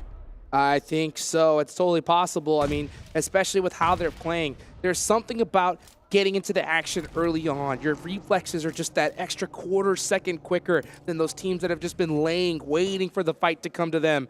Box losing one player. Meanwhile, we're seeing a lot of snake play happen, and that is because there is just no cover in this zone. Yeah, it is all open field, baby. It is a very difficult location to play. You can see so much prone gaming going on right now. Oh, yeah. Because what are you supposed to do? What are you supposed to do? If you do not have a great vehicle fort, if you don't have some rocks here or there, this dip obviously is fantastic, but you can see how many have tried to crash in, cause some problems here. We're seeing those body boxes down there.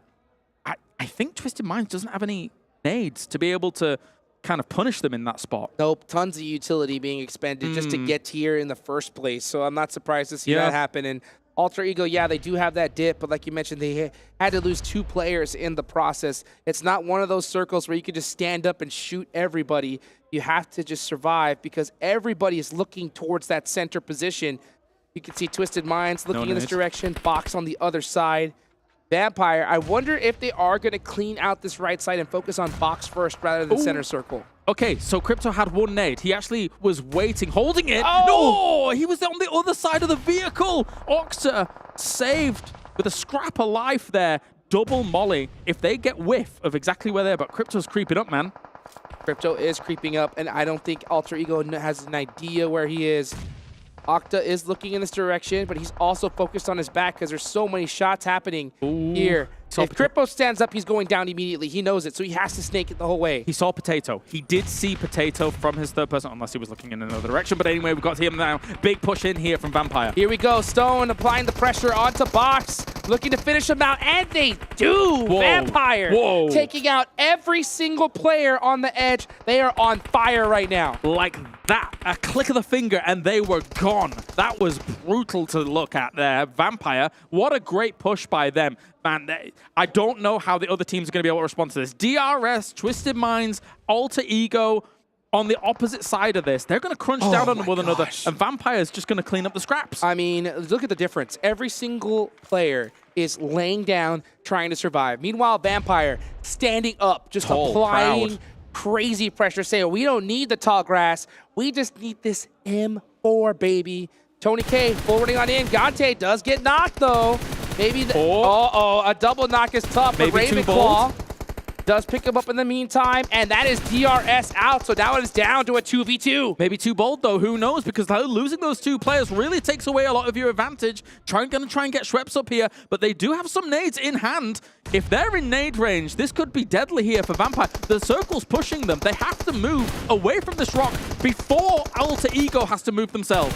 Octa applying the pressure. He's just holding it. He hold the angle. Hold the angle. Just keep on that suppressive fire. Let Papa Blue do the work just hold for the angle. And this should be an easy dub for Alter Ego. Meanwhile, Vampire going out at the end of it. A brilliant performance for them regardless. And honestly, that was one zone where you got blessed that was not easy to win. No, definitely not. The Tiamba push was scary there for Alter Ego, but they were able to persevere through the oppression that was coming their way in a lot of this. And again, you've got to be really steadfast about holding on to your utility. I keep repeating it, man, but when it comes to a zone like that, and Vampire getting so eager about their advantage that they had, that was the end of them there. Tony K going down on that angle, Vampire was too confident in that one, man. I think they tried to do a little bit of a heat check situation, right? They were like, hey, you know what? I'm going to stand up. I'm unstoppable. And then Ravenclaw just runs, gets bodied, and then all of a sudden it's like, oh, no, we're in big trouble here. And yeah, if they would have played it a little slower, they would have possibly won the game. But you know what? That is Vampire Esports. That's what got them here in the first place. Yep. Guys, a lot more action right ahead of you guys. Don't go nowhere. We'll be right back.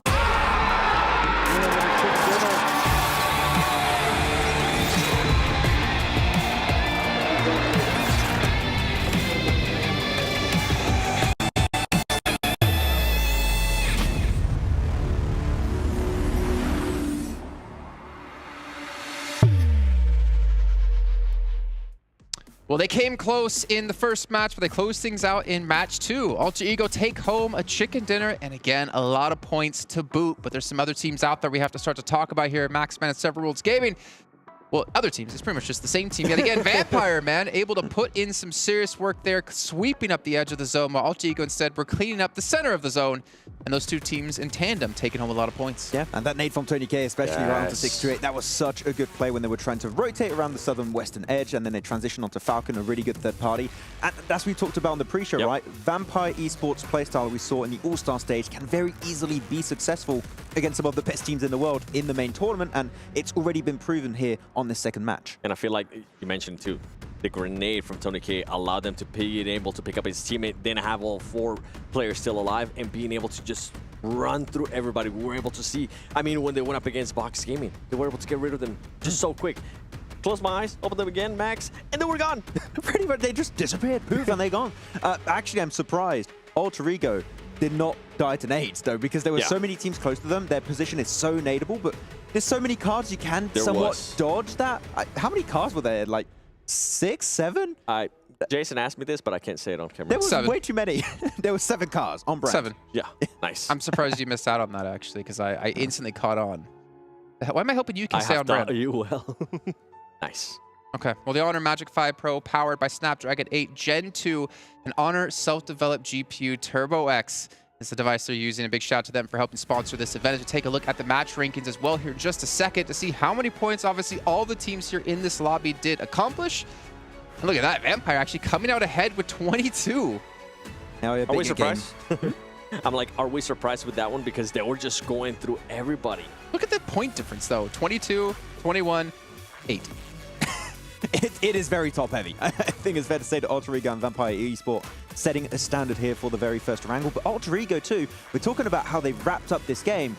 We've got to talk about how they approached the early game, playing from heavens. If the circle went there, it was, I think, a possibility, again, for them to get the chicken dinner in case of an Eastern shift. So they were really making sure they were setting themselves up for success, because that position, heaven, impossible to breach in later stages. Yep, and with GK too, we saw once again getting into an early fight with Dplus KIA.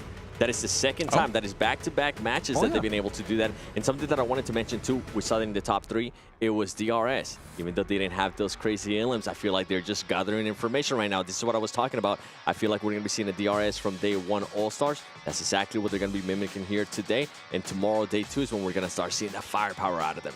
I'm surprised. How did they not see Giante when you had Vampire trying to cross the road? If Vampire don't lose that player and they're able to get the road cross, pretty much they have 2 angles onto Alter Ego. They win the game. But Giante just got that little surprise factor that was a bit too much to deal with at the time. Well, as we take a look at, obviously, Alter Ego taking home the bacon here, I guess the chicken, let's actually take a look at their player stats when we can to get an idea of who was really standing out for the team, because we saw Potato do some serious work in the first match, obviously, the last man alive for his team, obviously able to close out the game. But we need to get an idea of, like, where are the stars? Where's the fragging power coming from? And we saw Rosemary as well, able to put up the big numbers, but this time it's Octa, the 1250 damage. Yeah, what's the transition from damage into eliminations I really want to see? Going to be 9 on the That is a great conversion right there. Woo. I mean, most eliminations on the entire main tournament. He could be getting up there. He could try and beat top. Action, actually, sorry, from Star Wars. Yeah, we were just predicting at the start. It's okay. I read the script. We really want him to get a 9, just kidding. I look at Rosemary, yeah, and I think of one thing. Oh. But I can't say it on air. But you know what I'm talking about. Something related with the collaboration currently going on in PUBG Mobile. That's why I did the earlier. I was like, oh, that could be a reference. Wait, but that we can't use. We can't use? It's a reference. There's your reference. I don't know what you're talking about. Everyone understood. Go ahead, Sam. What were you going to say? I cut you off. What? You were going to say something. I cut you off. No, that was the reference. Okay. Well, Rosemary, though, putting in some serious work this event. I do have something to say. They're playing the fight. This is what we're talking about. I wonder if these 2 teams are going to keep doing the same thing because they just keep hot dropping each other. I'm going to put you on the spot, Max. Do we think they are going to hot drop each other again next match? Please not. Please don't. Just don't do it. They got to concede at one point, right? Yeah. I mean, the thing is, right, you're already 2 games in. You've got 18 matches. 2 times they drop on one another. Game number 1 in Paradise Resort. DK, unfortunately, falter. Do not make it out of that fight, and it's the eliminations going the other way. Now DK win it. But the thing is, you're just, by doing so, eliminating your average you can get, and you're just staying at the low end of the rankings. Something to keep in mind is, though, between those 2 hot drops, the team that won was able to keep all their 4 players alive. So that leads me to believe that they are probably going to hot drop each other again. And then after that one, they're more than likely going to end up conceding. It's head-to-head on the day, by the way, between these 2 teams. Okay, all 3 damage difference. I mean, that's crazy. That's pretty much identical. Same with the limbs. Let me guess the heals. It's going to be probably the exact same, too. About 100 healing range, something like that. I mean, they didn't have time to heal. Over under. Oh, no, a little bit different. Okay. That's not bad. Yeah, but stop fighting. So, yeah, please. Somebody's got to concede. I mean, Stop it! Stop it, Max! We've seen already 2 teams being able to concede a spot, and that is going to be G Gladiators. They actually decided to go with Severny, which was the big question mark for me because we saw the playing path being towards the north. I was like, okay, is it going to be? Are we going to be getting into an ego fight here? And they went Severny. They did drop Severny, and Menzexis was there, if you think back to the All-Star stage, and then they lost a player to Menzexis. So I don't think it's too different, but it's nice to see they have like 3 different drop zones on Eranga, right? Like near Ferry Pier, George, and then obviously Severny. But yeah, having multiple locations can definitely help out. But unfortunately for them, it didn't work out in the end. But one team it did work out for is Vampires. We'll dive yet again into their player stats and see if Tony K is doing it yet again. Oh, pretty close in damage between him, Schweppes, and Stone though. That is crazy. Yeah, and Ravenclaw once again getting those angles, trying to set up the team with some strong information game, trying to scout that intel. But Look at Stone. Man, Stone and Octa really just standing out heavily in this game here, 7 very clearly. And yeah, but that sweeping edge play style has been working so well. Action? Yeah, my boy Action. Not there right now, but he'll come eventually. He was so proud to see Stalwart in the first game. Yeah. Well, there'll be more. There'll be more. Yeah. He was like, we're going to tap. He's like, no, leave my boys alone. Please, let them win. No. Are you wearing the jersey under? We'll have to see later. Maybe I do. Okay. You're Max, you realize you're doing something that can only like hurt you because either you have to prove it or you don't prove it. I'm not going to prove it. I never intended to. I actually stole it from his luggage. But what about a head-to-head between our top 2 teams, which actually should be our top 2 teams if I think about it, with Vampire and LG. Actually, no, Stalwart. Maybe Vampire is not top 2 just yet, but our stats overall here, and surprisingly enough, Vampire actually 2,900 damage. Which is interesting, right? Because Alter Ego, with the position that they had in this last Erangel, being on Heaven. The way they were able to actually position themselves was so impressive to me that I'm actually surprised that they don't have a lot more damage than that. But 11 Illims. Wow, 1700 healing though. I mean, that kind of tells the tale of like how they played it out, right? Alt Eagles center and Vampire sweeping the edges. They were tanking really hard. But Ultra Ego, I mean, I understand why they were not doing as much damage and getting as many eliminations as a Vampire Esport. They were actively sweeping the edges because they were in Heaven, then in a dip. They can't be seeking out eliminations too often because you're also going to be using your resources, right? That utility, bullets, and you can't loot it up, so you just got to hold on to those resources because if you use too much of it, you're just out and you just can't fight anymore. Jason, you were right. Do I have a what? You were right. I was right. Of course I'm right. I'm always right. What am I right about? Yeah, the top two teams. Alter Ego in first place at 37. Vampire Esports at 28 in second. Stalwart at 22 here in third place. They did have a rough start. They lost a player to Agon X-I8. No, sorry, it was Secret. No, Secret. Where did that come from? Infinity IQ. I'll get there eventually. The funny thing was, Infinity IQ had a player run over in the initial make, and then the remake, Stalwart lose a player to the run over, and it was done by Infinity. Looking down the list, Reject, only 2 points. You know, I'm hyped for Japanese teams, but unfortunately, we're not really seeing it here. Yeah, we got some big names on Reject too, but unfortunately, when it comes to international events, it's... I'm getting PMGC flashbacks. PMGC flashbacks. With Reject not being able to perform, right? I mean, the first 2 games, I mean, it's just 2 games, right? We're going to say that always on the first day. It's just 3, it's just 4, but there's not for Alpha7. Yeah, there's not been a good trend of Reject doing well on global international events. Yeah, so we need to see them prove themselves if we want to start hyping them up. For Alpha7, that was their marker, right? We're giving them 2 matches. After this match, they need to start performing. If they even want to get a chance at winning. Yeah, I mean, it was. We were talking about it earlier. I feel like 2 games is good enough for them because they already been playing. They had a bunch of excuses for All-Star. Now it's time to show up. You know, I see 30 seconds on the timer before we get to the next match. Now, whether I'm confident in that is a different question. So I'm going to bring up a topic that might drag us out past the 30 seconds of something I see in different esports, actually. It's about a team playing down to the lobby's level or the other team's level, or rising up to playing to a different level, rising to another team's level, or setting the pace.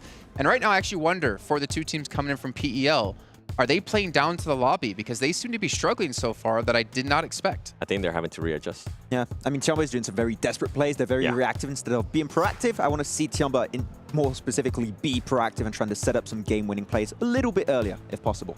I mean, 6-8, we talked before, they've had international experience before. Tiamba hasn't really had international experience. And when everyone talks about PUBG Mobile and talks about the top echelons of it, it's always China. It's always PEL. I mean, hell, you can win $700,000 for winning PEL. It's ridiculous. Yeah, I mean, it used to be China #1, but that was before PMGC, really, right? And now, currently, the competition is just so much tighter on PMWI, on PMGC, that I feel like that's not the case anymore. Now you actually have to fight for those top positions if you're coming through from PEL. So we'll have to see. But right now, these 2 teams need to prove themselves once more. I think they're going to need a couple more matches to adjust to it. Especially Tiamba. Yeah. Oh, yeah. Well, that's what I mean, right? When you look at these lobbies, like you could have the best team that we look at S2G, like they were the best team in the world. PMGC, not to keep hammering home at them, but they're the perfect example. They come into the All-Star stage and they kind of, whether they played well or bad, that's not the point I'm trying to make. Is like they didn't dominate the lobby like expected.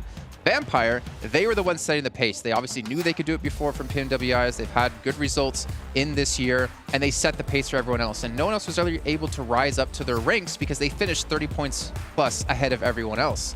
And going into these games, you look at some of these teams, and on paper, they have really good results in the respective regions, but when hitting these national events, they can't seem to set the pace themselves. They're the ones always seem to play catch-up. And right now, like Vampire is one of those teams who's just showing everyone what to catch up to. One of those teams. You mentioned that so perfect, too, that right away I thought of Alpha7, a team that's not being able to set the pace. Like, we're used to being able to see. Yeah, they always set the pace. I mean, even in America, we're like, okay, Alpha7 is just going to run through everybody. Right now, that's not the case. I mean, you have even teams like in Europe, right? You're going to have the side of Flux more specifically. There's the one setting the pace, and teams need to adapt to the very aggressive playstyle of Turkey and just the entire region as a whole, except S2G that's having a rough time. But yeah, you have to adapt to the teams that are currently at the top, that are setting the pace. Vampire is one of those teams as of right now. I mean, Reject is another perfect example. They like pretty much dominated their region. They had almost like 100 and some odd points ahead of everyone else that could have contended for this position. They come in here, last place. They're used to setting the pace. They're used to controlling, dominating their own region, but you take them into national events, and that's where they have to, I think, grow a completely, entirely different skill set to be able to play at this level. It's not necessarily about you can dominate. It's about, like, can you adapt? Can you play from behind? Can you play when these teams are at such a higher level than you're used to. The bigger question mark, and you said that too, is can they adapt? How fast can they actually adapt? Because you don't want to be adapting on day 3, which sometimes we do end up seeing, and we're like, oh man, it would have been great if this happened like early day 2 and not here at on the final match of day 3. I feel like that always tends to happen, and for Reject, I don't think they're actually able to adapt in time, at least based on previous international events. For them, I feel like the South Korean team, the Japanese teams are mostly renowned for their strong macro play. They're really good at understanding the map, what POIs are going to be of interest in every specific scenario. I feel like their gunplay is lacking when it comes to these big events. So I feel like if you're taking a 4-on-4 and you have your Reject or like other Japanese teams, they tend to struggle a bit more. And macro you can modify pretty easily, I would say, on these big events. But gunplay, that's a long-term investment you need to work on, and it might be too long. They run into this caveman teams where they're like, I smash, and they just power through them. I mean, pretty much, that could be it, yeah. It actually kind of worries me if we're talking about just the raw mechanical skill that they can win based off macro play. But as we know, with the change point system, with it not being 15 or even 20 points for chicken dinner, thinking back real far, you have to have everything to be able to be the best team. You have to have the gunplay, you have to have the macro. And you would feel like the gunplay is actually probably one of the easier parts, or at least I would assume, because you can go train that really easily. Macro, you have to experience a lot of matches to figure out what to do right and what to do wrong. And well, we're going to do something right. We're going to head over to our commentators with Hot Jukes and Klaris to take us in to our second air go of the day, match 3. That's right. That's right. Here we go into match number 3. Heading it straight into Erangel. Man, this playing path looks familiar. It does, doesn't it? And so all these teams, we're going to see if there's any adjustments, though. That's what my eyes are on here, Hot Jukes. What happens over by Rozhok? I think Dplus KIA, I think that they're smart players. I think they bail from what we saw at the start of the previous one. What do you think? I think so, too. You want to avoid all hot drops possible. I mean, especially if you are Dplus KIA. So trying to go for that vehicle, definitely don't think that's going to be the play. But I'd be interested to see if they decide to do the same. It looks like they are looking to stretch a little bit further south. Not surprised in the slightest here. They'll have themselves some room potentially. But meanwhile, players are already down, man. Jeez, Box was down super fast here. Got themselves some vehicles below Yaz and going to be taking them on in. So very, very quick to all of it. But look, a GK might be trying to push on this. Let's see if they're going to. No, not going to happen. Yeah, Box is going to go ahead, get in their vehicles, head on over to Yaznaya. Ooh. Oh, boy! Look at that circle. Yeah, now this is an interesting one because whilst we see all these teams drop down, there is the potential, a small potential, but a potential that military could still be included here. There's so much water that it does accelerate the game pace a little bit. So most teams will commit to the mainland, but Vampire knocked. Where are you knocked? Yeah, that's going to be in Crates in South George. So Vampire having one of their players get knocked could be by either Alpha7 or by Flux. We'll find out here in a little bit. Maybe we might even see that deadly Primorsk water circle. Oh, man. Oh, Come on. Bring it down. Oh, jeez. Bring it all the way down to the south. It's been a while since I've seen it. It's scary. Talk about competitive, baby. That's what we want to see. Hey, you know what? I took a swim in the pool this morning. So you did? I think I would like to see some players possibly do the same. Schweppes is knocked, but you can see Stoned got that buggy. He's going to go ahead and take it right on over to him. Oh, he was trying to get that. He was trying to get the vehicle for himself. Yeah. So that is why he got knocked in the process. Solus, I think, is out of ammunition. Yeah, and I also think he was working with just a red dot. So Schweppes is kind of far away for that shot to be perfectly lined up. So understandable that he won't be able to get the full confirm on that one, as we do have them still kind of posturing for the moment. I think ultimately, Solus with that M16 was just, okay, right, okay, I'll bail on the shots. I'll look for a better scope. Maybe I can actually get something going, but by that time it's too late. Yeah, I think he was just very happy with just getting the knock and delaying their loot time. Just disrupting Vampire just a little bit. Plus, what that also does is it makes Vampire so much more paranoid going for that vehicle. So, I mean, just any kind of mining games that you can play at this stage, you're happy with. Flux said, you know what, I'm not going to get the confirm. Let me just get back to looting and move on from there. Definitely so. 2023, the PMWI crate is available from July the 15th to August the 15th as well. And also you can check out the Esports Center for much more that is going on currently. So make sure to do that. But, you know, as we take a look at stock at the game here, Stalwart back down where they go. They've got no vote to themselves. there's just a little part of me that I feel like some teams might still stay on military. It's such a low chance that the circle would go there, but you know, maybe some teams linger. Maybe. It's such a gross play to stay, to be honest, and because if that zone goes back north, you're just stuck with your team and in the most horrific bridge ever. You're just like, do we really got to cross this bridge right now? And it's just so risky. So I wonder what Stalwart is going to do. Are they going to go ahead and stay in military? Yeah, it's inside the zone, but really? Is it really? Then again, if that zone does pop over there by some, you know, Christmas miracle, you are so good. Yeah, exactly. I mean, what you're talking about, an extremely low % chance of it happening. So I'm musing it, I'm entertaining the idea, but I do know how low that chance is. But anyway, as we turn our attention over to Rozhok, seems like GK have been very happy to win out the scenario in terms of even just the drop alone. But I mean, let's look at what Dplus KIA has gained from, you know, avoiding that fight. I mean, they're in school, they're in apartments, they're in like that mini Pachinki area north of Pachinki that will garner them enough loot as well. So you circumnavigate the problem of a hot drop and you find yourself still a central decent spot. 100%. And that spot is getting taken by the second here as the zone is starting to get a little bit closer and closer. There's 3 minutes on the clock, and we're already starting to see majority of the spots going to be taken here in the next couple of minutes. Teams still kind of taking me a little patient with their looting. They want to go ahead and make sure that they're all set up for the rest of the game. But, you know, Stalwart, Team Falcons, even Ultra Ego are going to have a long rotation here. You talked about a concept yesterday, which was like how you drive and how close you stay to your teammates. Correct. I think Dami is probably regretting at present being this far away from his teammates because he had some shots going towards him. You can see him falling back for the moment. He's actually going to get out of his car and shoot straight towards 628. This could be a confirmed. No, it will not be a knockdown there for the moment. He's thankfully had the rest of his team rendezvous with him, but he was very far away. I was scared for him myself. 100%. Yeah, that's what's... It's such a small part of this game, but it could actually be huge. You know, if you have your team closer together, maybe they were able to jump off, both shoot at him, get a knock and an elimination, which could have helped them out in the end game. But, you know, unfortunately, if you're too spread apart, then not able to kind of get that assistance. There's that perfect in between because you don't want to be too close together either, because if you're too close and there is a team waiting for you, your whole squad can get wiped rather than just one player. Spray transitions can be easier from car to car, right, vehicle to vehicle, but at the same time, there is something to be said for, okay, you want your scout out in front, that happens, that's fine. It doesn't have to be miles out in front. You can still get the same information and still have your other 3 guys safe while still kind of being close. So, but I mean, they're all okay. We are just talking hypotheticals here now for the moment. Always good to get kind of these thoughts out there whilst there's a little bit of a lull in all the gunplay, all the action. You know what, speaking of thoughts, I'll tell you what's on all these players' mind right now.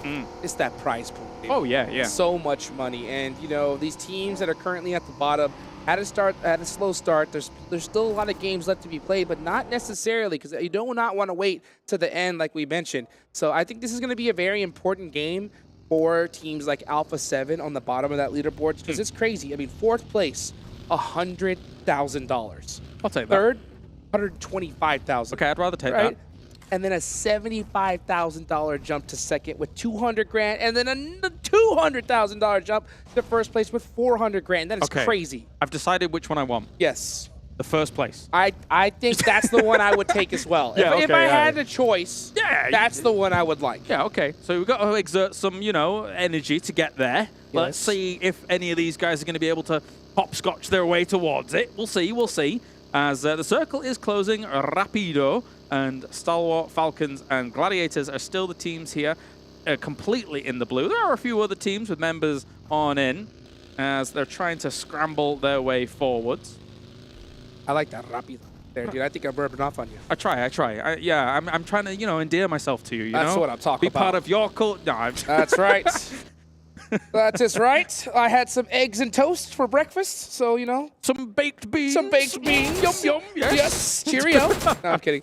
Here we go into this next circle. Where is it going to go? Are we going to see that toxic water zone? Oh! Okay. You squealed. I sure did. Because it's still... Hey, so you're saying there's a chance? There is a chance. I'm not liking that chance, but there is a chance. What chance is Vampire kicking themselves right now? Because normally they drop Primorsk. Yeah, right? well, So they're just like, oh, I wish I was there right now so bad. Yeah, it's rough, right? I mean, trying to deal with, of course, at 628 down there as well. This is a replay. Oh, okay. A little rollover. This is an interesting replay. You know what? I appreciate that replay. We'll do that. I like it. I like it. You know what? Sometimes you got to make sure that the roll cage on your buggy is secure. Yes, yes. You know, roll cage is very, very important. And, well, I wish some of these other vehicles would have roll cages if they were real vehicles, 100%. but they're not. So, you know, we're fine. Definitely wish to have one as well. But you know what? I would also like some reinforced tires because these buggies, 2-3 shots, that tire's out, you're spinning out. They ain't got them. And you're in big trouble. But these are marshmallow tires. But, oh, speaking of marshmallow, he's going to get roasted over here. Oh, what a great little angle he's taken.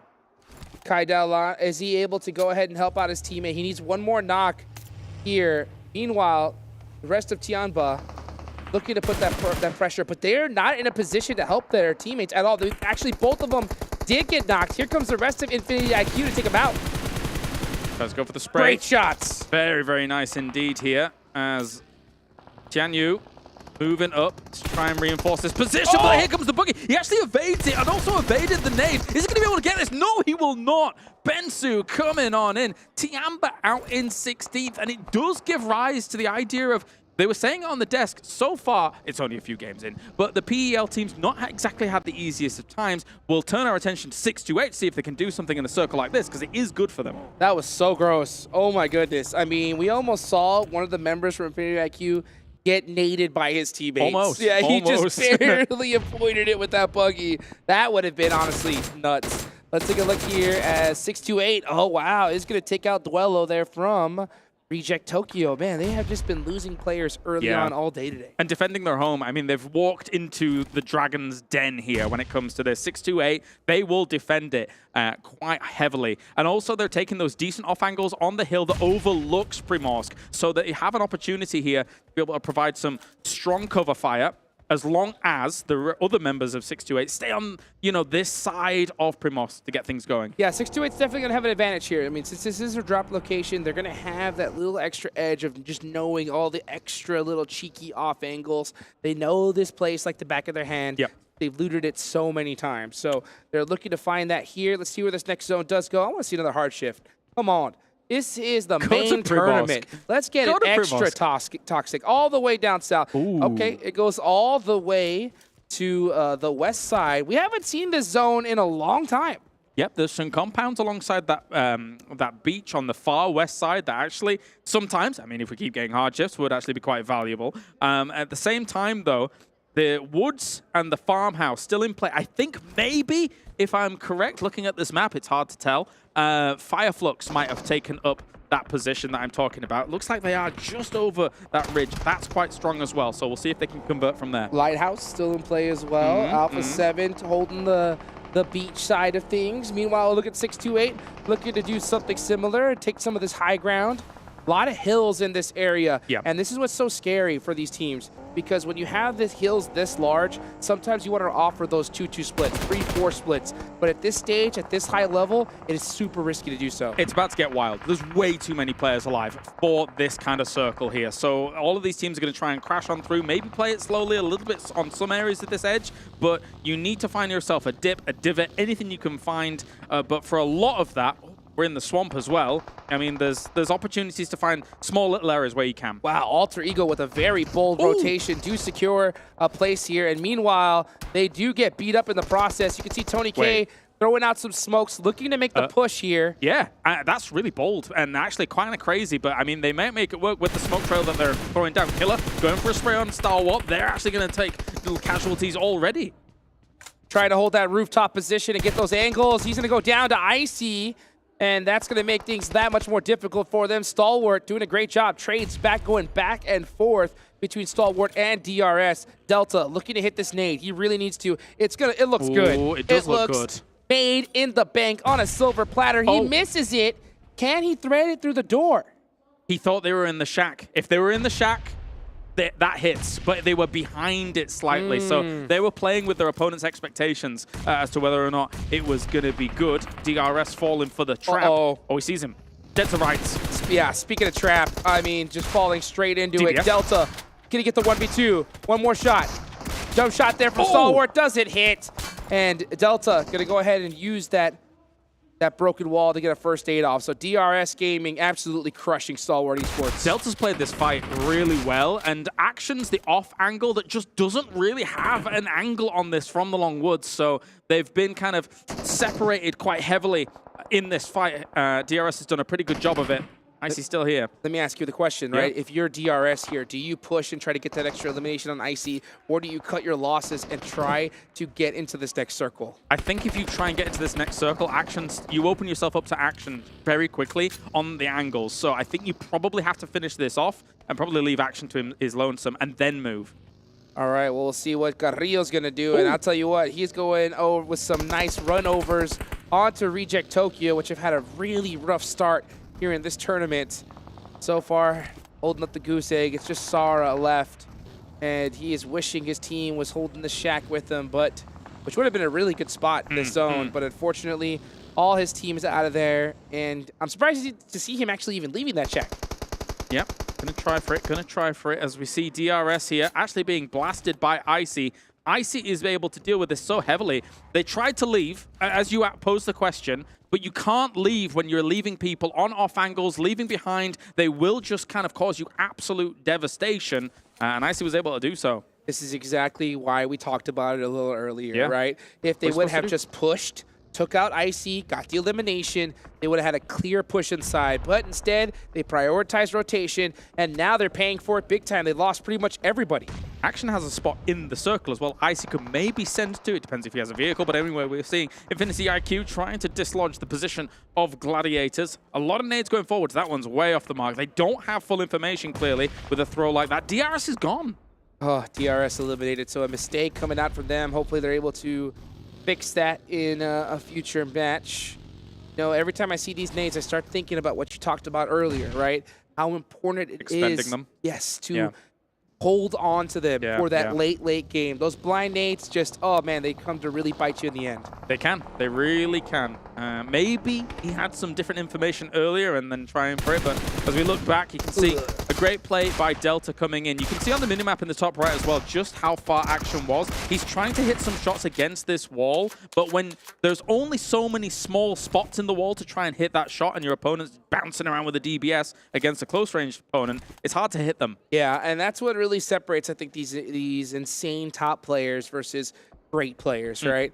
The ability to find that beautiful off angle that's able to support your teammate no matter what. Sometimes you can find a decent one, but if they're behind a broken wall like that, there's not really anything you can do. So, yeah, I think that he maybe figured that he had his teammate covered, but wasn't able to do so. So that's kind of tough. Let's see where this next zone's going to go, though. 1 minute left on the clock. We got a little bit of a standstill. This is the calm before the storm. Oh, yeah, definitely is. Icy's trying to thread the needle all the way through GK to get to Action.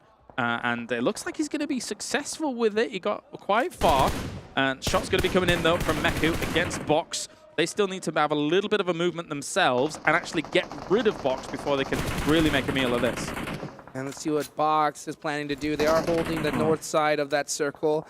They do have that entire road up ahead of them. A lot of different checkpoints that they can go to in order to do that. But they got to leapfrog. They got to cover each other and push little by little. Meanwhile, you got Gladiators, Kitsune on the other side of the north here with the rest of his team. Buggy's on fire. Gonna have to make a push, most likely into Infinity IQ in the next few seconds. Where are we going? If Fireflux gets this on their compound, I swear. That farm compound is so strong. The only vulnerability it has really is actually where Infinity IQ is, as the circle's about to pop. See where it goes. Are we gonna see it head on over to? Oh, it's in. It's pretty dead center here, so Fireflux not gonna move a muscle for now. Meanwhile, Vampire finding that center position along with Alter Ego. So they are looking to just kind of share those compounds and just wait it out. Very, very strong decision from both these teams. Alongside the swamp, those two can see one another, and they've not. Vampire really wanted to push and get rid of them earlier on, but they didn't do so whilst that Stalwart fight was going on. You see Twisted Minds here down south trying to get rid of 628. They, unfortunately for them, with a circle like this, which I would consider a decent circle for their drop spot, have been kind of slow on the uptake down at the south and haven't been able to really get much going there. No, you could see an off angle from Sunan on 628 on the west side of the map. So you could see them just trying to hunt down a position, but at a certain point, they're going to have to make the push, just like we saw Dplus KIA do, but Satan was just waiting for him. Yeah, very, very scary. 628 might try and just barrel into the position of Twisted Minds, but likewise, I think Alpha7 is also thinking to make a move now. So there's one really important location here that I need to talk about, which is technically, yes, Fireflux's compound's really good, but the most important part about their compound is having people also above it perched, so you don't allow teams to get a high ground overlook on you. That's why we're seeing some of them, like Soul K and Solus, take that spot. But here comes a fight. Here comes a battle here as we're starting to see 628 desperately trying to find a position in the zone. They're going to have to do it the hard way. They're going to have to push up onto Twisted Mind. Here we go, Esteez. I think he accidentally ran into that tree, but was able to get away for the time being. He did get a lot of information for his team. I think they realized that Twisted Mind is hurt, so I'm not surprised if we see them push this. Yep, here they come. Goes for an 8. Both teams charging it up. Good to go. He was already able to hit a little bit on them. And at the same time, trying their best here is Gladiators against Box. It's a very slow fight down towards the bottom. Rejects goes down, though. Yeah, Reject Tokyo eliminated. That's still 12 teams remaining. We transfer on over to this battle. We're going to watch Box Gaming throw some smokes here. Getting prepared for a push that we'll see probably in the next 3 or 4 minutes. I'm really interested to see this fight, though. Here we go. Easy, holding the shack down with that DBS. The angle's coming in, though, from Zing. He's going to hit these shots eventually, though. Yep, here they go. Molly comes up from Easy. Very well executed from 628. Yeah, forces him out with the burn, and Roll Kiss here in the distance as well. They know where he is. He's also being shot from a Mafioso. There, Alpha7 is rocking up on this fight. They could clear out 628. Alpha7 had their ears all the way up. They heard that third party, and all it took was a nade to finish that off. And Alpha7, with some beautiful timing, clear out the entire south side of the circle. Opportunistic. Love it. This is a great move from them to be able to get themselves well on the board. Meanwhile, still Gladiators and Box holding each other dead to rights up at the top. You can't move that much into those fields, because if you do as both of these teams, you'll find yourself in lines of sight of Fireflux, in lines of sight of potentially some of the Vampires members as well. They're going to try and make the move a little bit forwards, keep their cars in the circle as time goes on. But it's a ticking time bomb. I don't know how they solve this without opening themselves up to a lot of the lobby. You have to make a commitment at a certain point. I think they have to just go ahead and go over that hill with that UAS and commit on Gladiators. But at the same time, I think they want to see some teams go out first to possibly secure themselves at least a couple of placement points. Next 2 teams to go out, Kalaris, goose egg in placement points. Rough stuff here. GK looking over towards Falcon as well. Gets the pixels of just ahead bobbing about. Goes for some shots. Doesn't quite hit things, but Falcon has got some fear in him here. Falcons looking to... Big commit. Yes, huge commitment here from GK. They're going to be making that full send on into this next circle. Most likely looking to push the Falcons. Meanwhile, Vampire up onto Box, battling it out as Box tried to make that send. They lose a couple players with that blind rotation. Yeah, it's a bold move, Cotton, and it's not really going to work out for a Box. I mean, they go ahead of Gladiators, hoping that this little lip is going to work out for them, but they were completely shut down. And again, it was Vampires that actually were able to get some of those winning shots on them, as GK once again spraying violently at Falcons. One team has to come in from this angle. Which one's it going to be? Ragnar just doing some blind shots through the smoke, and does connect, and I believe that is Team Falcons out of there. GK, some great shots coming in here, just understanding there's only a few spots that their opponents could be in.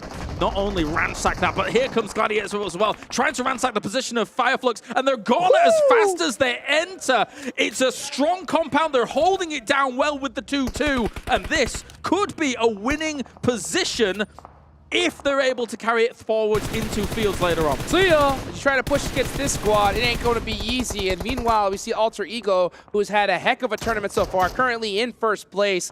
just happy to share this with Vampire. They say, nah, you guys look on this side, we'll look on this one, and we'll meet each other in the late game. These guys are doing a great job of holding this down. That late game might come soon, man. I mean, with Alter Ego's compound slowly being pushed out here, it might come soon. We've got Soulcate as well, taking some shots, has to fall on back. The one thing that's great about this compound is you can just sit in between the compound and some of that terrain, and look at that. I mean, Alter Ego, I don't know. There's no way to be able to survive this. Yeah, that zone popping off of them. Now the sharing the rent agreement has expired. Yes, so we were evicted. Vampire has served them their eviction notice and is making a pay. Meanwhile, Octa says, nah, I made some payments earlier on. I want a piece of this action. He's gonna throw some smokes, looking to press up here. He's come back to pick up some of his belongings. Yes, he is. That's right. Yes, he has. He says, I left some stuff here. You have to let me back in. Rosemary saying the same thing, saying, nah, we were roommates. Come on. This is going far. Give us the keys. Give us the keys. But Vampire, cease and desist delivered. And there may be a cease and desist from Soulcate for a second. No, he's not going to take those shots. Ducks on behind. Rosemary's not willing to take the shot, the long-range shot from across. Probably could have finished him, to be honest, or at least knocked him, I should say. Yeah. But Solus still trying to hold this lip. As I say, this is the one vulnerability that this compound has. They don't have anybody on that side. They're going to be very concerned about how Alpha7 is moving. Are they going to move hard west into them is the question. Oh, Octa getting one.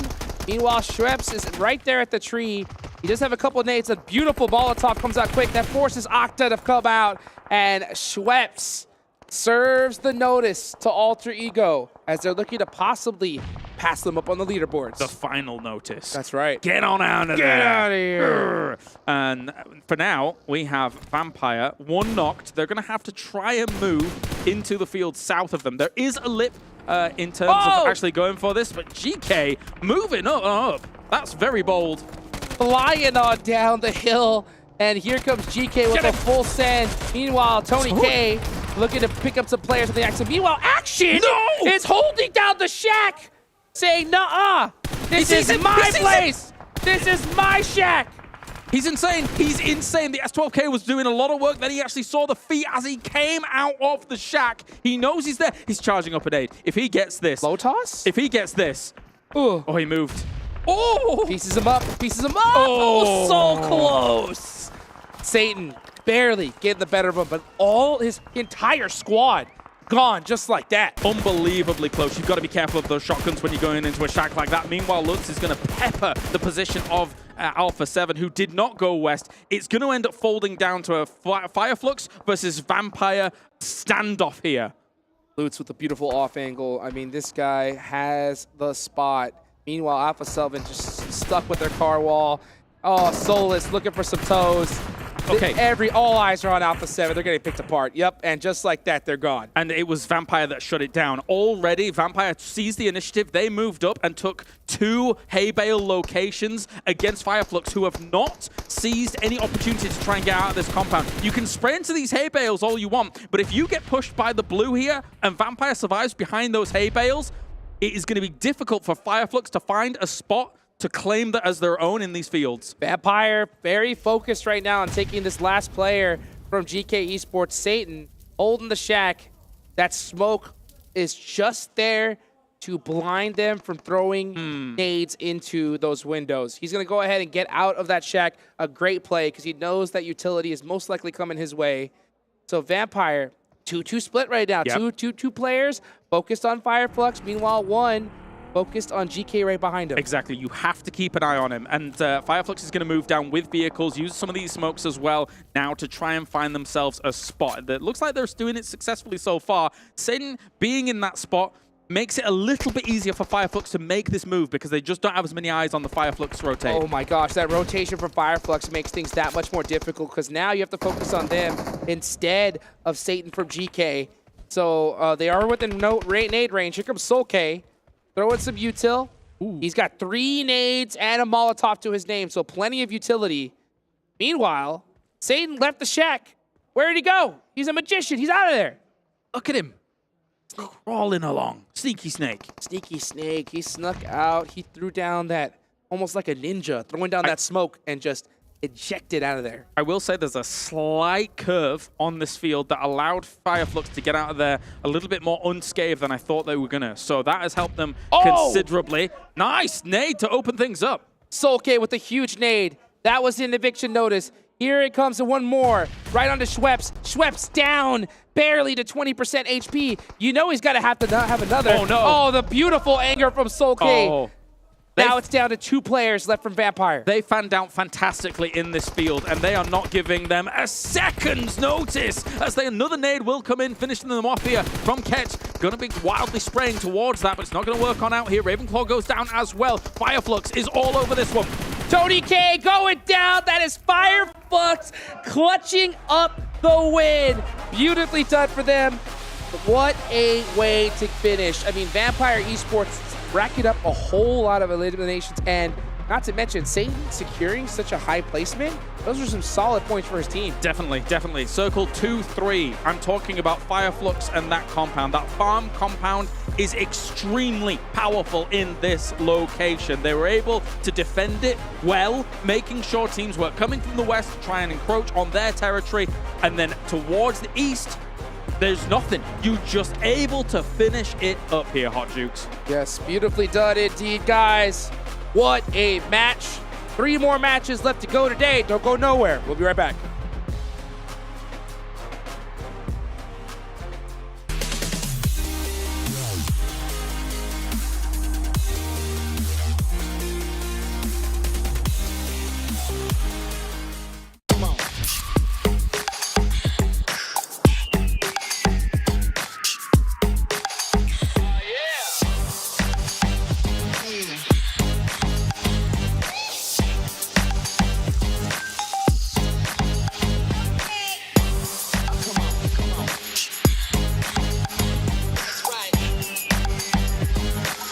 All new Honor Magic 5 Pro. Freeze even fleeting emotions in just milliseconds. Take marvelous night shots with lightning-fast exposure. The display reveals more details in bright areas with an astonishingly long battery life that just keeps going. The latest flagship chipset brings you exceptional performance. Unleash the power of magic. Honor Magic 5 Pro. Open your eyes. When you look into my eyes, tell me what do you see? Tonight I'm gonna show you the wonders of the mall. I got nothing to lose. I got nothing to lose. I need warriors. So is this what you want to be? You wanna walk? Show me what's up, then. Now we ready to bust in. Take everything. Leave them with nothing.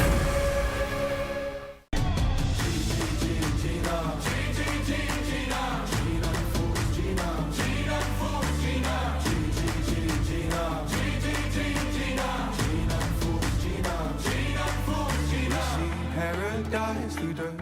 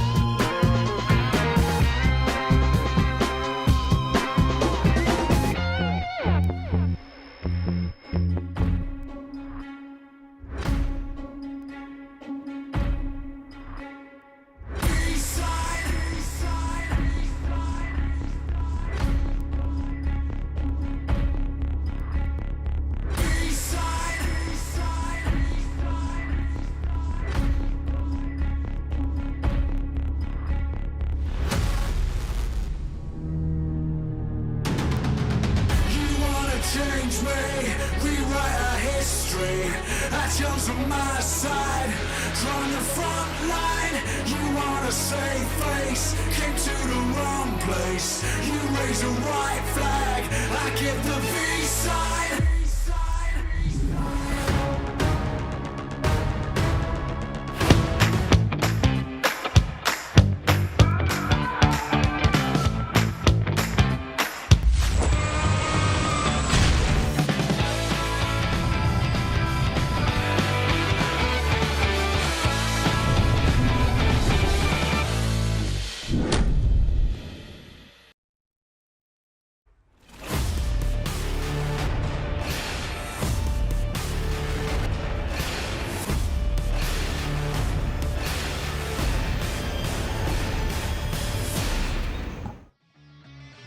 Let's go Fire Flux as they take themselves a victory here in our third match of the day, but that does mean we have 3 more to go. But before we can get into this one, I got to give a big shout out here to one of our sponsors, Honor Magic 5 Pro, powered by Snapdragon 8 Gen 2 and Honor self-developed GPU Turbo X.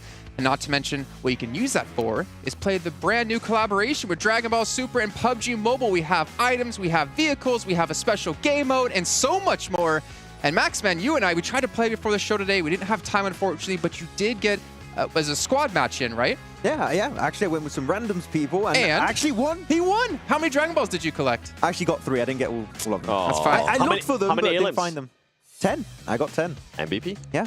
Bot game. Didn't want to say that, Jason. I didn't want to say that. But yes, that's fine. That's fine. It happens. But you know what? I'm excited to play it when we're done with the show, or maybe tomorrow before rehearsals we can get it in. But we also have a special thing for you to enjoy, for you at home to enjoy, for myself as well to enjoy. And if I'm not mistaken, it's a special survey we did with all the players here at PMWI. This is players only doing their answers. And we asked them questions like, who do they think the best player is at PMWI? And also, who do you think is going to win PMWI? And currently, the votes, as you can see there, they have Alpha7, Stalwart, and S2G as potentially winning, but unfortunately, didn't work out for them. They did not make it through. But Alpha7, that's interesting. It is, because, I mean, wait, hold up a second. What's this one say? Best looking player? PMWI players? Well, if Paraboy was here, we know Paraboy would be there. They got that PMWI riz. Honestly, I respect that list right there. I'm sure a lot of people out there do. Let's see. I agree with the Tixie supremacy. Yes. What's our third one? We asked them a ton of questions here, and I'm curious, what was our third question asked? And it is, which 4 players would you choose to make a super team? We've got Revo in there, makes sense. Tony K, of course, with how he's been playing. Top in action. I feel like Maxman got in the back and actually changed some results here. I made 10,000 accounts. I made 10,000 accounts. That's a pretty strong team, to be fair. Yeah, you can't separate top and action. If you pick one, you got to get the other. Right. Yeah. You're going to have some synergy from the get-go. That's like you go to like play, on the basketball court to play, and you choose like the older brother who's really tall, and of course, he's not going to ditch his younger brother. What are you pointing at me? I'm not the tall one. I don't know. He's like the older On brother that that's really box, tall. I mean, I actually. am older, but I'm not tall. Stone cold face right away. Well, it was also Stone Cold Fire Flux at the very end there as they close things out up against Vampire. They get themselves 17 much-needed points. But Vampire starting to run away with this one yet again. 19 points for themselves, and GK, I'm going to point out, they had 5 points going into this match. They over triple it, getting 17. And they eliminated another team here, Jason. Oh, they did. Yeah. We have been keeping a track record here, Maxman. Who's that team? The poor guys, Dplus KIA, once again. Forest, but not in the good way. We've had 3 matches, and these 2 teams have eliminated each other every single time. Currently, GK's winning 2-1. And it's always 4-0 too. It's always one squad completely wiped away, and the other team just completely outliving the other. 4 players alive, 4 easy points coming their way. But GK currently, 2-1 currently, but they should just stay away from each other. If they come on, get past the start of the match here, guys. The thing is, it wasn't even the drop. They just rotated after like 2 full phases. So like the odds of that happening are super slim, and it just keeps happening. I mean, are they super slim considering that they keep kind of hot dropping on each other? Maybe they are just so used to having those paths that they don't want to change them, and they're just gonna keep on running into each other. Maybe. I mean, it was not a very obvious circle, so like there were different entry points, but the fact it was them again is like pretty funny. I like it. Yeah.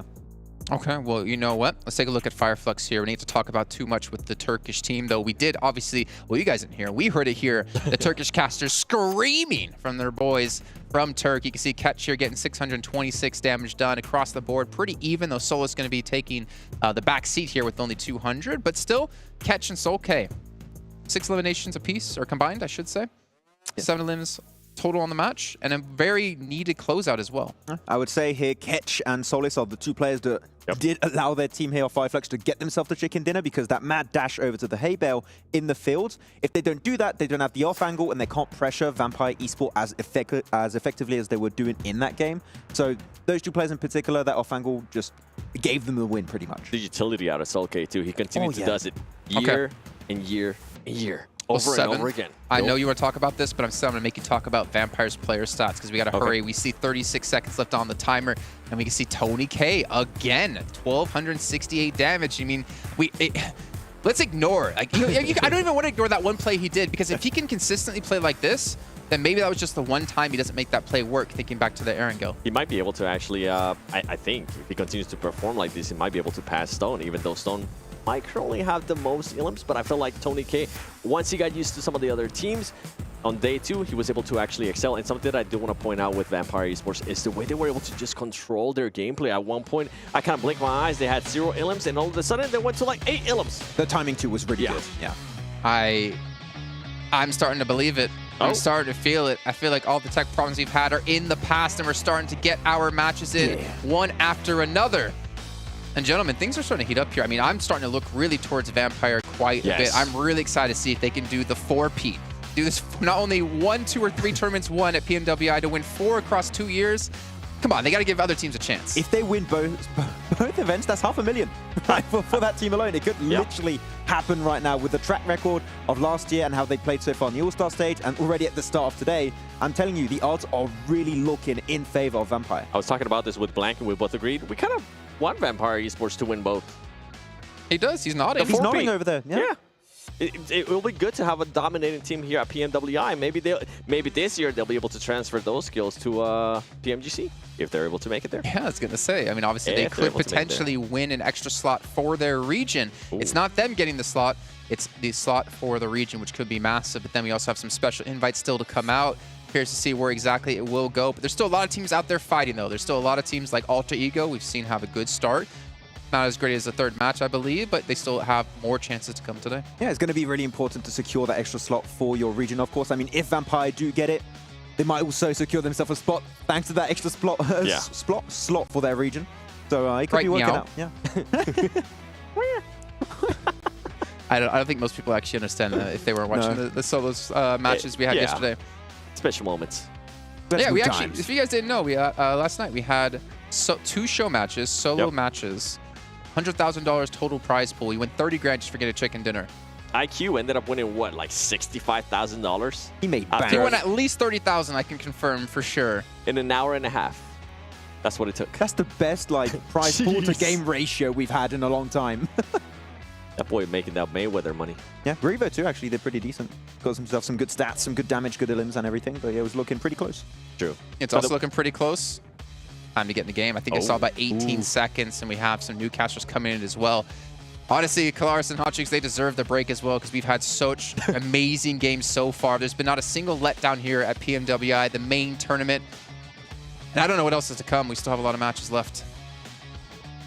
I want to continue to see good performances out of Vampire Esports, actually. I want to see Alpha7. Oh, because we were gonna go into some of their stats, but you know what? We don't have time for it. So we're gonna head into the match with Jana and Blank to kick off our final Erangel of the day. Flux pick up a finish in the fields over on the Erangel we just witnessed. Turkey obviously very happy about that one, but Vampire still very, very close behind on their performance that match and have done so much so far this tournament. Blank, we're heading from North George down to Novo.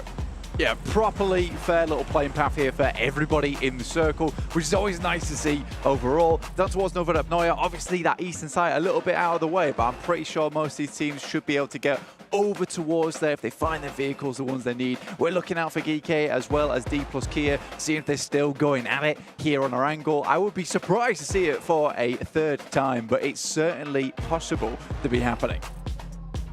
Main path just about halfway through. Alpha7 out early, taken North George from the Gladiators. They had a little bit of argy-bargy there over in the All-Stars.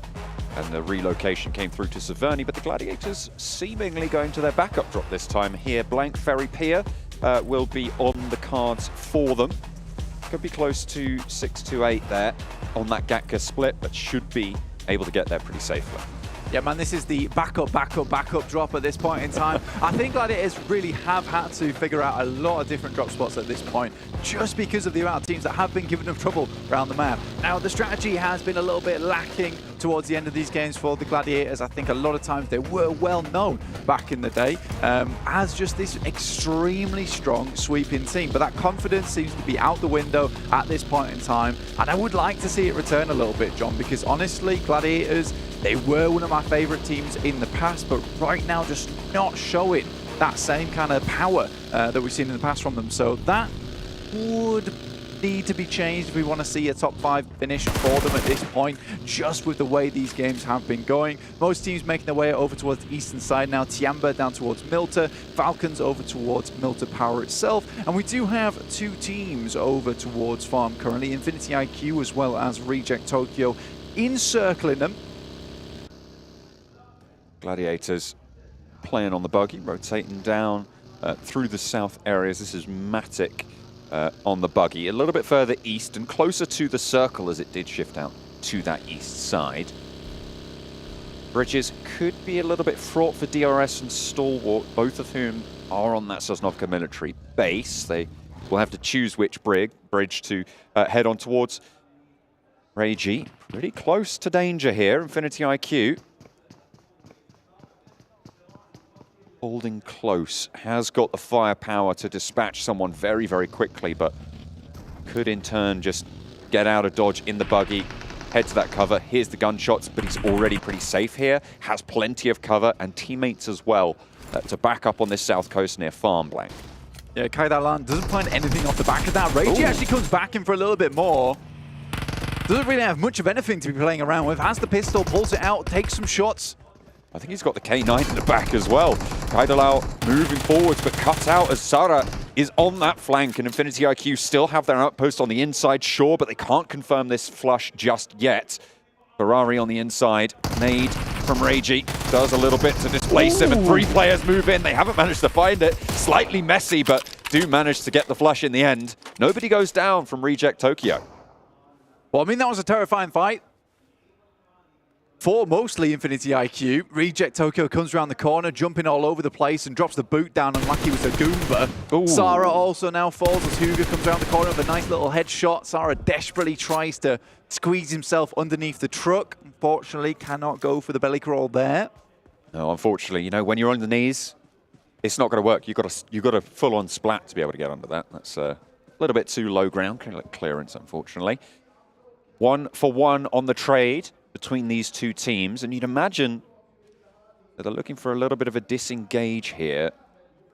Infinity IQ obviously already having a player knocked means it will be 2 for 1 overall once this bleed out goes through. Reject Tokyo losing a player on the south side, an important piece of ground as well to control a lot of those rotations coming in from the west. Yeah, man, it's an interesting play from Sara. I don't think it was a necessary one, to say the least. I'm pretty sure he did get caught on the burnt out UAZ at the end of the day. Kaudalan does fall, finally bleeds out there. Bensu and Hugo are off in the distance. Bensu really has made up the majority of Infinity IQ at the moment. He is the powerhouse on the team.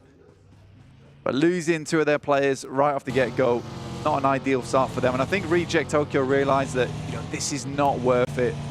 Most likely will need to start getting some loot on board.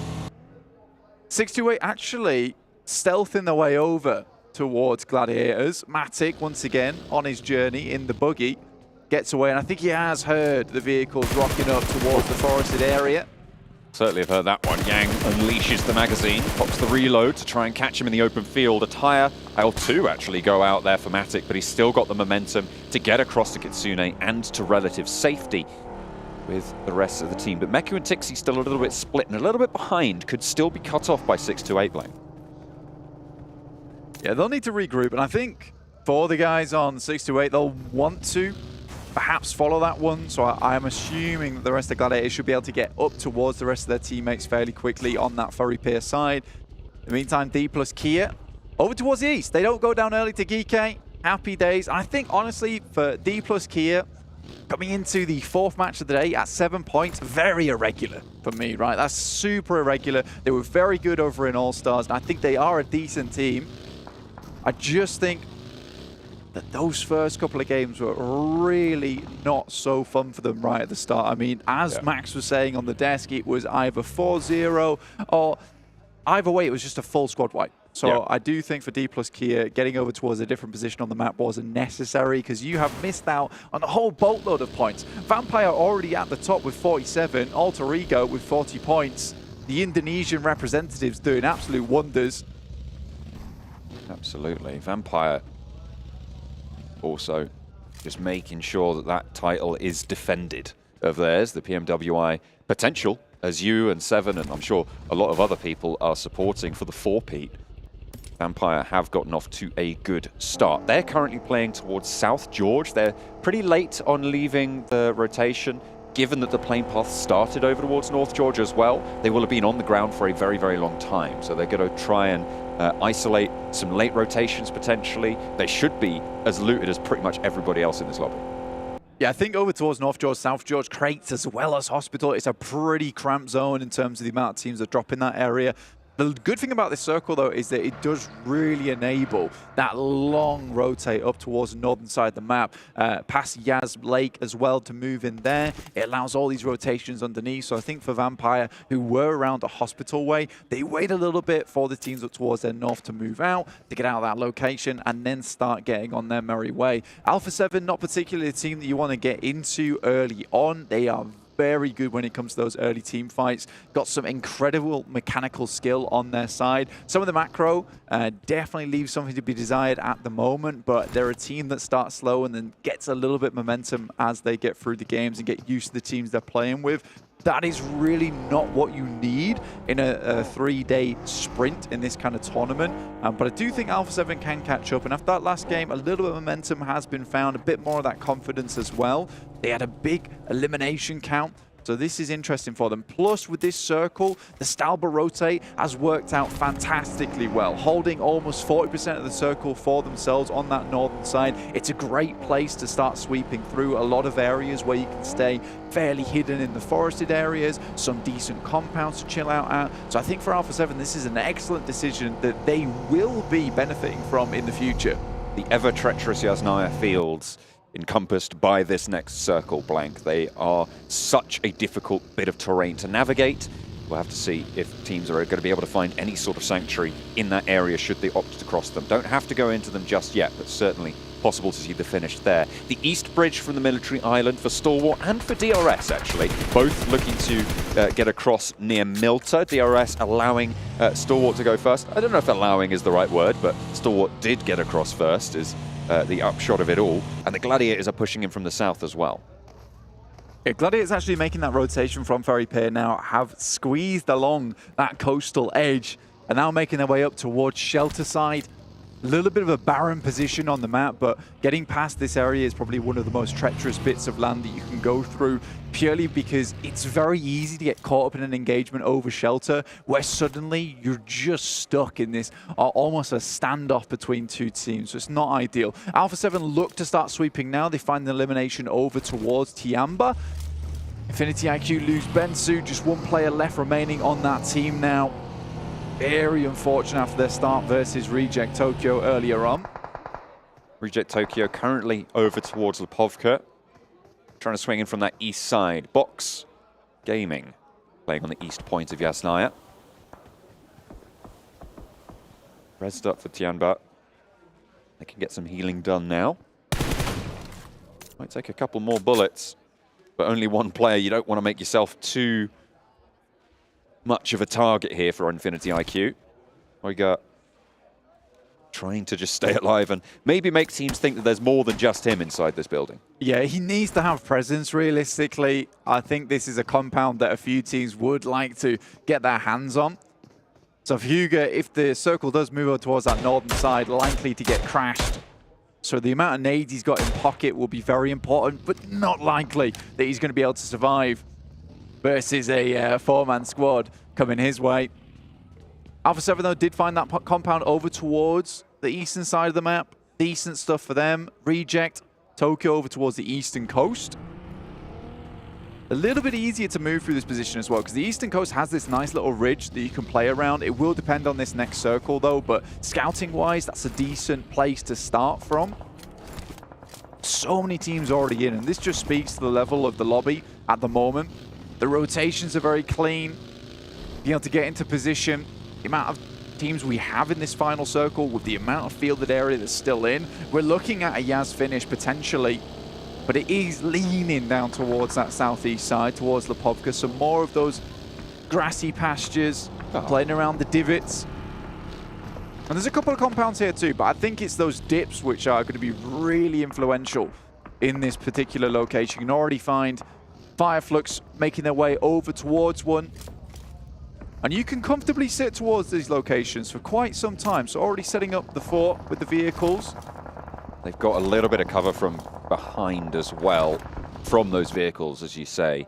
They can use those ridge lines to their advantage. Gladiators parallel to DRS, who, as we were talking about before, had to leave that military island on the east side. Stalwart have managed to get ahead of this rotation, and they are starting to push through. In the meantime, Vampire are taking a beating over on the western edge near the Az field, but Gladiators seemingly getting away with this rotation, and DRS are going to be behind them now.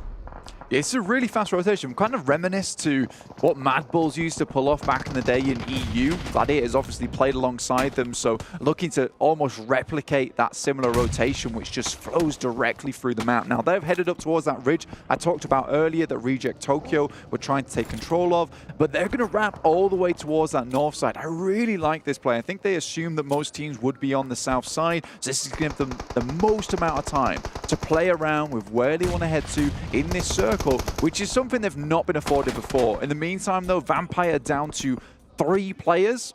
They did get a huge wipe on a team on Twisted Minds, but instantaneously, the teams that came in for these third parties, including 628.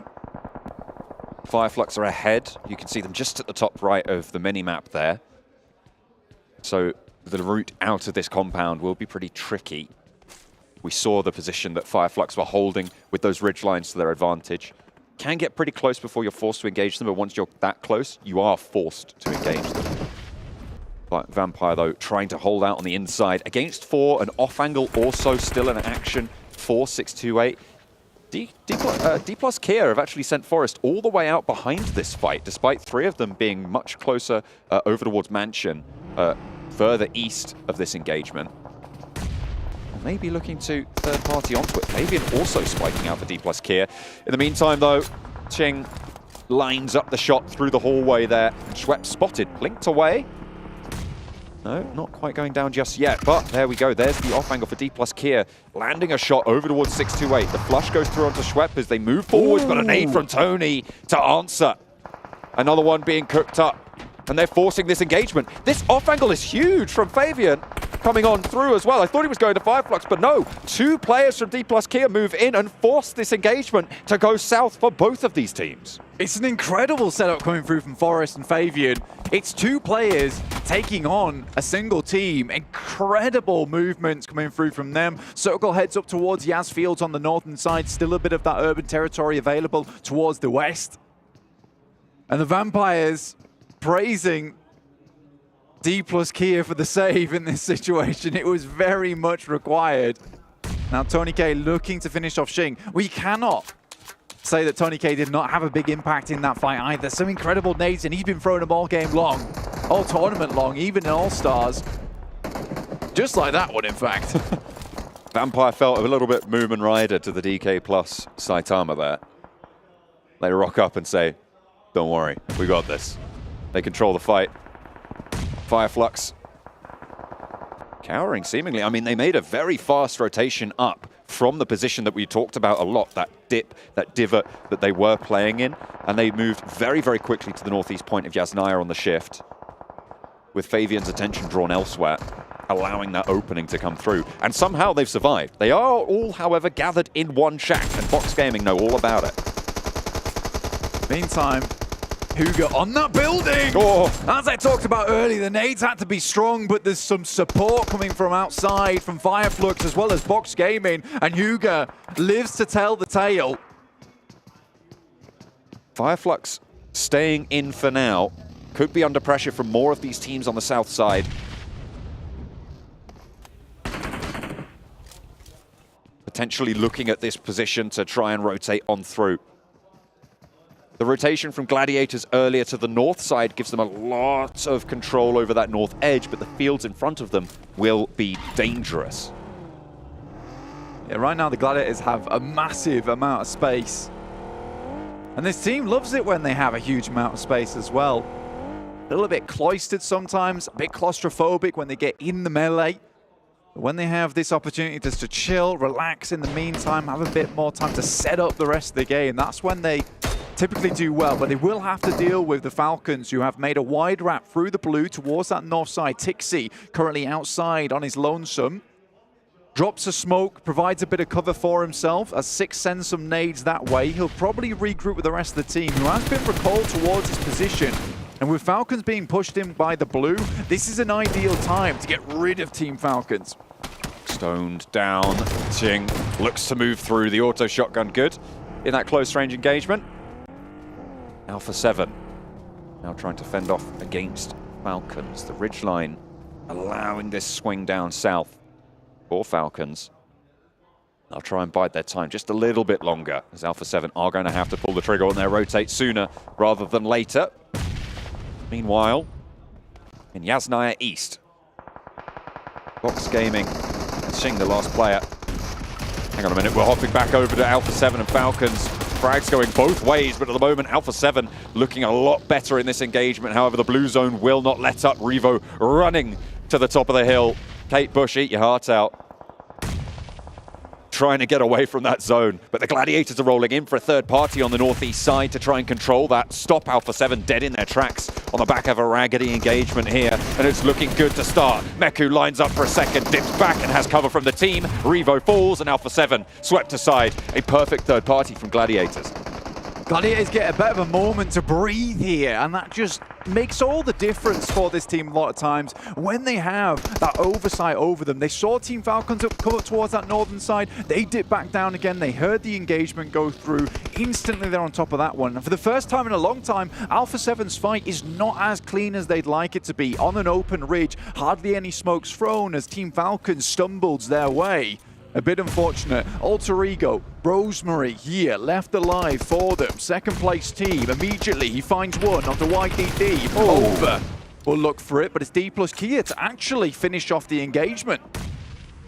Damage done, but that is Alter Ego eliminated. Luckily for Vampire, I should say, as they were sat pretty close behind, but they stay that gap. Fireflux, though, with that gap to close, they managed to make that cross nice and early, and they are now reaping the rewards for doing so. With only Box Gaming really quite close by, Tiamba moving in with the remnants, the dribs and drabs. 3 players are alive, but they're not playing together right now, and they're struggling to get across these hills. It's funny to me that Huga from Infinity IQ has been able to hold on to this building for so long. Really good nades. There's guard dogs around them as well, keeping him nice and safe. So this is beautiful stuff. STE, Stalwart were not able to get on towards that building. Now Kike is sending some scouts up towards that northern side, towards Gladiators. They find over from Tiamba, that's down towards the south. And they're just picking off players one by one. Stage 5, 24 players remaining in 7 teams. This is very, very unusual for our usual Arangles here. Dplus KIA looking to get some more points back on the board. We said they were down towards the bottom of the lobby, but it's not where they belong. And they know that too as they start to unleash a lot of damage over towards these teams.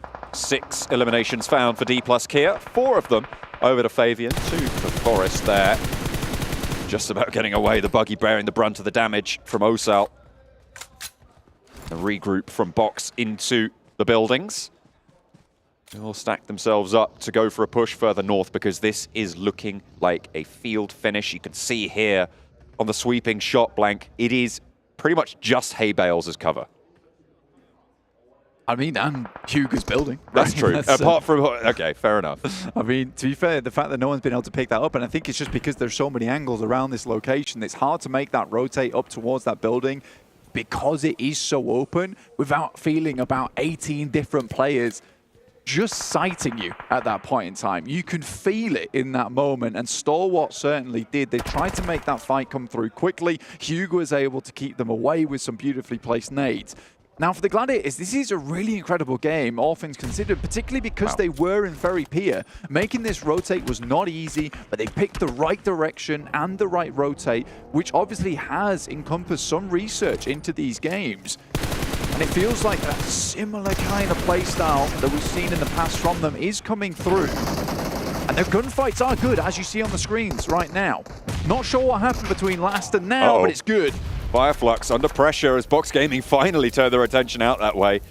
They've stayed in the shadow for too long, and they will fight there no longer. Box Gaming take them down, seemingly without too much effort. To be fair, they were all in one building in a very nadeable position, so you got to feel it was a little bit of a ticking time bomb. Yeah, I think for the guys on Fireflux, just really not paying attention to what was going on from Box Gaming. They dropped some smokes, were able to walk all the way up towards that location. Really well done. Nades in through the window. You saw them all just inside this building as well. So nadeable. Now, Dplus KIA rocking up on that building that they caused such hell towards Stalwart on earlier. And Hugo's instantly down, and they might just be able to take advantage of this, but Box and Duck, he's taking shots up there. Almost guaranteed that Fabian goes down. Play on this cover and try and get these reses. If there's a stabilization opportunity for Dplus KIA, they are going to have a strong time, but this roll-up from Box Gaming is super heads up. They managed to find their feet and run straight on in, but GK aren't going to allow them to just get this for free. The nades through Find Forest, and now just one player left standing for Dplus KIA. Saden in the corner with the DBS, but he's not even going to get the opportunity. The chance denied. Dplus KIA swept aside as Gladiators chime in as well. A potential third party, but Box Gaming are just too healthy as well. Kitsune sends a nade down that way, but it's Ragnar to start things off strong for him. Tixie's looking for another nade as the smokes are all unleashed. Keeping this position shrouded by the clouds of smoke.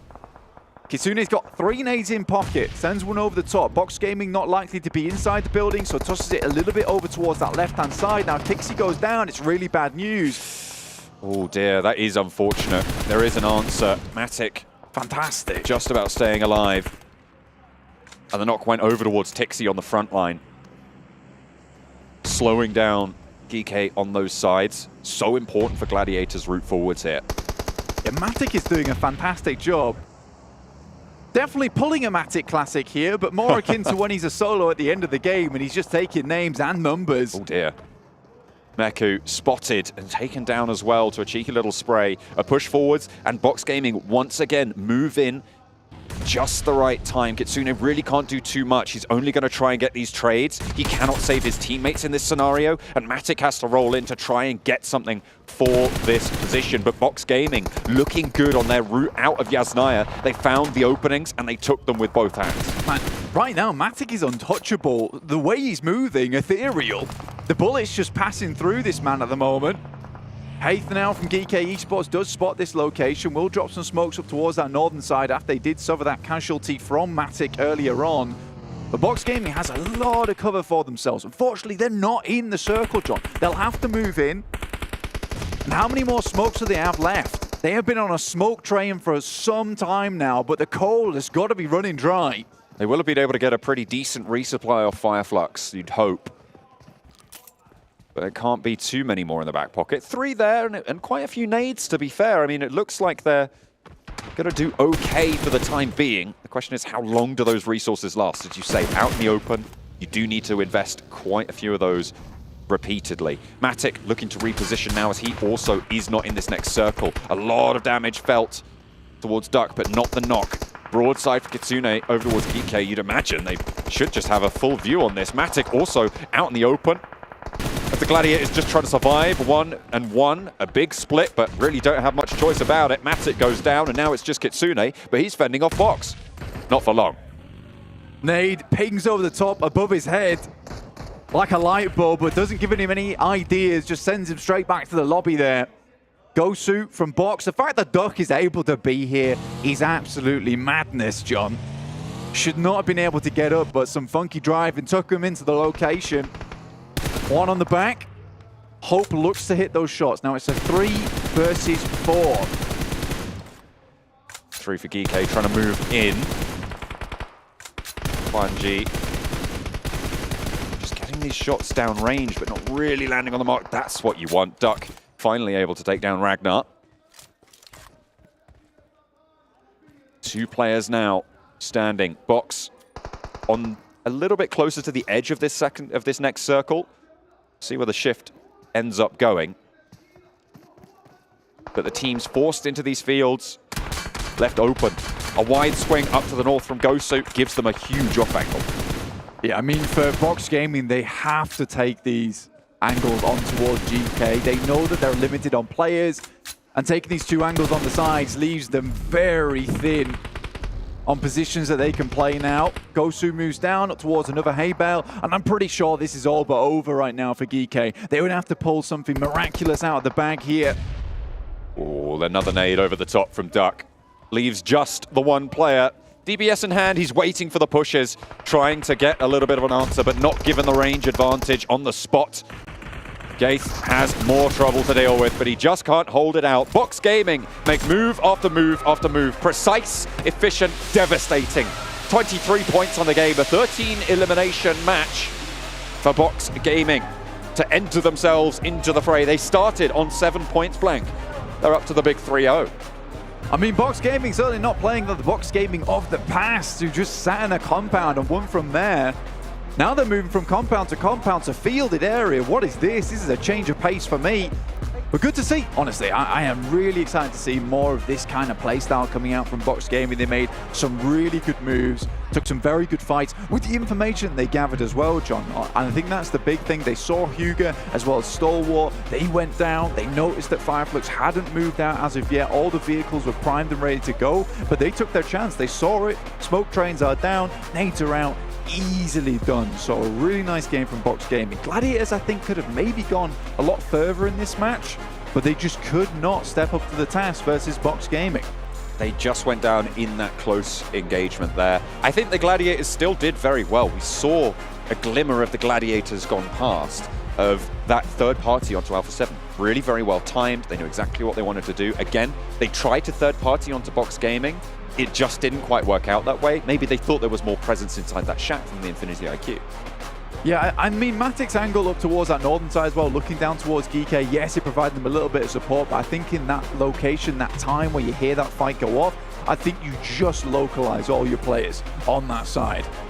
Yeah, it was just a little bit too lackluster. Didn't have the pressure to keep Box Gaming in the box. And instead, it was Box Gaming to be able to take it home in the Yasnaya Northeast Fields. Fantastic chicken dinner for Box Gaming. Let's head back over to the desk.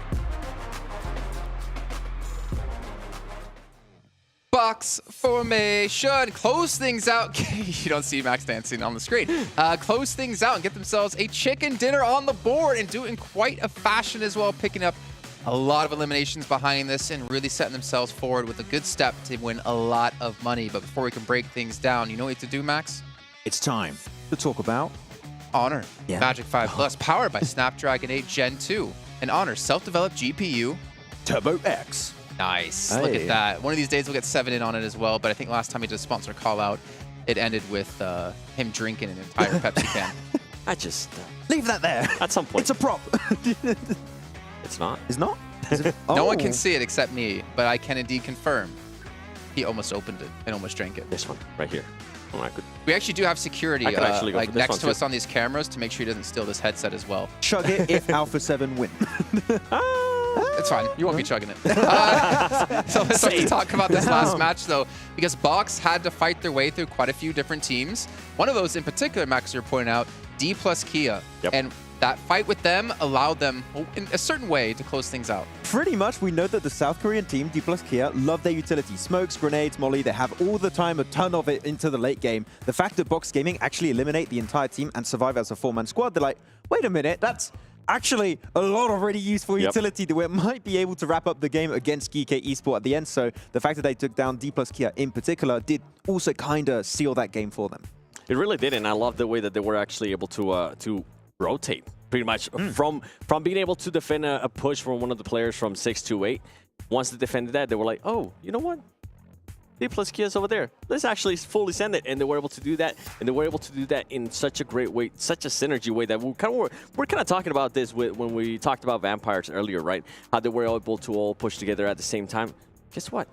Box Gaming was able to do just that in that last game, and we were able to see the performance out of it. Yeah, I'm not going to lie, a team that entering this event, I was having them a little bit under the radar, not sure what to really expect on a PMWI stage, but out with an absolute bang here on this game in particular. And Flux, one of the most aggressive teams, with all the smokes that were like, what the hell is happening over here? Couldn't leave the building. Then nades and mollies just pretty much ended the fight instantly. Yeah, and I also like the push that they ended up doing on GG. Once they got those 2 knocks, they were like, you know what? Let's fully send it over there too. They got rid of them very quickly. And Maddox like, I'm out of here. I'm gonna go away. He was already out of there. He's always out of there.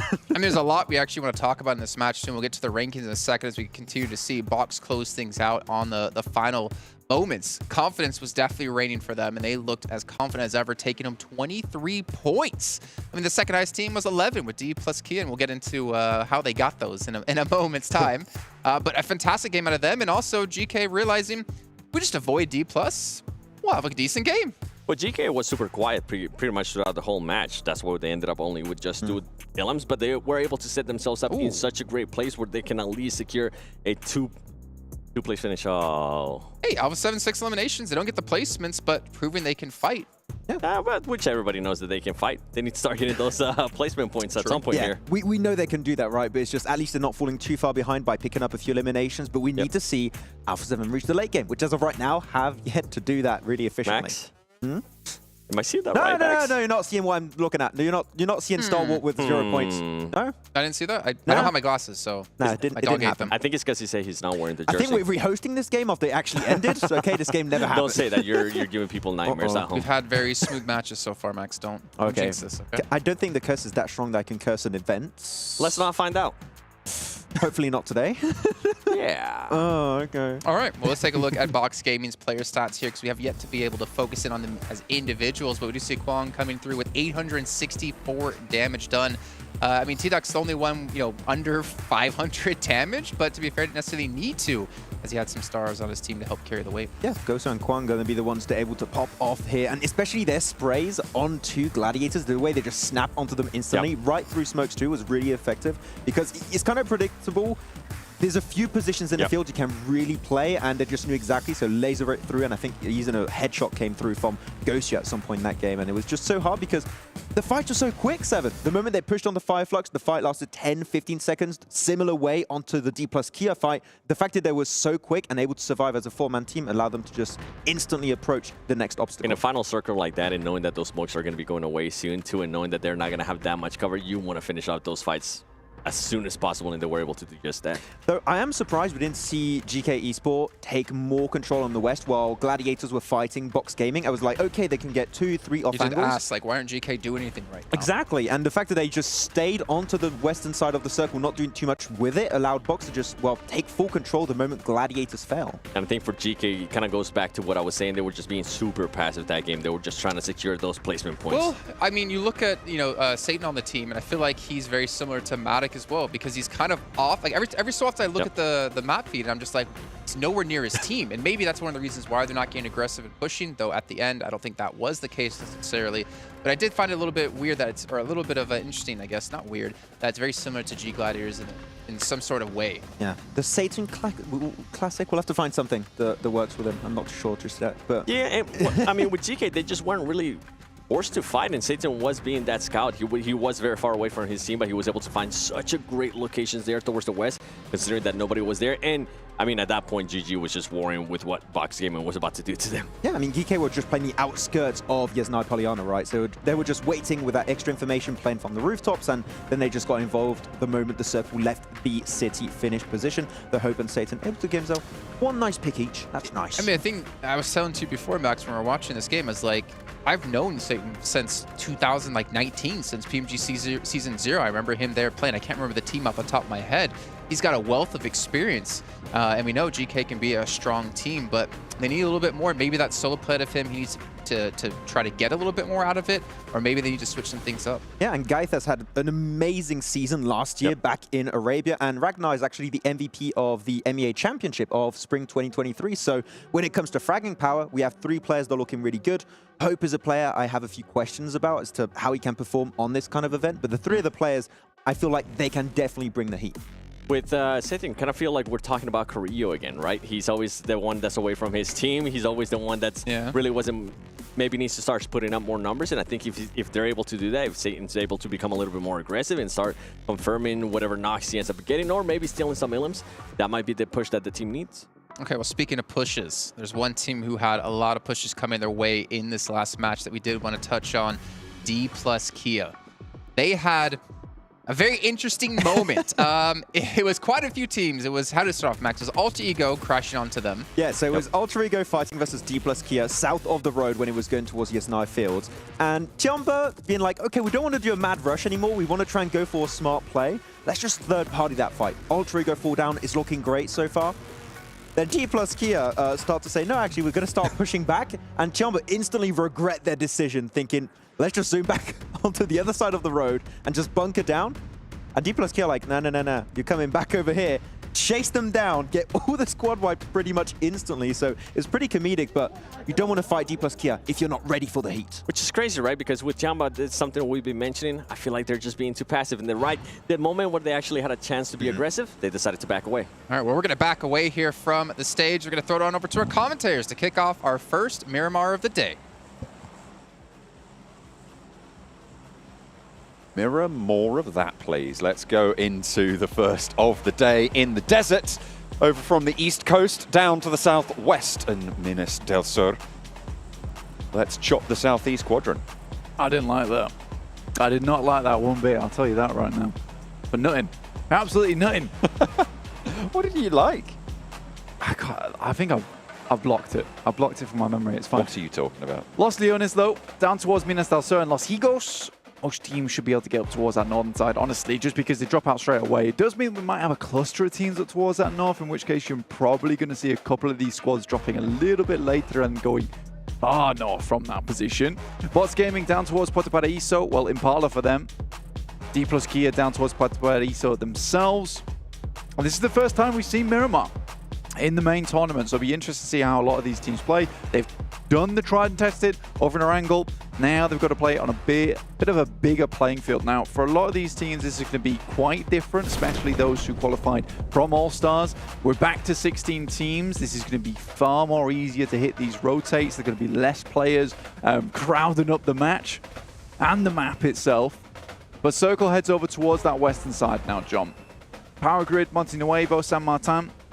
A lot of high ground to be played around with here. I'm looking for the rest of Alpha7 because I've spotted 2 of them on the northeast side.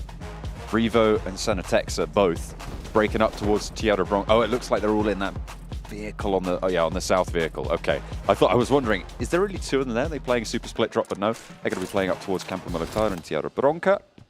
Picardo, looks like that's going to be GK's for the time being. Reject Tokyo playing Los Leones on a bigger split. And that south side, Gladiators. Split position there. Miramar, very much more common to see these split drops on non-large POIs.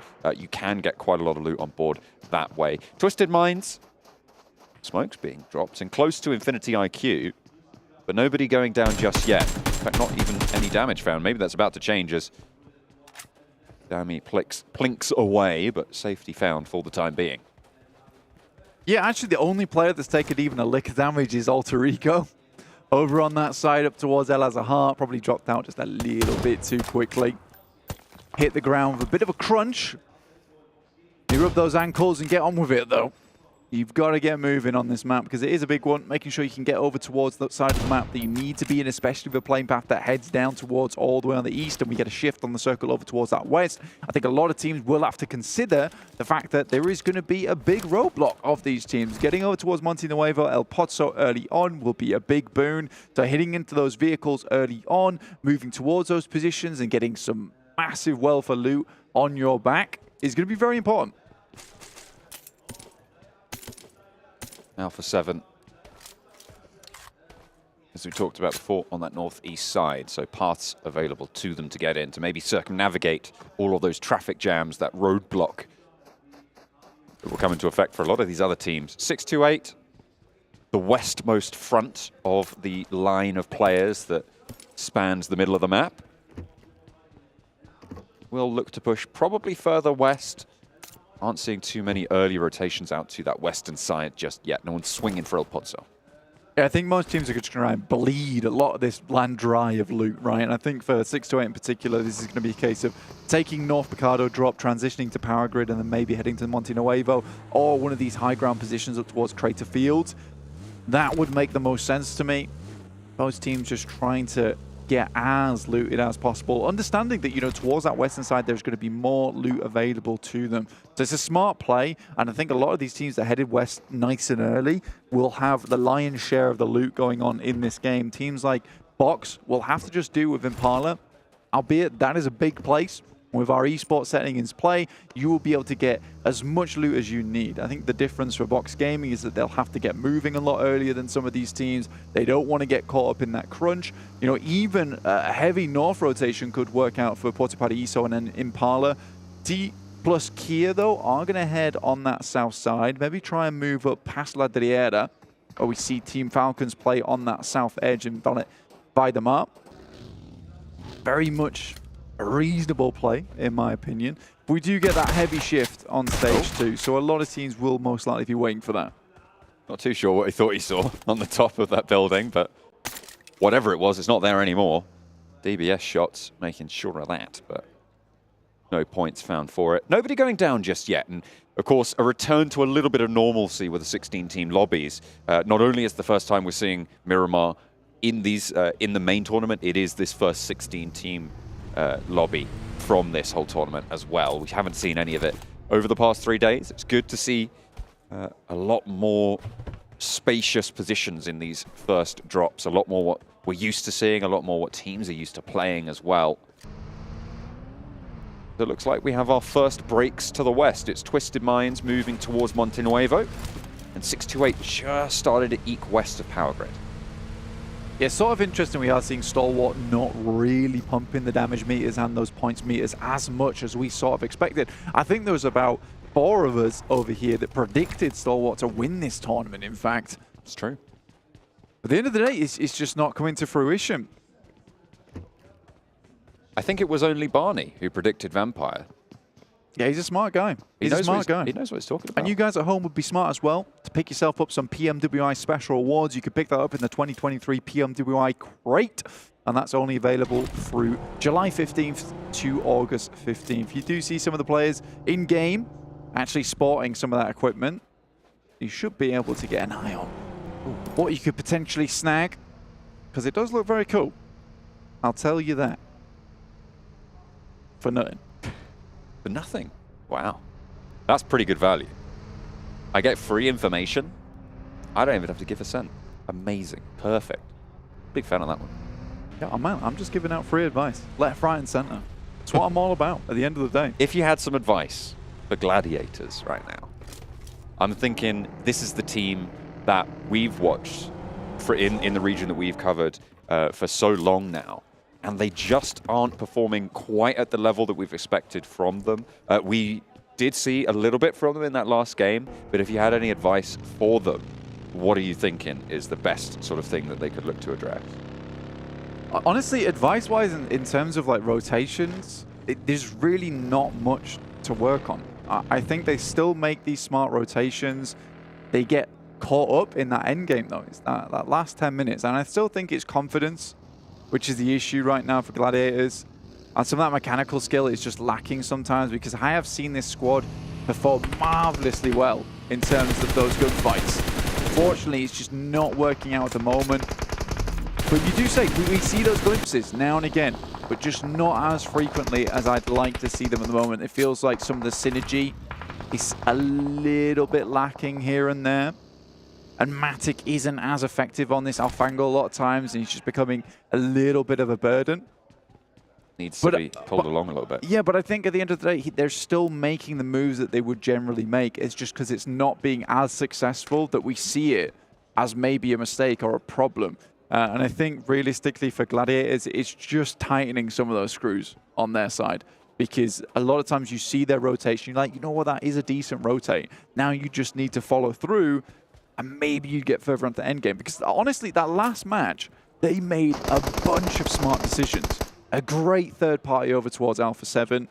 And that end game, again, just a little bit lost between figuring out whether they should be fighting GK, holding them off, or should we be fully focusing down on towards Box. And I think it's because they've got so many ideas in their head, because they're very aware of what's going in the lobby, that it leads to a little bit of indecision. So I want to see, you know, Gladiators just look a little bit more decisive, a bit more confident, and that would change a lot of things. Because honestly, at this point in time, I don't think even I'm qualified to give them much advice.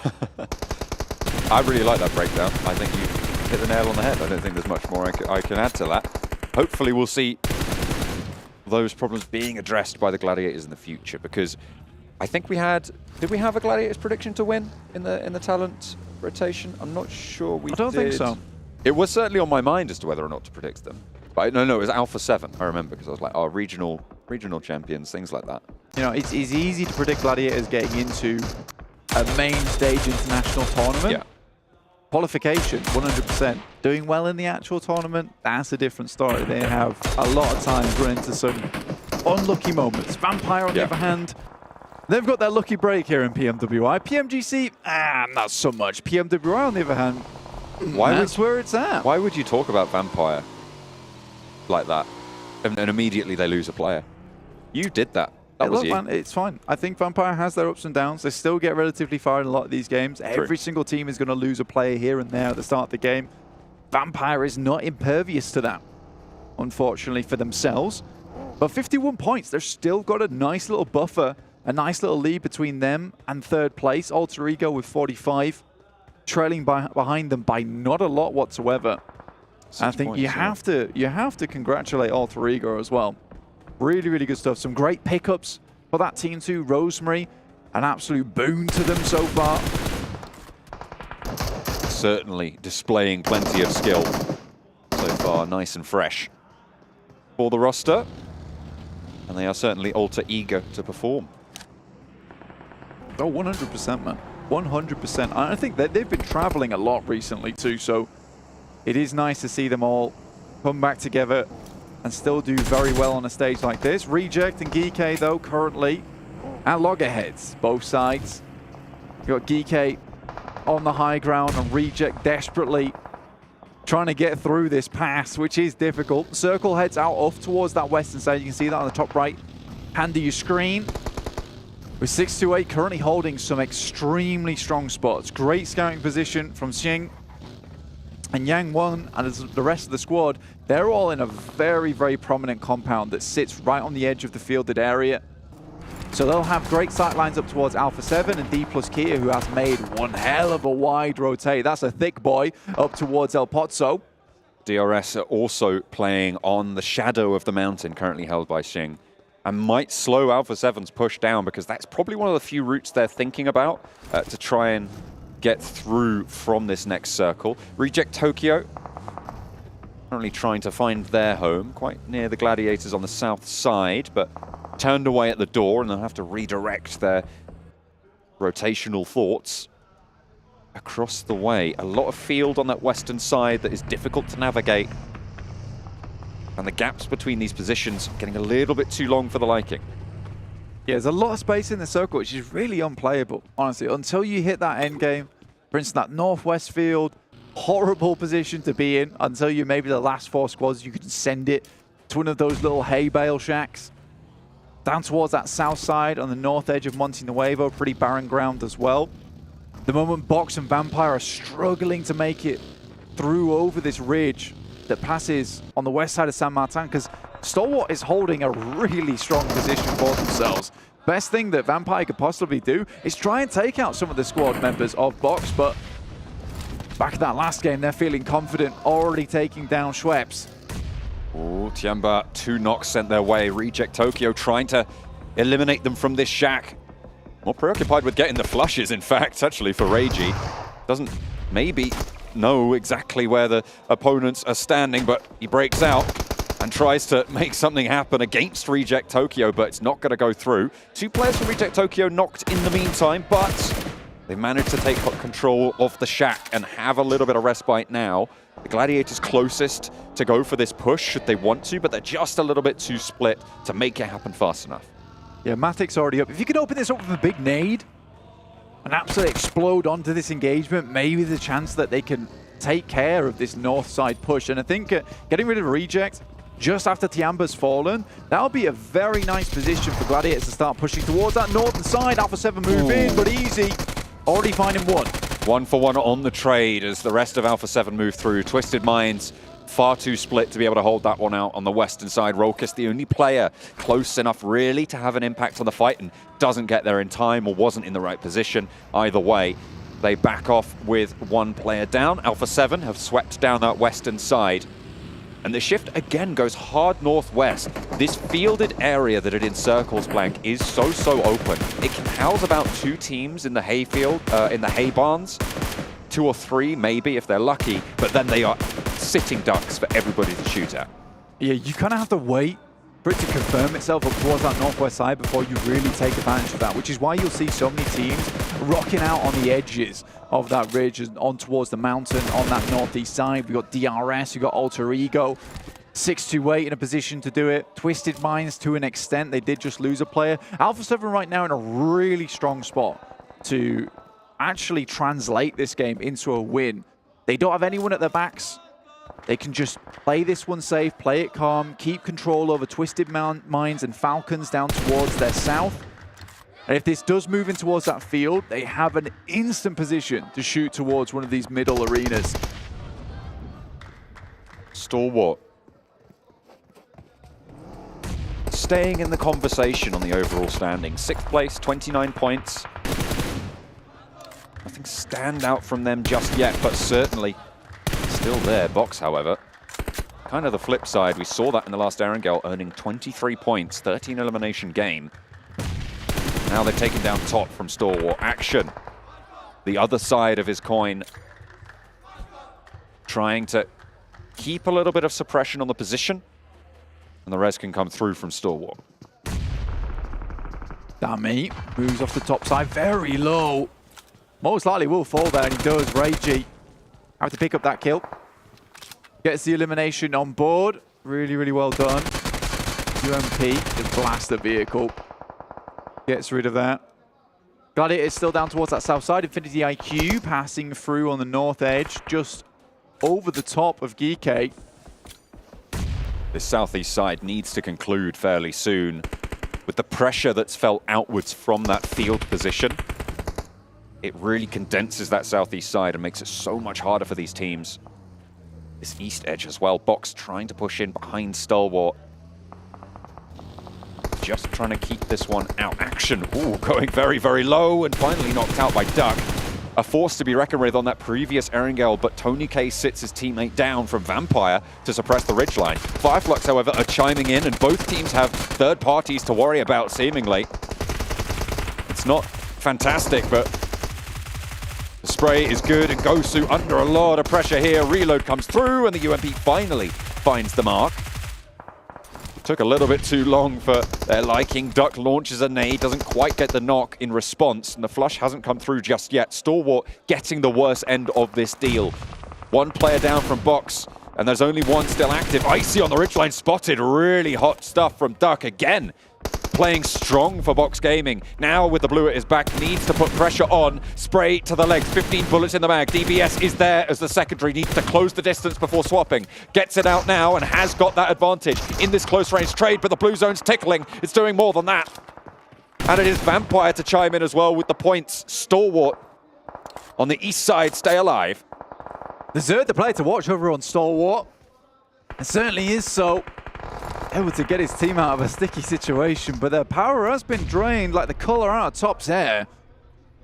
A little unfortunate. Alter Ego do move in with 2 to scout out the position from 628. In the meantime, Kitsune taking shots over towards GK, but another team chiming in that we talked about earlier. It's Infinity IQ. Meku to try and keep his IGL safe. Kitsune crawling back behind the headland. The blue zone, 20 seconds to move. Infinity IQ eliminated in the meantime, and Kitsune can get rest here. No threat from that southwest side. A lot of cover found. Now, can the rest of Gladiators move in? Because there is not a lot of cover forwards. There's not a lot of positions that aren't already occupied in their path. Yeah, I think for Gladiators, really might genuinely have to take a gamble. I think at this point in time, you just send it into the fields. It's going to be very difficult in this position. You already know there's going to be a whole clump of teams waiting on the edge side before they have to confirm on the field finish. Right now, it's looking like it could even head over towards 628's compound, which is incredibly good. It has a building in there where you can lie flat on the rooftop, have some great angles, and people just can't see you up on that position if they're not playing the high ground, which is why you haven't seen 628 employ that position yet, because still some of this high ground on the ridge is available. But as we push into that third end game, that's when it's going to become very influential. Rules takes down Stone from Vampire. The fact that they've made it this far is a testament to the skill of this team alone. I think Stone and Tony K are probably the 2 last players I would want on Vampire, to be honest. Final player as well for Alter Ego, Octa on the north flank near DRS. As Alpha7 clear up Twisted Minds on the southwest side. 1 player for both of the top 2 teams, and Fireflux do have to push in a little bit further. There is a chance for them to come out swinging from that southeast side. The Gladiators to contend with ahead of them. The remnants of Dplus KIA, two of their players still alive. Oh, this is nasty from Satan. Hiding in the building with the Grozer as well. Swaps out to the M4. Just gets both of them. Handles business. Yeah, it was a really nice play. In the meantime, Fireflux have to send out, and they go straight down towards Dplus KIA's position. A real nice pickup. 1 player is down already, and I think Gladiators are looking to capitalize off the back of this one. They've just been waiting for their moment.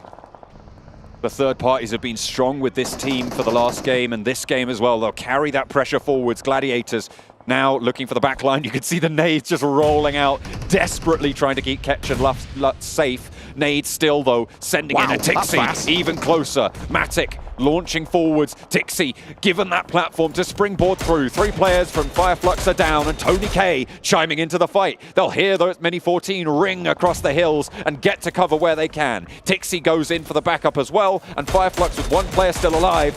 Not going to be too much of a threat on their flank. The crawl back from Solke slowed down, in fact dispatched by Reiji. Such a funny position that Tony K is playing, because you see so many teams actually head up there and get a lot of success from this position, especially when the circle's a little bit further towards that northeast side. What he can do is just pick up eliminations from this spot. He's fully aware that he's not going to get a very high placing finish here, but what he can do is steal away some of those points. Killer also in a similar situation, but he's got way more players on side. Matic takes a tumble. Kitsune is in position to try and go for this res. The ridgeline is pretty solid for cover from this high ground, even with the elevation that DRS are operating with. DRS moving into a 2-2 split. Gladiators know how to play this position as well that DRS are in. They are aware of the threat points. They know where has cover from it, because this is their normal drop spot. Moving down from La Cobraria into this area is some of their bread and butter rotation play. Still taking shots here. A lot of bullets for this Mini 14. Pulls out the scarf. Oh my goodness me! Pulls him out, wrestles him to the floor, and Giante's not getting away with that one. Out in the open though, he's got pretty happy knees there, being able to wibble and wobble his way around to stay alive a little bit longer. He's had enough. Tony K though expending a lot of ammunition, and in fact his life, to get that flush. Yeah, frustrated, slamming the desk there. And it's fair play. I think right now for Gladiators, realistically, they just need to wait for these players to come off the high ground, and then they can start thinking about assaulting this position that 628's holding. They just want to get rid of these angles before they move in. A lot of teams down towards that south side, though, and Meku, on his approach, gets exploded in the vehicle. Luckily, it's just a knock. It is resable. and they have the cover to do so. Reject Tokyo can't swing onto this position with Falcons in the way, with Alpha7 just over that ridgeline as well. The main fight for me, as you talked about just now, Blank, is Gladiators into 628's position. Yeah, realistically, it's the winning play for Gladiators. Unfortunately, this spot is quite difficult to assault, especially at this late in the game. I think their main boon is the fact that 628 only have 3 players. So moving on to that spot, it's not as covered as it could be. But again, those angles you gain from this building, which is such a prolific compound here on Miramar, is really, really big. And moving across this road with the sightlines coming down from the teams on that southwest, like Team Falcons, Reject Tokyo, as well as Alpha7, that's what makes it tough. Reject Tokyo healing up, getting ready to make their move. Reiji, unfortunately, takes a lick of damage there. That might slow his roll just a little bit, but they don't really have too much time to worry about that. 5 eliminations so far, sorry, 8 eliminations for Reject Tokyo. Miscounted there on this game already. So they've been successful no matter what. With 6 teams remaining, they'll want to ladder up a little bit further. I mean, getting the hydraulic press between Team Falcons and Alpha7 is never an ideal situation, though. And the best they can hope for is for both these teams to take shots towards one another, just scare them off from this position. And now it's confirmed. That compound is a winning play. 628 have been so happy with the move that they made up towards this position from San Martin. Alpha7, though, Carrillo steps into the fire just a little too close. Gets burnt, forced back. Reject Tokyo taken so low, but they can just get these heals up. Falcon may be looking to actually move further out and in for a third party. Alpha7 with Carrillo down, maybe looking to move forwards and get this res, but the nades from Falcon are trying to get a third party onto both of these teams.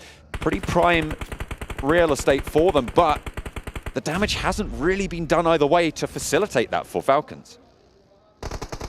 DRS in the meantime move up towards that compound in the center. Reject take a knock towards Sarah. Alpha7 look fairly healthy. Carrillo got just a little bit too close, right? And I mean, the hair gel, it is quite flammable. Ooh. Reiji taken low, but his teammate not so lucky. 2 players now for Reject Tokyo. Delta also, DRS, sorry, from the northern side for DRS, trying to move in. 628 rebuffing them as Reject Tokyo getting cleaned up on the southwest side, unfortunately. Their run will be drawn short, but they did get a whole helping of points there. Gladiators, they're swinging out wide. They're not going into the compound blank. We thought that was the winning play, but they move out and go for a third party. It is a refreshed Gladiators playbook, and they are playing it to a T.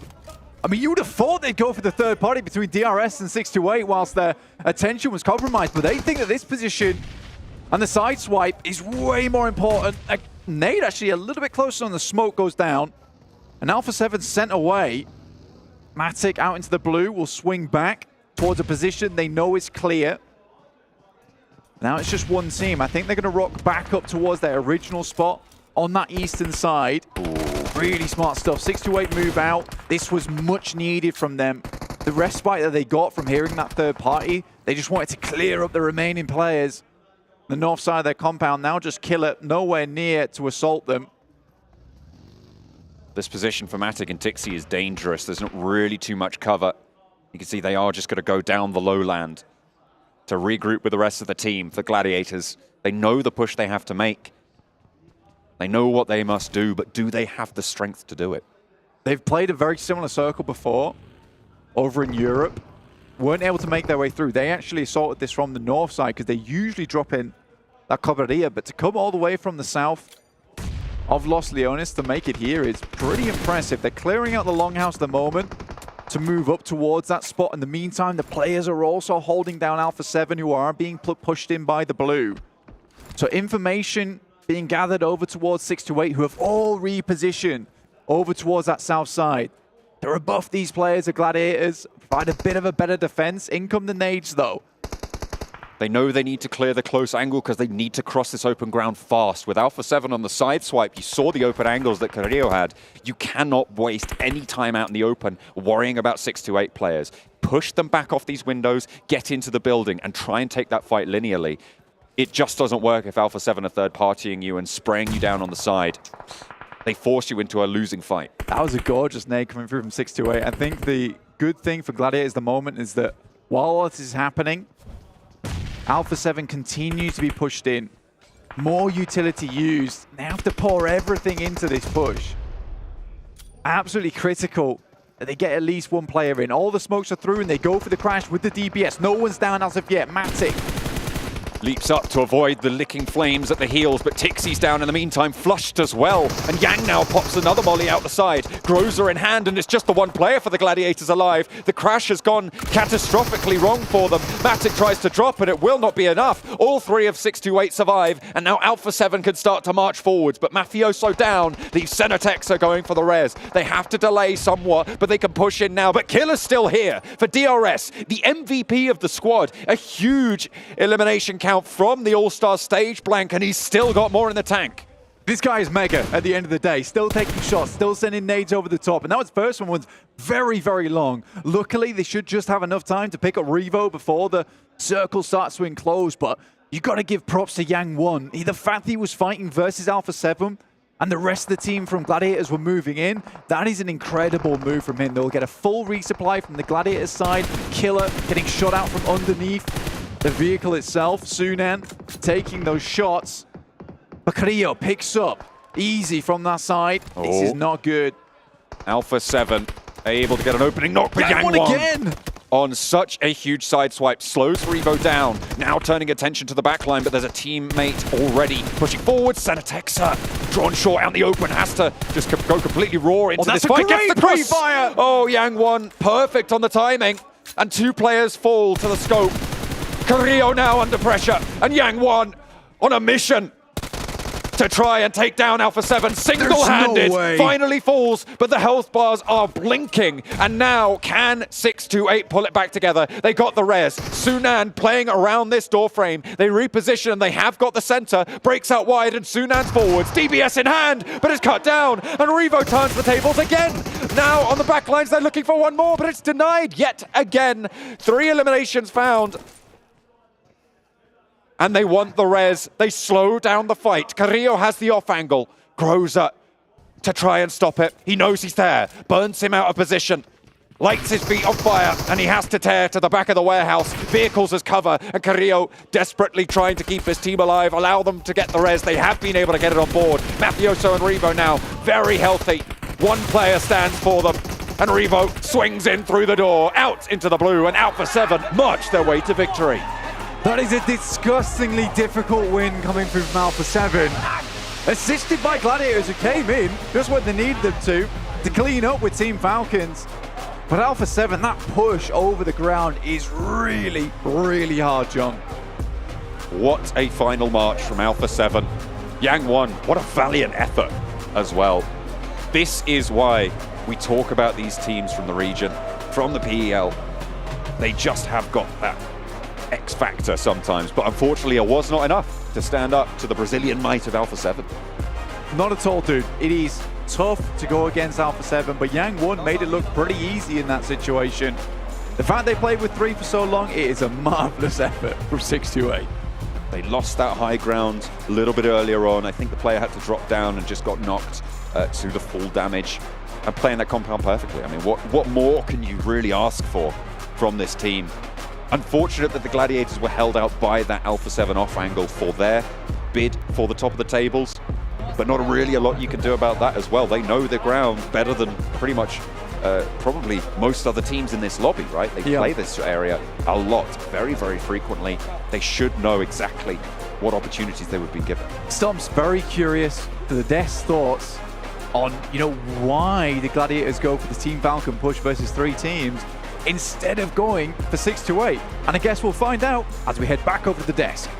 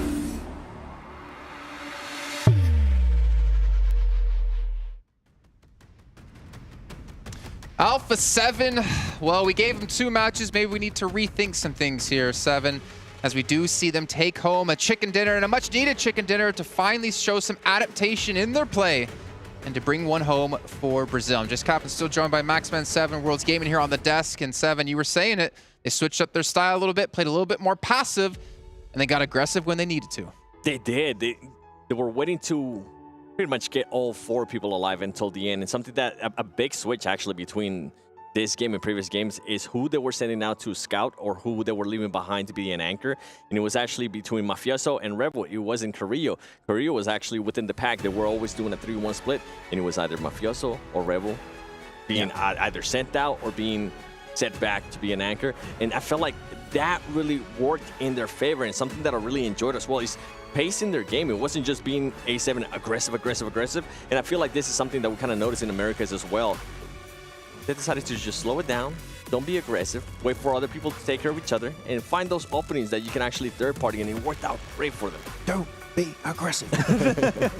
Actually, them playing passive is really important here, because at some point there was a 3-way fight on the Western Edge. It was Reject, there was Falcons, and it was Alpha7. And actually, because of how the circle was going, consistently shifting over to the east, Reject were forced towards Falcons, and Alpha7 kind of understood that. Like, we don't have to get involved in this fight. It's going to happen regardless. We can just move north of it and wait for the fight to break out. And the moment it does, we get involved, clear the entirety of the West, which actually didn't end up happening because Gladiators just ruined everything and just cleared the teams themselves. But that was the game plan, and I feel like if it did go that way, the execution would have been really easy because that third party was pretty much a given. So let's go back in time, actually. Let's start from the end of the game and go backwards, right?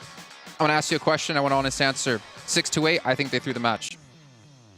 I don't remember who the player was because he caught Carrillo on the transition, I believe that was. Or was it Mafioso? He caught Mafioso. Yang. Yeah. And he caught, was it Mafioso or Carrillo on the transition? Got him through the slit of the doorway and caught him just barely as he knew he was going to be running through. As you can see here, Alpha7 at 23 points. But then he like overcommits on the peak. He pushes by himself. He gets caught. He gets knocked. And it felt like a downward spiral from there. Yeah, it was Yang. It was Yang. Unfortunately for 6-8, they was just not quite able to capitalize after that opening knock. And they were just able to crawl out of sight. And because of that, as we know, we saw Alpha7 here playing passive again, stalling things out to be able to get those reses. And the reses at the end here, 7, is what enabled them to secure the win. And in a way there, at the end, they were kind of being forced to play passive because you could see that they wanted to go third party to fight between 6-8, and Gladiators. But somebody from 6-8, I can't remember the name, I think it was Isuna, and was able to hold off a great angle. He knocked him, and it made Alpha7 fully back off, and it allowed, and I think this is why you're thinking that it was 6-8 to win, because that allowed 6-8 to kind of set themselves up, but at the end, it didn't end up working out. Well, even got a credit to Carrillo, too, just to stall stall it out, right? We were actually watching, we're like, that's a great play by Carrillo as he ran into the warehouse. He kind of ran between the vehicles as well, buying time for those reses to come through. But yeah, even before that, you had Gladiators crash, like you mentioned before, but that same angle Gladiators came from was there was too many teams there. We had Dplus KIA. They got overwhelmed by Fireflux. Fireflux got overwhelmed by Gladiators, and then the Gladiators eventually made their move through.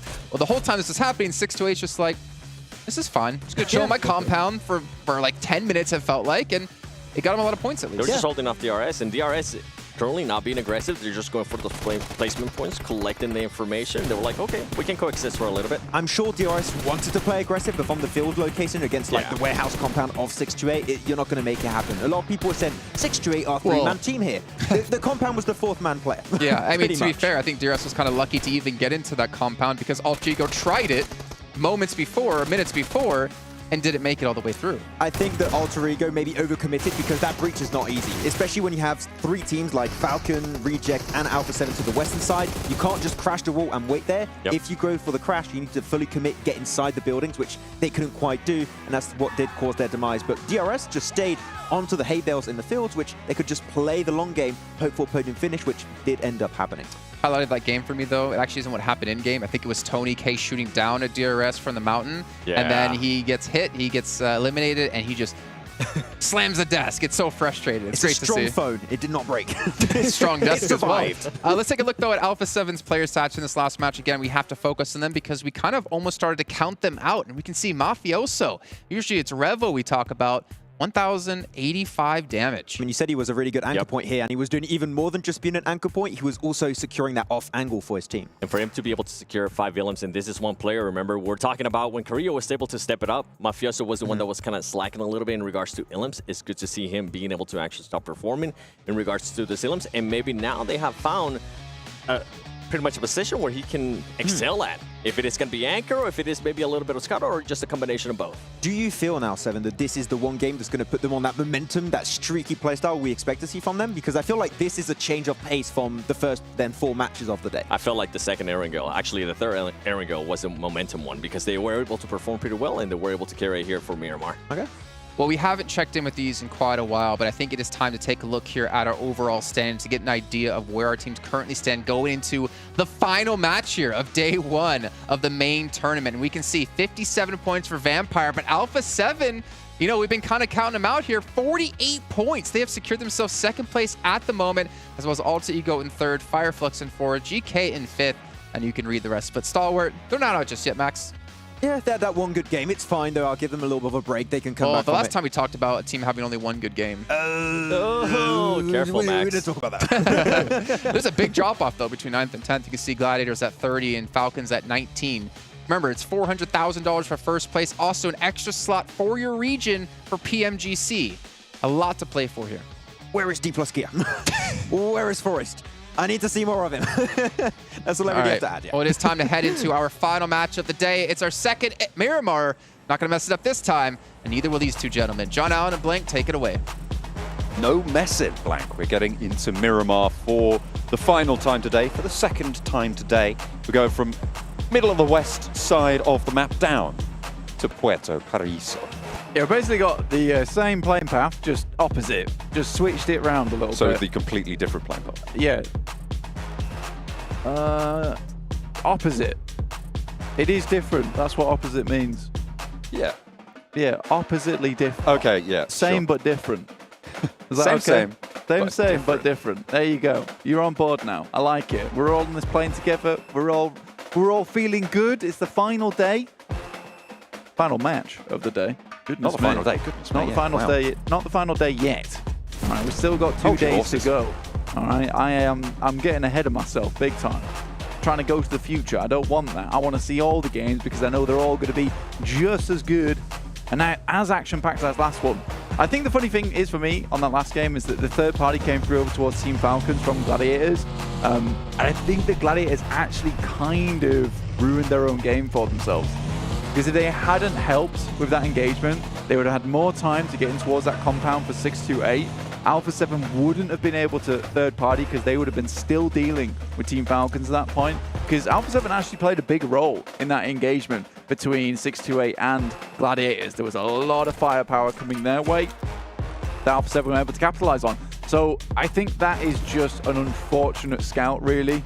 I think you don't expect 3 teams to be existing in that area for such a long time. So you hear the 3rd party, you assume it's just 1 team remaining. So I think Gladiators, again, making some correct decisions. Just a little bit further into this game this time around on our angle. They had a great game there as well. So Gladiators starting to warm up just a little bit. But I think for Alpha7, fantastic match. Once again, Revo bailing them out with the auto shotty. Doesn't have the DBS, doesn't matter. Still does work. It feels like Gladiators have very consciously decided more 3rd parties. That's their whole sort of shift that I think I've seen over these last couple of games. I don't know if you'd necessarily... You're looking like you want to say something about that. I mean, that has been some of their playstyle for a long, long time now. They've been very good at it. I think it was quite difficult to do in the All-Stars just because there are so many teams there. It's difficult to go for a 3rd party without inviting another That's party. Probably, yeah. Yeah. I get that. Which is a struggle, but I think Gladiators have always been a very opportunistic team, and they're great at it. They did it in European Championships. They did it over in PMPL as well for EU. I think they can certainly keep going with that, but I think we've harped on about Gladiators long enough, so let's take a look at some of the teams in the lobby. Fireflux at the moment makes some good initial rotations, but they seem to be suffering exactly from what Alpha7's maladies were over in the Allstars, which is a case of great first 15 minutes, man. The rest, questionable. I think they are just sitting around in compounds a little bit too much, and I think it was acceptable on the map where they won. where they just sat in a compound and the circle came to them. I think they'd love that every single time. Oh, that'd be great. That'd be great, but it doesn't always work that way. So I think for Fireflux, it's just those extra couple of minutes on top of there. What's your next rotation? What's your next move? Low, almost landed it. Almost landed it. Nearly stylish. Yeah. Unfortunately, he didn't stick the landing. Scuffed on the hems. Yeah, not great. That is actually in style, by the way. Scuffed hems? Yes. Is it? I have some T-shirts like that. I don't define myself as the epitome of style, though. Yes, you do. Don't try. Don't. No. Don't. No. Don't back down now. People can't even see me on camera. It's fine. Blank thinks of himself as the height of a fashionista. And I can't say I disagree most of the time. I'm pretty tall. What is the height of a fashionista? Well, 188. 6'1". 188. 6'2". 6'2". Yeah, I'd say. I'm like bordering 6'2". 188. You'll never 188. I'm probably taller than that. It's been a while. What do you mean tall? No. Pull the other one. What do you mean? There's no way you're that tall. Okay, fair play. You're smaller though. Fireflux, on the other hand. I'm a perfectly appropriate height. Thank you very much. Okay, fair play. Let's get 7 in here to talk about Whatever you say. Yeah, 7 would make me feel better right now. Let's get Kalaris to talk about this. Yeah, that'd also be nice. Twisted Minds not having the best of tournament so far. 16th place, 10 points. I think we've seen a lot of these names. It's a little unfortunate because we've seen Rollkiss over in EU. We have. Has done great work over there. He did. Obviously never on the top of things. Crypto, on the other hand, an amazing player. Real clutch factor coming through from this guy, but they are just not matching up to the weight of the teams in this lobby, which is pretty crushing. There is some incredible teams here at the PMWI Main Tournament. The best teams in the world. Which is to be expected, honestly. I think we've invited a real good slew of amazing teams that we could probably expect to see through to the PMGC, at least some of them. The majority of them, maybe. At least 2 of them. A medium amount. Maybe 3. Maybe. And one of these teams will win their region another PMGC slot. That's true. And I feel like that is, as the desk was talking about earlier, right, that's probably one of the biggest factors here. It's pretty big. Is it's going to introduce more, quite frankly, prize pool into the region, allowed for more investment in their region over the long run, not directly, but to indirectly boost that region's longevity would be such an incredible asset. And if you have a bad tournament, you have a bad PMPL or a championship, and you come 2nd place in the point standings towards PMGC, you still make it in. True. So you secure yourself another break point. Because some of these regions, I think they've got 5 slots. So you pull it up to 6, which is really, really nice. But then you can also suffer from the fall-off factor. You could be an S2G. The S2G factor. The S2G factor. The Game Lord factor before that. It can be a real problem when you have these rosters, these teams who come through, perform incredibly well, grab themselves one of these spots. I'm not saying that they underperform because they feel the pressure's off, but they, for some reason, don't do as well as they did in the previous season. Then they turn up to PMGC or to the next global finals, PMWI for S2G, and they just don't perform in the manner that you expect them to. And it takes a real strong-headed team to be able to try and carry that over and ride that wave through, because it's not an easy thing to do. It's a lot of it's a mental task. Absolutely. And you can make some waves at home on your own PUBG Mobile with winning some of these PMWI special awards, because people will be taken aback with the height of the fashionista you will be with these items. They're only available, though, from July 15th through to August 15th. You were wearing that yesterday. I was wearing that yesterday. You couldn't see, but I was all spangled up. I was good to go. Obviously, I wasn't carrying the large weapon around with me. Light blue's your color. It could be. I maybe could pull that off. I did pull it off, actually, yesterday. Keep it on. I will. Yes, of course. Fireflux, though, back to the game anyway. Back to the game at hand. Fireflux find themselves another little dip to play around. Tiamba off in the distance. Those dips that Fireflux currently find themselves in, they're very, very dangerous. The nades just funnel themselves into your pockets. Yeah, Fireflux is just a tortilla chip team. They love the dips. They love the dips, man. 100%. But it works well. It does work well. They find themselves some good scouting. They don't always stick in these positions for a long while, and then they move on. I think it's quite a good play style. Again, that first 15 minutes is really nice. They obviously have very good knowledge of a lot of these maps, and it's to be expected with Solke being on the team, who has been around in PUBG Mobile for a long time.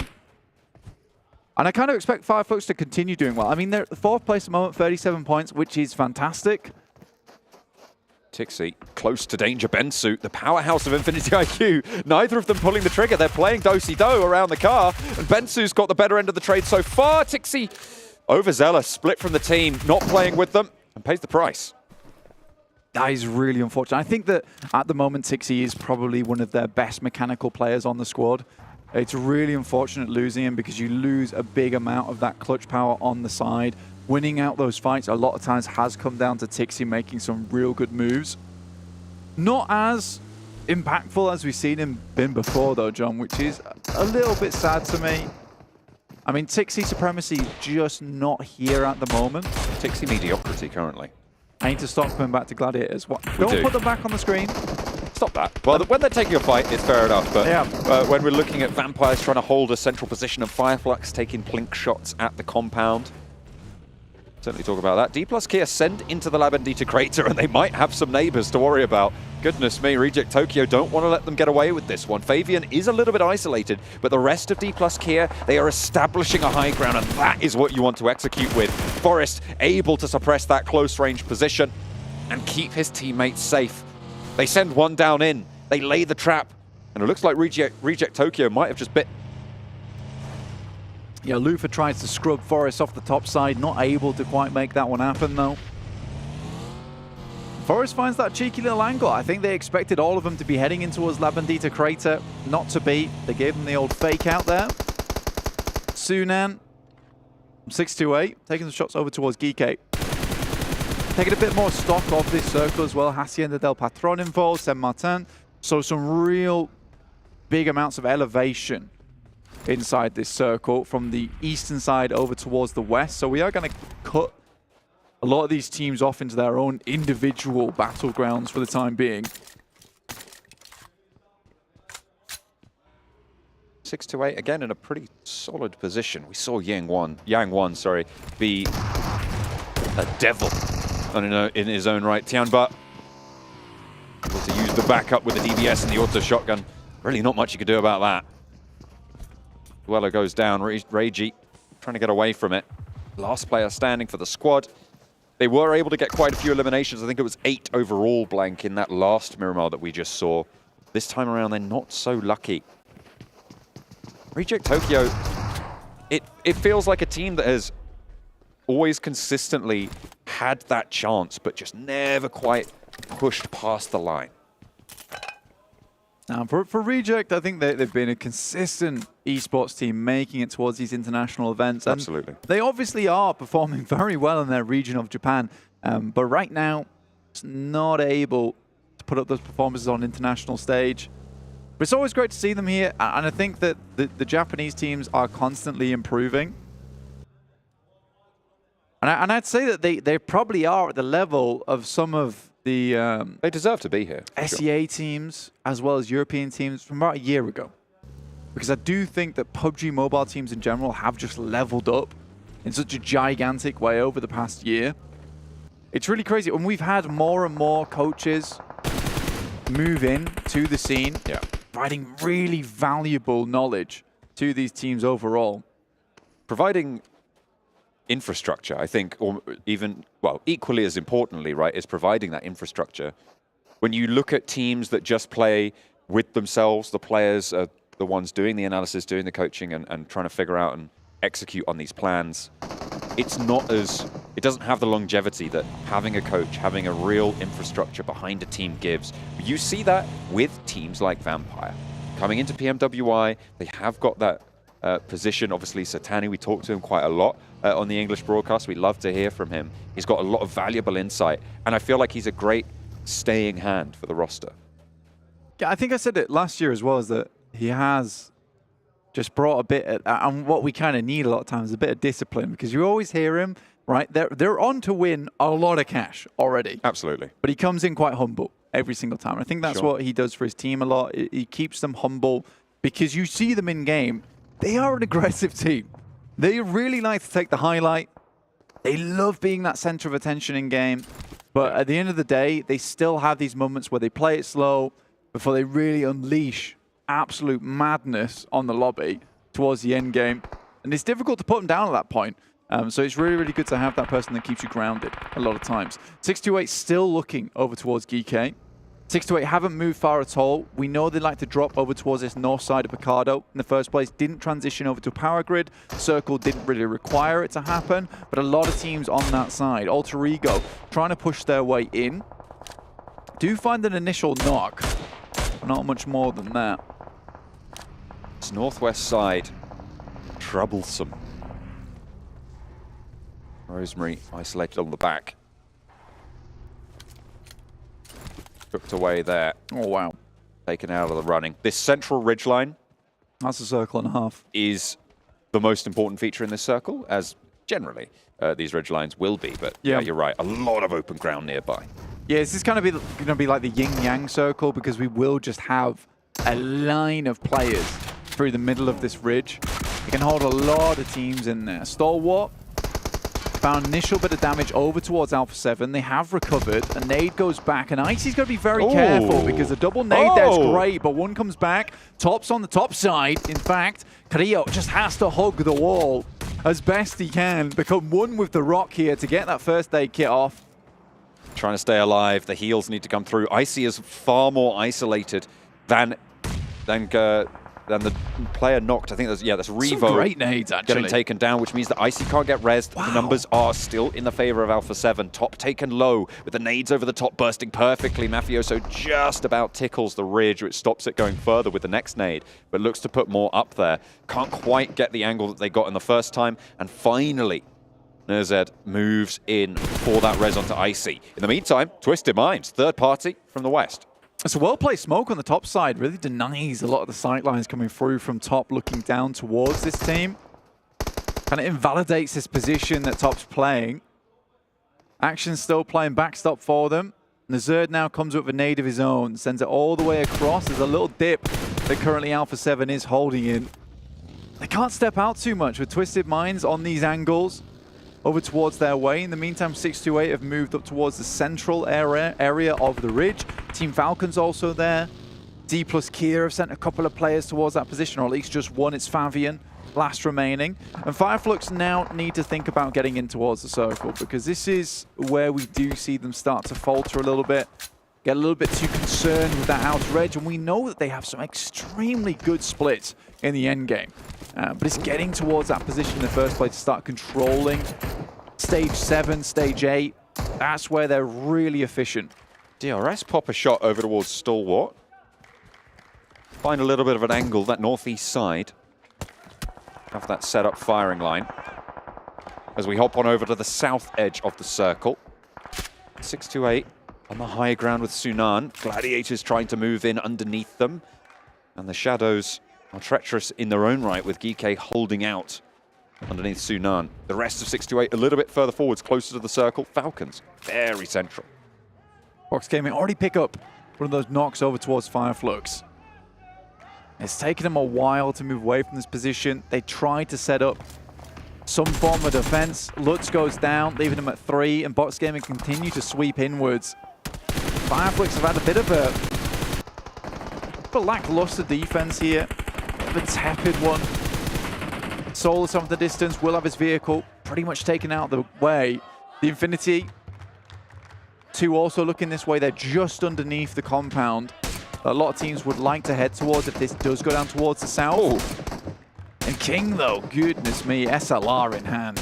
How do you hit that? Solke was on the broadside, but behind the scope, I believe. Didn't really have the angle and has managed to find some cover. The smoke blooms, there's a rock, there's a ridge. He can stay safe for the time being, but is going to have to move and likely won't be able to get out of there in its current state. Does get a heal on, and Ketch actually rolls through for the save. Solke and Ketch, though, now main meal on the menu. for Falcons as they try and ride strong, but a really solid set of shots from Kitsune to find one and the flush very, very quickly for the Gladiators on the south side. A little bit of an opening maybe on the south. Yeah, pretty instantaneous here. And again, a lot of teams would like to move their way through on that south side. Schweppes will pick up Solkay. They find a bit of shelter. This is a position that can hold these two players for quite some time. Quite difficult to get across that terrain. The fact they were able to make that run under the purview of a lot of teams, not easy. They're swiftly getting towards position, punch the Nitro. But Box is following.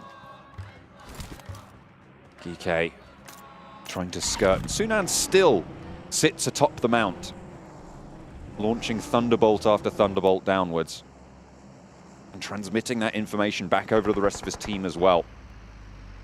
We were looking at this central ridgeline and talking about how treacherous it's going to be. Let's take a look at just how dangerous Fabian can make it for Box Gaming as they try and move on through, but it is so dangerous. But that goes both ways. The sword has two edges, and backwards it cuts. Infinity IQ take down the last player from Dplus KIA. Gladiators also coming a cropper.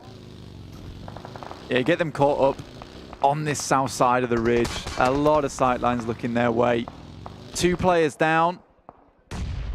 I would say it's very unlikely that Matic's able to get both of them up, but you can certainly try, give it a go. Falcons did move further up towards that north side, and Box just sidled in on the east. Vampires yet to move as of yet. They did take down a player from DRS earlier on. Meku is shut down. Still pretty tricky to call this game. There are so many teams yet to conclude their embroilments. Gladiators will conclude their game here though, 13th place. Middle of the tables is where they will end their day. 9th place, unlikely to be leapfrogged by Falcons. Currently quite far behind them. The Falcons do have a high ground position. They can run along this ridge line and maybe prove to be troublesome in this lobby overall. Good shots from Sunan. Oh. Satan takes a fall to the depths of hell there. The first circle only, though, and will be pulled back by GK to the land of the living. Next, though, from Falcons might have other ideas. Close enough and in a distance. Look at that. Guy. Xing unleashes. Bombards the position, re-knocks it. That's a lot of time now had to invest, and with that time, they have earned the forward position. Sunan and Xing move on in, looking for the execute. Nate's downhill from Falcons as well, as Ferrari goes down. Teams. A lot of teams trying to vie for this south high ground. Vampires taking out players coming through from DRS. Killer notably out. Best player currently on the squad of DRS too, so unideal. Vampires have had eyes towards that position for a long, long while. Waiting for them to make their move. Solkay will equally be shut down by the Vampires. They snatch more of these eliminations away, but they will have to move. And I think Fireflux's position is probably one that you would be looking up. Might head over towards that north side as well, as they all jump in towards vehicles. Fireflux get taken out in that position. Box Gaming on the east side of this mountainous ridge. Will have quite a lot of control there, but they have to get up if they want to get to the west side of the circle at all. They want to have that access. As we hop to the northwest, Stalwart, all 4 players alive. No eliminations though so far. Close to Alpha7 with one of their own. Just a little bit south of that. Also got Alter Ego to worry about, who have managed to rack up 3 eliminations, but they're playing with 3. Better than nothing though, holding on to that second place position. 628. Still going strong down towards the south side despite losing a member. Sunan was split off from the team a long, long while, but constantly providing information back. Finally, the rest of the team did regroup with him. And Alpha7 will remove Alter Ego. They have been stuck on that position towards the western side for quite some time. Just 2 players left alive for them as Revo falls. Harassment from Falcons up in their nest atop the mountain. 628 have not been able to dismount them. The high ground just a little bit too unassailable.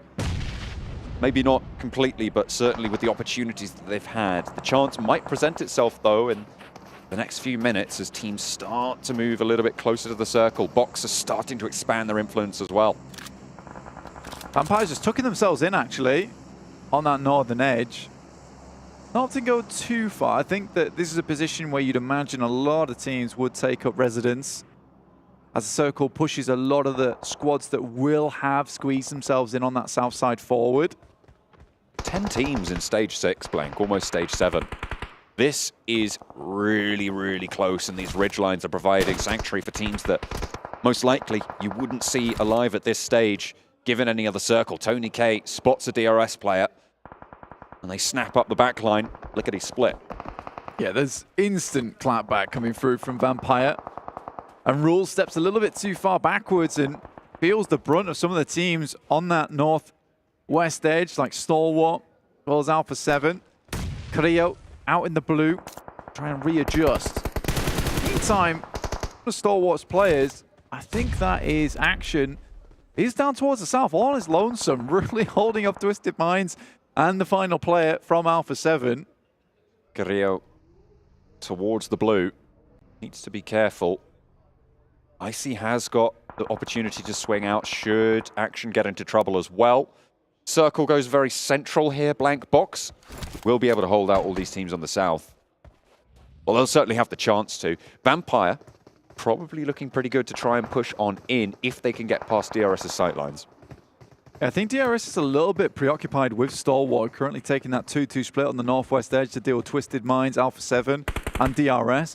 So I think for Vampire, taking that long stroll up the slope to perhaps try and third-party versus this would be a really smart idea. Currently, Box Gaming, though, they're about to get a whole heap of eliminations if they play this one right. As a lot of these players on the south side will have to drop off from their high ground down towards Box Gaming sightlines. Scary prospect. Okay, trying to move past, but AXA has other ideas. Wow. The pump action. This late in the game, still having that in the arsenal is a risk, but it's going to work out here. Falcons hold out a push, and still there's more to do as GK Esports trying to stop the push from the south of 628. AXA continues his bombardment, his barrage of bullets as they roll downhill. Unfortunately, his teammates not so lucky. His opponents either. 628 moving through, swelling the ground on the south side. Just to put that in perspective as well, AXA had to miss 0 shots on that SG to make that happen. Yang's got plenty more shells to unleash from the auto shotgun here, though. And it will be good for 2 knocks. Falcons dismounted. And now 628 can play on with 3. We saw what they could do on the Erangel. Can they in the previous map on the Miramar, can they convert it this time around? The 3-man 628 buff. There's no 3 in their esports title. There's certainly 3 in the game here, and they're doing fairly good work. The Infinity still alive. Vampires have now taken control of that northern side. If they win out this game, they will have found themselves a massive buffer going into day 2. It feels like a repeat of the All-Stars. Finished that first day off with 78 points. Bear in mind, there was a lot more eliminations available with the 18 teams in the All-Stars. So can they break their own record on a day 1? Already up to 5 eliminations. An extremely good spot for themselves. Finding Yang 1-2. Wow. Really, really solid stuff from the north side. Stalwarts drawn a little bit short here. A knock sent their way as well. They're grouped up. They don't really have any forward position. They will have quite a lot of info over the ground, and it's quite a flat area that they have to push across. Vampire also going to have to breach that ridgeline. Who's going to be able to get forwards first, get that stranglehold over this next part of the circle. Stalwart cut apart as 3 players from 628 take aim. Xing finds Ravenclaw from Vampires, though, and Bensu, once again, that powerhouse from Infinity IQ, will pick up one of the players from Box who have just not held onto this spot very well. Stoned is sent back as they res their player, Ravenclaw, and Stalwart will be finally forced out of the blue, and I think Vampire most likely will turn a lot of their attention over towards Stalwart. In the meantime, 628 descend upon the guys from Box. They need to take care of the threat from downhill should they want to move forwards. Boyga and Bensu for Infinity IQ. Trying to play even further below that. Another shot sent over towards Stalwart, and another knock from a nade on Vampire's squad. Flushes coming through, and Vampires can really start to isolate this team now. Very, very difficult to move forwards with the threat of Stalwart there, but once they have removed that, they can start to march in. Icy falls next, and the Vampires yet to lose a player. 6-8, dastardly daring in this lobby at the moment. They're just taking fights all over the place. Oh. A lovely nade over the top will do a good amount of damage, and just top remaining now. Not long for it, I'd imagine. The blue zone will push him in, if nothing else. 3 seconds until it goes in.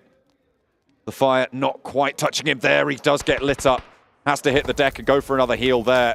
Doesn't really have anything left in the back pocket. Action crawling forwards, trying to get info. And Vampire need to move in along this ridgeline to stop 628 from getting control, Blank. Luckily for Vampires, it's such open ground that a lot of these teams have to push towards, but they have been lacking on these elimination points, and 628 is lapping them up themselves. Stalwart finally taken down. No further will they go. Gosu from underneath does damage, but no more than that. Yang Won stays alive. Vampire get the final knocks there, the final points. 2 teams now remain, and there's knocks already. Jing trying to stay alive, but Vampire looking to shroud the lobby in darkness, and they'll be able to take everybody down. From the northern side, they play slow, they play efficient, and they devastate the lobby. 20 points on the final game of the day, and their day one here mirrors that of the All-Stars, Blank. Goodness me. They go for the 3-peat, and now the repeat on the day one of All-Stars. 78 points accrued total. I mean, that is perfection, right? That's the way you want to start it. Satani probably told them, can you just do what you did on day one? And they were like, exactly what we did on day one? No. Just do what you did on day one in terms of strength and power. Okay, we'll get the exact same points. It's absolutely fine. That is ridiculous coming out from Vampires. What a way to end it. That was a masterclass of terrain control, of biding your time until the right opportunity presents itself. They saw a Stalwart player go down. They just kept that pressure up, and then they moved when they needed to. That's what I've praised them for so far today, over the course of the All-Stars as well. And I'd love to see it come through in the final game of the day. Man, you can't count out 628 as well. True. That was ridiculous stuff coming through from them. I didn't quite catch the amount of eliminations they had at the end, but they were blasting out of their minds. That 3-player buff for 628, really coming in clutch for them. I just wonder what they could do with 4 players at the end of the day. Where's your final lap? Whoa, don't be ridiculous. That would be too much, That would be unnecessary. Either way, we are going to close out the day. We're going to go over to the desk after a short break. Thank you so much for watching. That's PMWI Esports showing us exactly what they're made of. We'll see you in a bit. All new Honor Magic 5 Pro. Freeze even fleeting emotions in just milliseconds. Take marvelous night shots with lightning-fast exposure. The display reveals more details in bright areas with an astonishingly long battery life that just keeps going. The latest flagship chipset brings you exceptional performance. Unleash the power of magic. Honor Magic 5 Pro.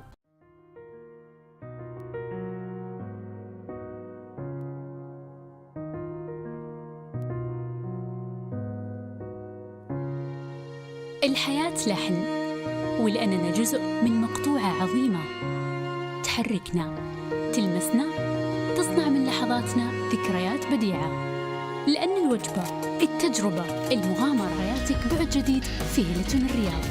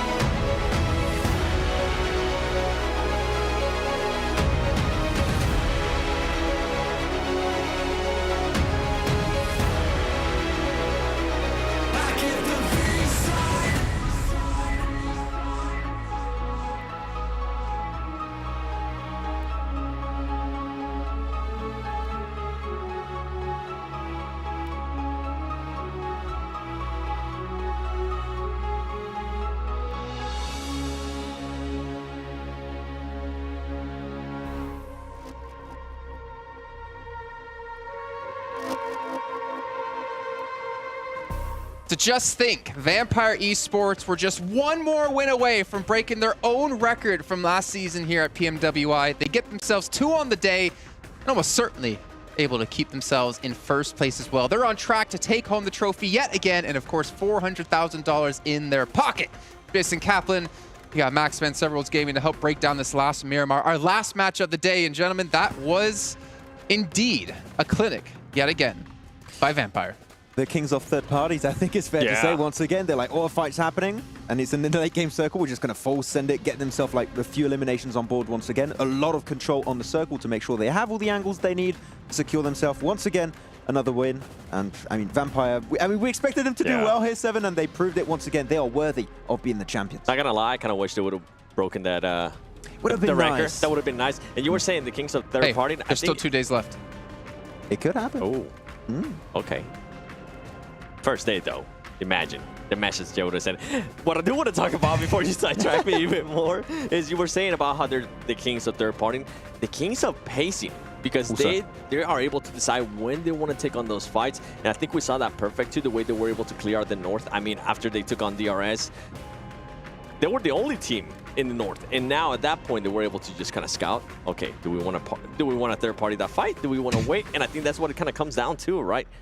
And I wouldn't be surprised if somebody from Vampire Esports actually ends up breaking another record that Action might have. Yeah, you have a few contenders actually. You have one in particular I think you're thinking of, but there's like 3 players that could make it happen this main event. Well, here's our match rankings. Another 20 points added to the tally of Vampire Esports. We really have to give credit to 628. We've been giving, honestly, them and Tianba a lot of flack, I would say, is the nicest way I could say it today so far. But 628 in the last couple of matches have definitely stepped up here, and honestly proud to say that. But also Infinity IQ, 8 points. You see Box Gaming at 9. As you look further on down the list here, speaking of Tianba, 5 eliminations. So a good start, but not going to be enough on the day. They were finally showing us the aggressiveness that we wanted, right? Even if they didn't get the placement points, they finally got those eliminations. I mean, something that we were kind of being a little bit critical of them back in Erangel. Yeah, actually, one team I want to bring up that we didn't mention just yet is Falcons. That I think did scout and go for a really strong compound in the center. I think it was phase 4, phase 5 around that moment. And then send it to the lower edge of where 628 actually are, which, as you said, are being aggressive, so it's not an easy position to hold. I thought they would just wait it out in the compound. And if they did, maybe actually made it on the podium finish, but Falcons, I think, were trying to read too much into the game and just kind of became their own worst enemy at that point. Okay. I agree with you. Well, I'm actually curious if we can maybe see some stats before we get down to a stage for interview, which I'm hearing is coming up shortly. If we can maybe take a look at Vampire's stats from this last match, because again, things are getting very interesting for them, even maybe on the day as well. Maybe we can see both back-to-back, because this team... What's going to stop them at this rate? I really don't know. Like, they dominated when it came to our All-Star stage, and they're dominating yet again here in our main event. Tony K is just doing it time after time after time, up to 1,000 damage here, where the rest of his team is around 500. He gets 6 eliminations as well. Maybe Tony K is going to be the one to break the record. Man, having one player potentially breaking the record is like, okay, that's impressive. Having 3 potential contenders to break the record in Tony K, Schweppes, and Stoned, that's so impressive, Seven, right now. The fact that they are just consistently bringing points in as a 3-man squad, and Ravenclaw setting up the team, as always, with the off angles and the scouting. Is, like, the synergy, the team coordination is just ever present in every single map. And once again, if it wasn't Stone being able to get those elims, then it's going to be Tony K. If it's not Tony K, then it's Schweppes. And then, as you were mentioning, Ravenclaw being able to get those off angles, and I feel like that's what's impressive, and that's something that we've been talking about for the longest time. It's not just one player, it's not just 2 players, it's the whole team being able to frag out. And then it's going to become a race, right? I feel like if at one point they're all very close to that record, you think it becomes a race between them? They're like, I'm going to break it. I made you. Oh, misclick. Oh, sorry, guys. No. I don't think it's going to happen. Well, yeah, if for $400,000 on the line, it might not happen, but I feel like it's still on the back of their mind. It's like, hey, I want to hold that record now. Hey. I don't know. I think Sertan is going to get out the belt and be like, I need my other Rolex, son. You guys better focus up. Let's take a look, though, at 628 here and their stats this last match, because, again, this is another team that's rivaling for this top place position. Sunan going to be coming in with the 1,100 damage, so we do have that one standout player at the moment in terms of damage between the 2 teams here in that last match. But Zing's going to come in with the 5 eliminations. And, again, a majority team effort. Yeah, and Yang has been, even though it has been, as you said, Jason, a team effort, I would say Yang currently is the player that stood out a little bit more to me, especially on that previous Miramar match match number 5, but match number 6 has also been good presence from Yang and from Denson, and of course in his stats as eliminations and damage ratios. But yeah, good on Miramar. Yeah. But it's what we said about Dplus KIA after day 1 of the All-Stars. We want to see more presence on... Are you Erangel. saying that this could be our new Dplus KIA? No, okay, that's that. Maybe not that far. But we want to see more from them on the Wrangle because Miramar is just not going to cut it. And I feel like they have showcased their fragging power though, right? Because if we went back and look at their games, I don't think they have averaged less than 3 ilms per match. It was at the beginning of the day where they just weren't able to get those placement points, and at the end they were able to get those placement points and those ilms. So we could see something along the lines of what DRS was able to do on the second day, and also Dplus KIA. Yeah, some teams just need to take their shot and just stop waiting, just go for it. You know, when you feel like the vibe's there, just make it happen. And hop on your Ferrari and go for it. Yeah, hop on your Ferrari and just take a ride, and maybe you'll find someone else with a Ferrari. Who knows? But you know what? We are talking about teams who have done well. Flux, unfortunately, hasn't done amazing so far today, but at least for us, we do have an interview on the stage with Barney to actually check in with the team. We are joined by Lutz from Flux. An impressive performance today, we have to say. You know, the desk have been talking about it, we've been talking about it backstage, but we want to hear from you. Obviously, a difficult final map, but how do you feel your performance went today? Thank you for the question. We are actually feeling, because of we had a good games and we had a bad games, we just, for today, feeling a middle. I don't know, I don't exactly know what I say, because it was standard day for us. سألنا لوتس من فريق فلوكس كيف كان اليوم الأول بالنسبة لكم، كيف كان الأداء فيها، واللي ذكر أنه كان اليوم كان شوي صعب في مباريات كان أدوا فيها بشكل مرة ممتاز، في مباريات كانت شوي صعبة، لكن بغض النظر بإذن الله راح يرجعوا لنا بكرة بشكل أفضل. A question that we're quite curious about, just from your point of view, what are the main differences between competing in your region and also then competing against the best teams from all around the world? In the first, the play with the, in front of the spectators, it was exciting for us, like every time. But and like that, how I say? Sorry. So we're thinking about things like, is the skill bigger? Is it just like the rotation's different? Yeah, rotation is different, and gun skills is so much powerful in this because of we meeting with the best players in the world. That's the reasons, I think, yeah.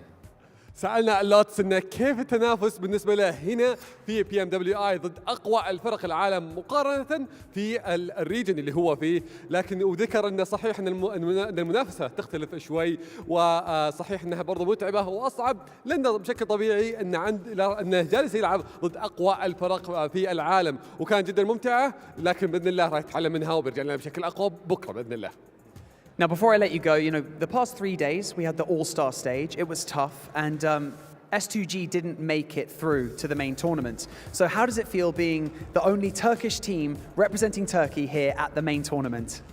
Actually, it is the hard part because of we need to present so well because of Turkey. I hope we will present so well. سألنا لوتس إن صحيح إن قبل كانت في مبارياتنا في الأول ستارز كان في فريق S2G كان مشارك في هذه المنافسة وكان عنده الفرصة إنه يتأهل، لكن ما حالف الحظ، لكن فريق فلوكس هو الفريق الوحيد، هو الفريق التركي الوحيد اللي مشارك معنا في هذه البطولة الحين. فكيف شعورك وأنتم الحين ممثلين للمنتخب التركي؟ قال إن بصراحة إن حمل ثقيل في هذه المنافسة، وبإذن الله راح يشرف، وبرضه إنه سعيد في مشاركته هنا على هذه المنافسة، وبإذن الله راح يشرف المنتخب التركي أو خلينا نقول الريجن التركي بشكل كامل في هذه المشاركة. Lutz, thank you so much for joining us here on the main stage. An impressive first day, and we cannot wait to see what you bring on day 2 and day 3. Thank you once again. So, Atik, I can't believe it, day 1 is over. PMWI, day 1 of our competition. That's it. 6 maps in the bag. But you know what? Thank you so much to everyone who took part in building and creating this incredible tournament. Thank you so much to the players, the talent, and all of the production. You've been absolutely fantastic. And most of all, thank you to everyone at home and here in this arena, the fans. You are the driving force behind this esport, and we cannot wait to bring you more action over the coming days. Tomorrow, we'll be here at the same time to bring you day 2 of the PUBG Mobile World Invitational. And my name is Banks, and this is Atik. And we're going to throw it back to the studio to round out the day. والحين أعزائنا المشاهدين أعزائنا الحضور، هذا كان ختامنا لليوم الأول من البطولة الرئيسية. عدت 6 مابات اللي شفناها قديش كانت والنتائج حقتها، لكن هذا كل شيء ممكن يتغير. الفرق راح تتطور معنا بكرة، وبعدها راح نعرف منهم أبطال PMWI معنا في هذه المنافسة. خلوكم قريبين، يعطيكم ألف عافية على المشاهدة وعلى المشاركة وتواجدكم حتى برضو معنا هنا على المسرح. شكرا لكم جميعا. لكن الحين راح ننتقل لكم على طول على الاستديو. كان معكم مقدمكم عتيق باللغة العربية ومعنا مقدمنا باللغة الإنجليزية بانكس، والحين نترككم مع الاستديو. You know what? Thank you, Banks and Atik, for being there on the stage, for looking so beautiful, doing such a great job, as we got to hear from Lutz as well there, from Flux. It's always great to hear from them, and you know what? We've been talking about them, so why don't we see where they currently stand here on our overall rankings, get an idea of where they go into on day 2. We can see Flux going to be in 6th place, so not too bad here, as we can see, coming out with 37 points. But Vampire, 77, leading by 24 points compared to any other team out there. They do have 2 chicken dinners, if you got to keep that in mind, not just the one there. Looking down towards the bottom, Twisted Minds. Max, one of your favorites. What? Where do you get that from? Where do you get that information from? Twisted Dports looking, unfortunately, not great right now. But yeah, at the bottom of the rankings, Reject, Tokyo, Tiamba, teams that we need to see significant improvements from. But the fact that Vampire have still been able to hit close to the average they had during the All-Star stage shows that, once again, their playstyle is consistent, is relevant in All-Star stage and even in the main tournament with even more gifted, talented teams. So I expect it to continue. Tomorrow might be a little bit of a tougher day, as we do maybe expect some adaptations from squads that struggled in today. But I think they're just going to keep cruising. Really quickly, correct myself. It actually is 1 win for Vampire. For some reason, I thought they had 2. I think they had 2 second-place finishes before. My bad. Oh, you know what it was? They were first in regards to points. That might have been it. 16 elim, 13 elims. Yeah. Okay, sorry about something. Oh, you're good. You're good. I know I'm good. But what I was going to be saying is with G Gladiators, we really haven't seen them much. I mean, we saw same thing that I was expecting from Alpha7, right? I was expecting them to come out at the end of the day, at least be in the top 3, have a good day. G Gladiators haven't showed us really much. We need to see them play together. That's the main issue that we keep repeating once again, and it seems like they're just not. It's not even that they don't know how to fix it, it's that they're not willing to fix it. It seems it's just a playstyle they're used to, and they're just going to stick to their guns and just see if it works out, which as of right now it hasn't. It's a short event, so 2 days, I don't think they can make a comeback with these results unless they change the core of their strategy. It's funny that you say watch them play together, because we see them play together when they are forced to by the zone or by teams, and they do so well. And I'm like, oh, please. I know when we were both watching matches, we're like, please, just screw Pot up a little bit more. Matic, you guys do so well. Go back to the team. Well, you know what, Max? You've been talking about fixing things. You know who doesn't need to fix something? KFC, because it's delicious. And we have our Colonel's Choice by KFC here for you. I'm not going to make you guys predict this time, because you know what? That's just mean. There's so many great plays today that it's hard to really choose. Let's take a look at what our Colonel's Choice will be today. And it's going to be Flux. Okay. I thought that's up against Vampire, right? Yeah, when Solis and Ketch actually went for the off angle to secure the win, because Vampire could not make it out and away of the boozer in his 7. And game-winning play, very clearly. What an angle. I mean, look at those shots. Kidding me? It wasn't. No, it wasn't. I know. I know. That's what I'm saying. I'm glad we finally got something different than the DBS. Oh, okay. I thought, what was the sound you made? That's not. Ka-chunk. Yeah. Yeah, I like how we're all 3 making just different all depends sounds. on where in the world you're from, right? Well, when we go into our save of the day, presented by Dr. Suleiman Al-Habib, I think we know what it's going to be. I think it was the Alpha7 res against 628 on the first Miramar. It has to be. There's no way. I wasn't going to make you predict, Max, because you only can set yourself up for failure here. If you get it, you look good, but if you don't get it, it's like, eh. It has to be that. I don't see what else. What is it going to be? Our save of the day here. Let's take a look, as Maxman seems quite confident. It's not. What? I have been bamboozled. Who's selecting this? Who picked this? Dr. Suleiman Al-Habib, of course. Oh, okay, I'll allow it. Okay. Well, there you go. I'll have to go we can each have our own choice. That's fair. Yes. Yeah. That would be my save of the day. But what about our ride of the day? By Abdul Latif Jamil Motors. That one, I think we did have a choice earlier today, didn't we? Yes, there was one. Which one was it? It was at the start of the day. Oh, I can't remember. We had a rollover from Stalwart also right after the parachute. It might be that one. Well, it doesn't matter because it was actually, every time we've done this, there's been multiple ones. Let's take a look at our rides of the day here and get an idea of all the crazy action we've had in our vehicles. That was Affinity one. getting revenge, of course. That was up against Stalwart. And then there was the rehost. No, that was the rehost. That was the rehost, yeah. It, yeah. More Fireflux action. Oh! That's how all the cars piled up in that day. Yeah, we had like 7 cars all piled up, and we never knew what happened at the beginning. You get a car, you get a car, we all get a car. Ah. We finally found out how it happened. There was great lore there. I don't even need to ask you guys who the MVP, the KIA MVP of the day is going to be, because we're all going to say the name on 3, right? It's going to be 1, 2, 3, name. Yeah, it's not as close. Actually, 1, 2, 3. Tony K. Okay. Who'd you say? Stone? Stone. Yeah, I wanted to go for another one. Yeah. Let's take a look. Who's our KIA MVP of the day? Okay, fair enough. Yeah. Good job. Well, I had to jump right there. Oh, yeah. You know what? To reach and go above. It was so nice. We're going to have to do it twice here. 3 average eliminations for Tony K. I mean, obviously coming into the roster as well, like he has been a fantastic pickup here for Vampire. I mean, he said, sorry, not Tony K. Sertani said he wanted to have more aggressive players on the team. I think he got it. Definitely the great pickup right now. And one of the most impactful pickups of 2023 without any doubt in my mind. And successful at that. And as we said, I think they're just going to keep cruising. Their playstyle is so successful that they might already have in the bag. It's early to say, but who can contend right now because they're just so consistent. What I love to see out of him, too, was the survival.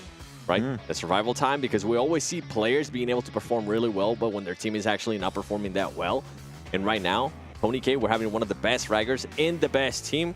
It's like he couldn't ask for anything better. And that's why I was saying he or Stone could probably end up breaking actions. But you didn't. You said Tony K, and we got to do a little... He actually had to jump. Poor Max, man. You had to have it happen twice. Just get good, Max. Just get good. Predict the MVP. Well, that's going to round out our day here, but not before, once again, I give a big shout out here to Honor Magic 5 Pro, powered by Snapdragon 8 Gen 2, and Honor self-created. Yeah. Self-developed GPU with Turbo X. Wide shot, please. Wide shot. Come on, Wide shot. Please. Come on. Wide shot X. Yay! Well, that's going to do it here. I need to work out. You couldn't hold the pose? What? My legs hurt. Oh, man. Well, if you weren't on a box, you wouldn't have had to squat. But that's going to round out our first day here of PMWI Main Tournament. Remember, it's $2 million on the line. The best teams from all around the world competing for their lion's share of that $2 million. We'll be back tomorrow, though, at the exact same time for some more PUBG Mobile action.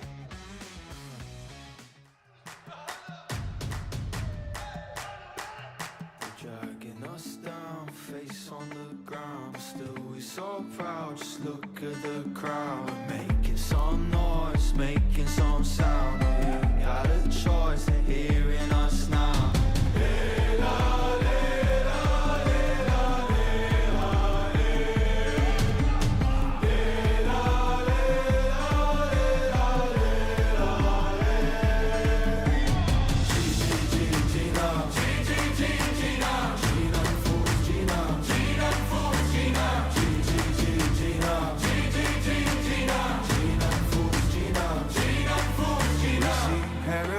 Through dirt in our eyes for us. Oh, actually, I'll try, actually, I'll fight for us.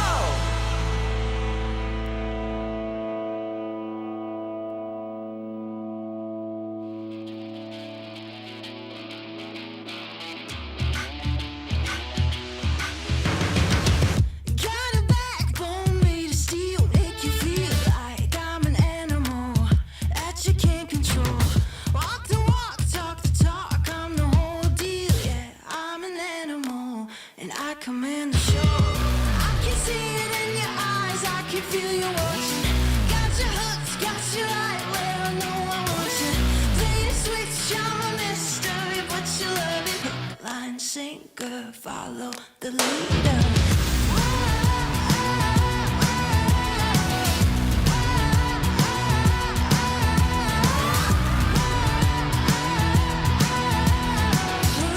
Sinker, follow the leader. Bring you right there to the edge, make you sweat like you can never take the heat, but it's never too hot for me. I walk the walk, talk the talk, you know I'll never stop, cause I'm an animal, I'll just laugh it off. I can see it in your eyes, I can feel you watching.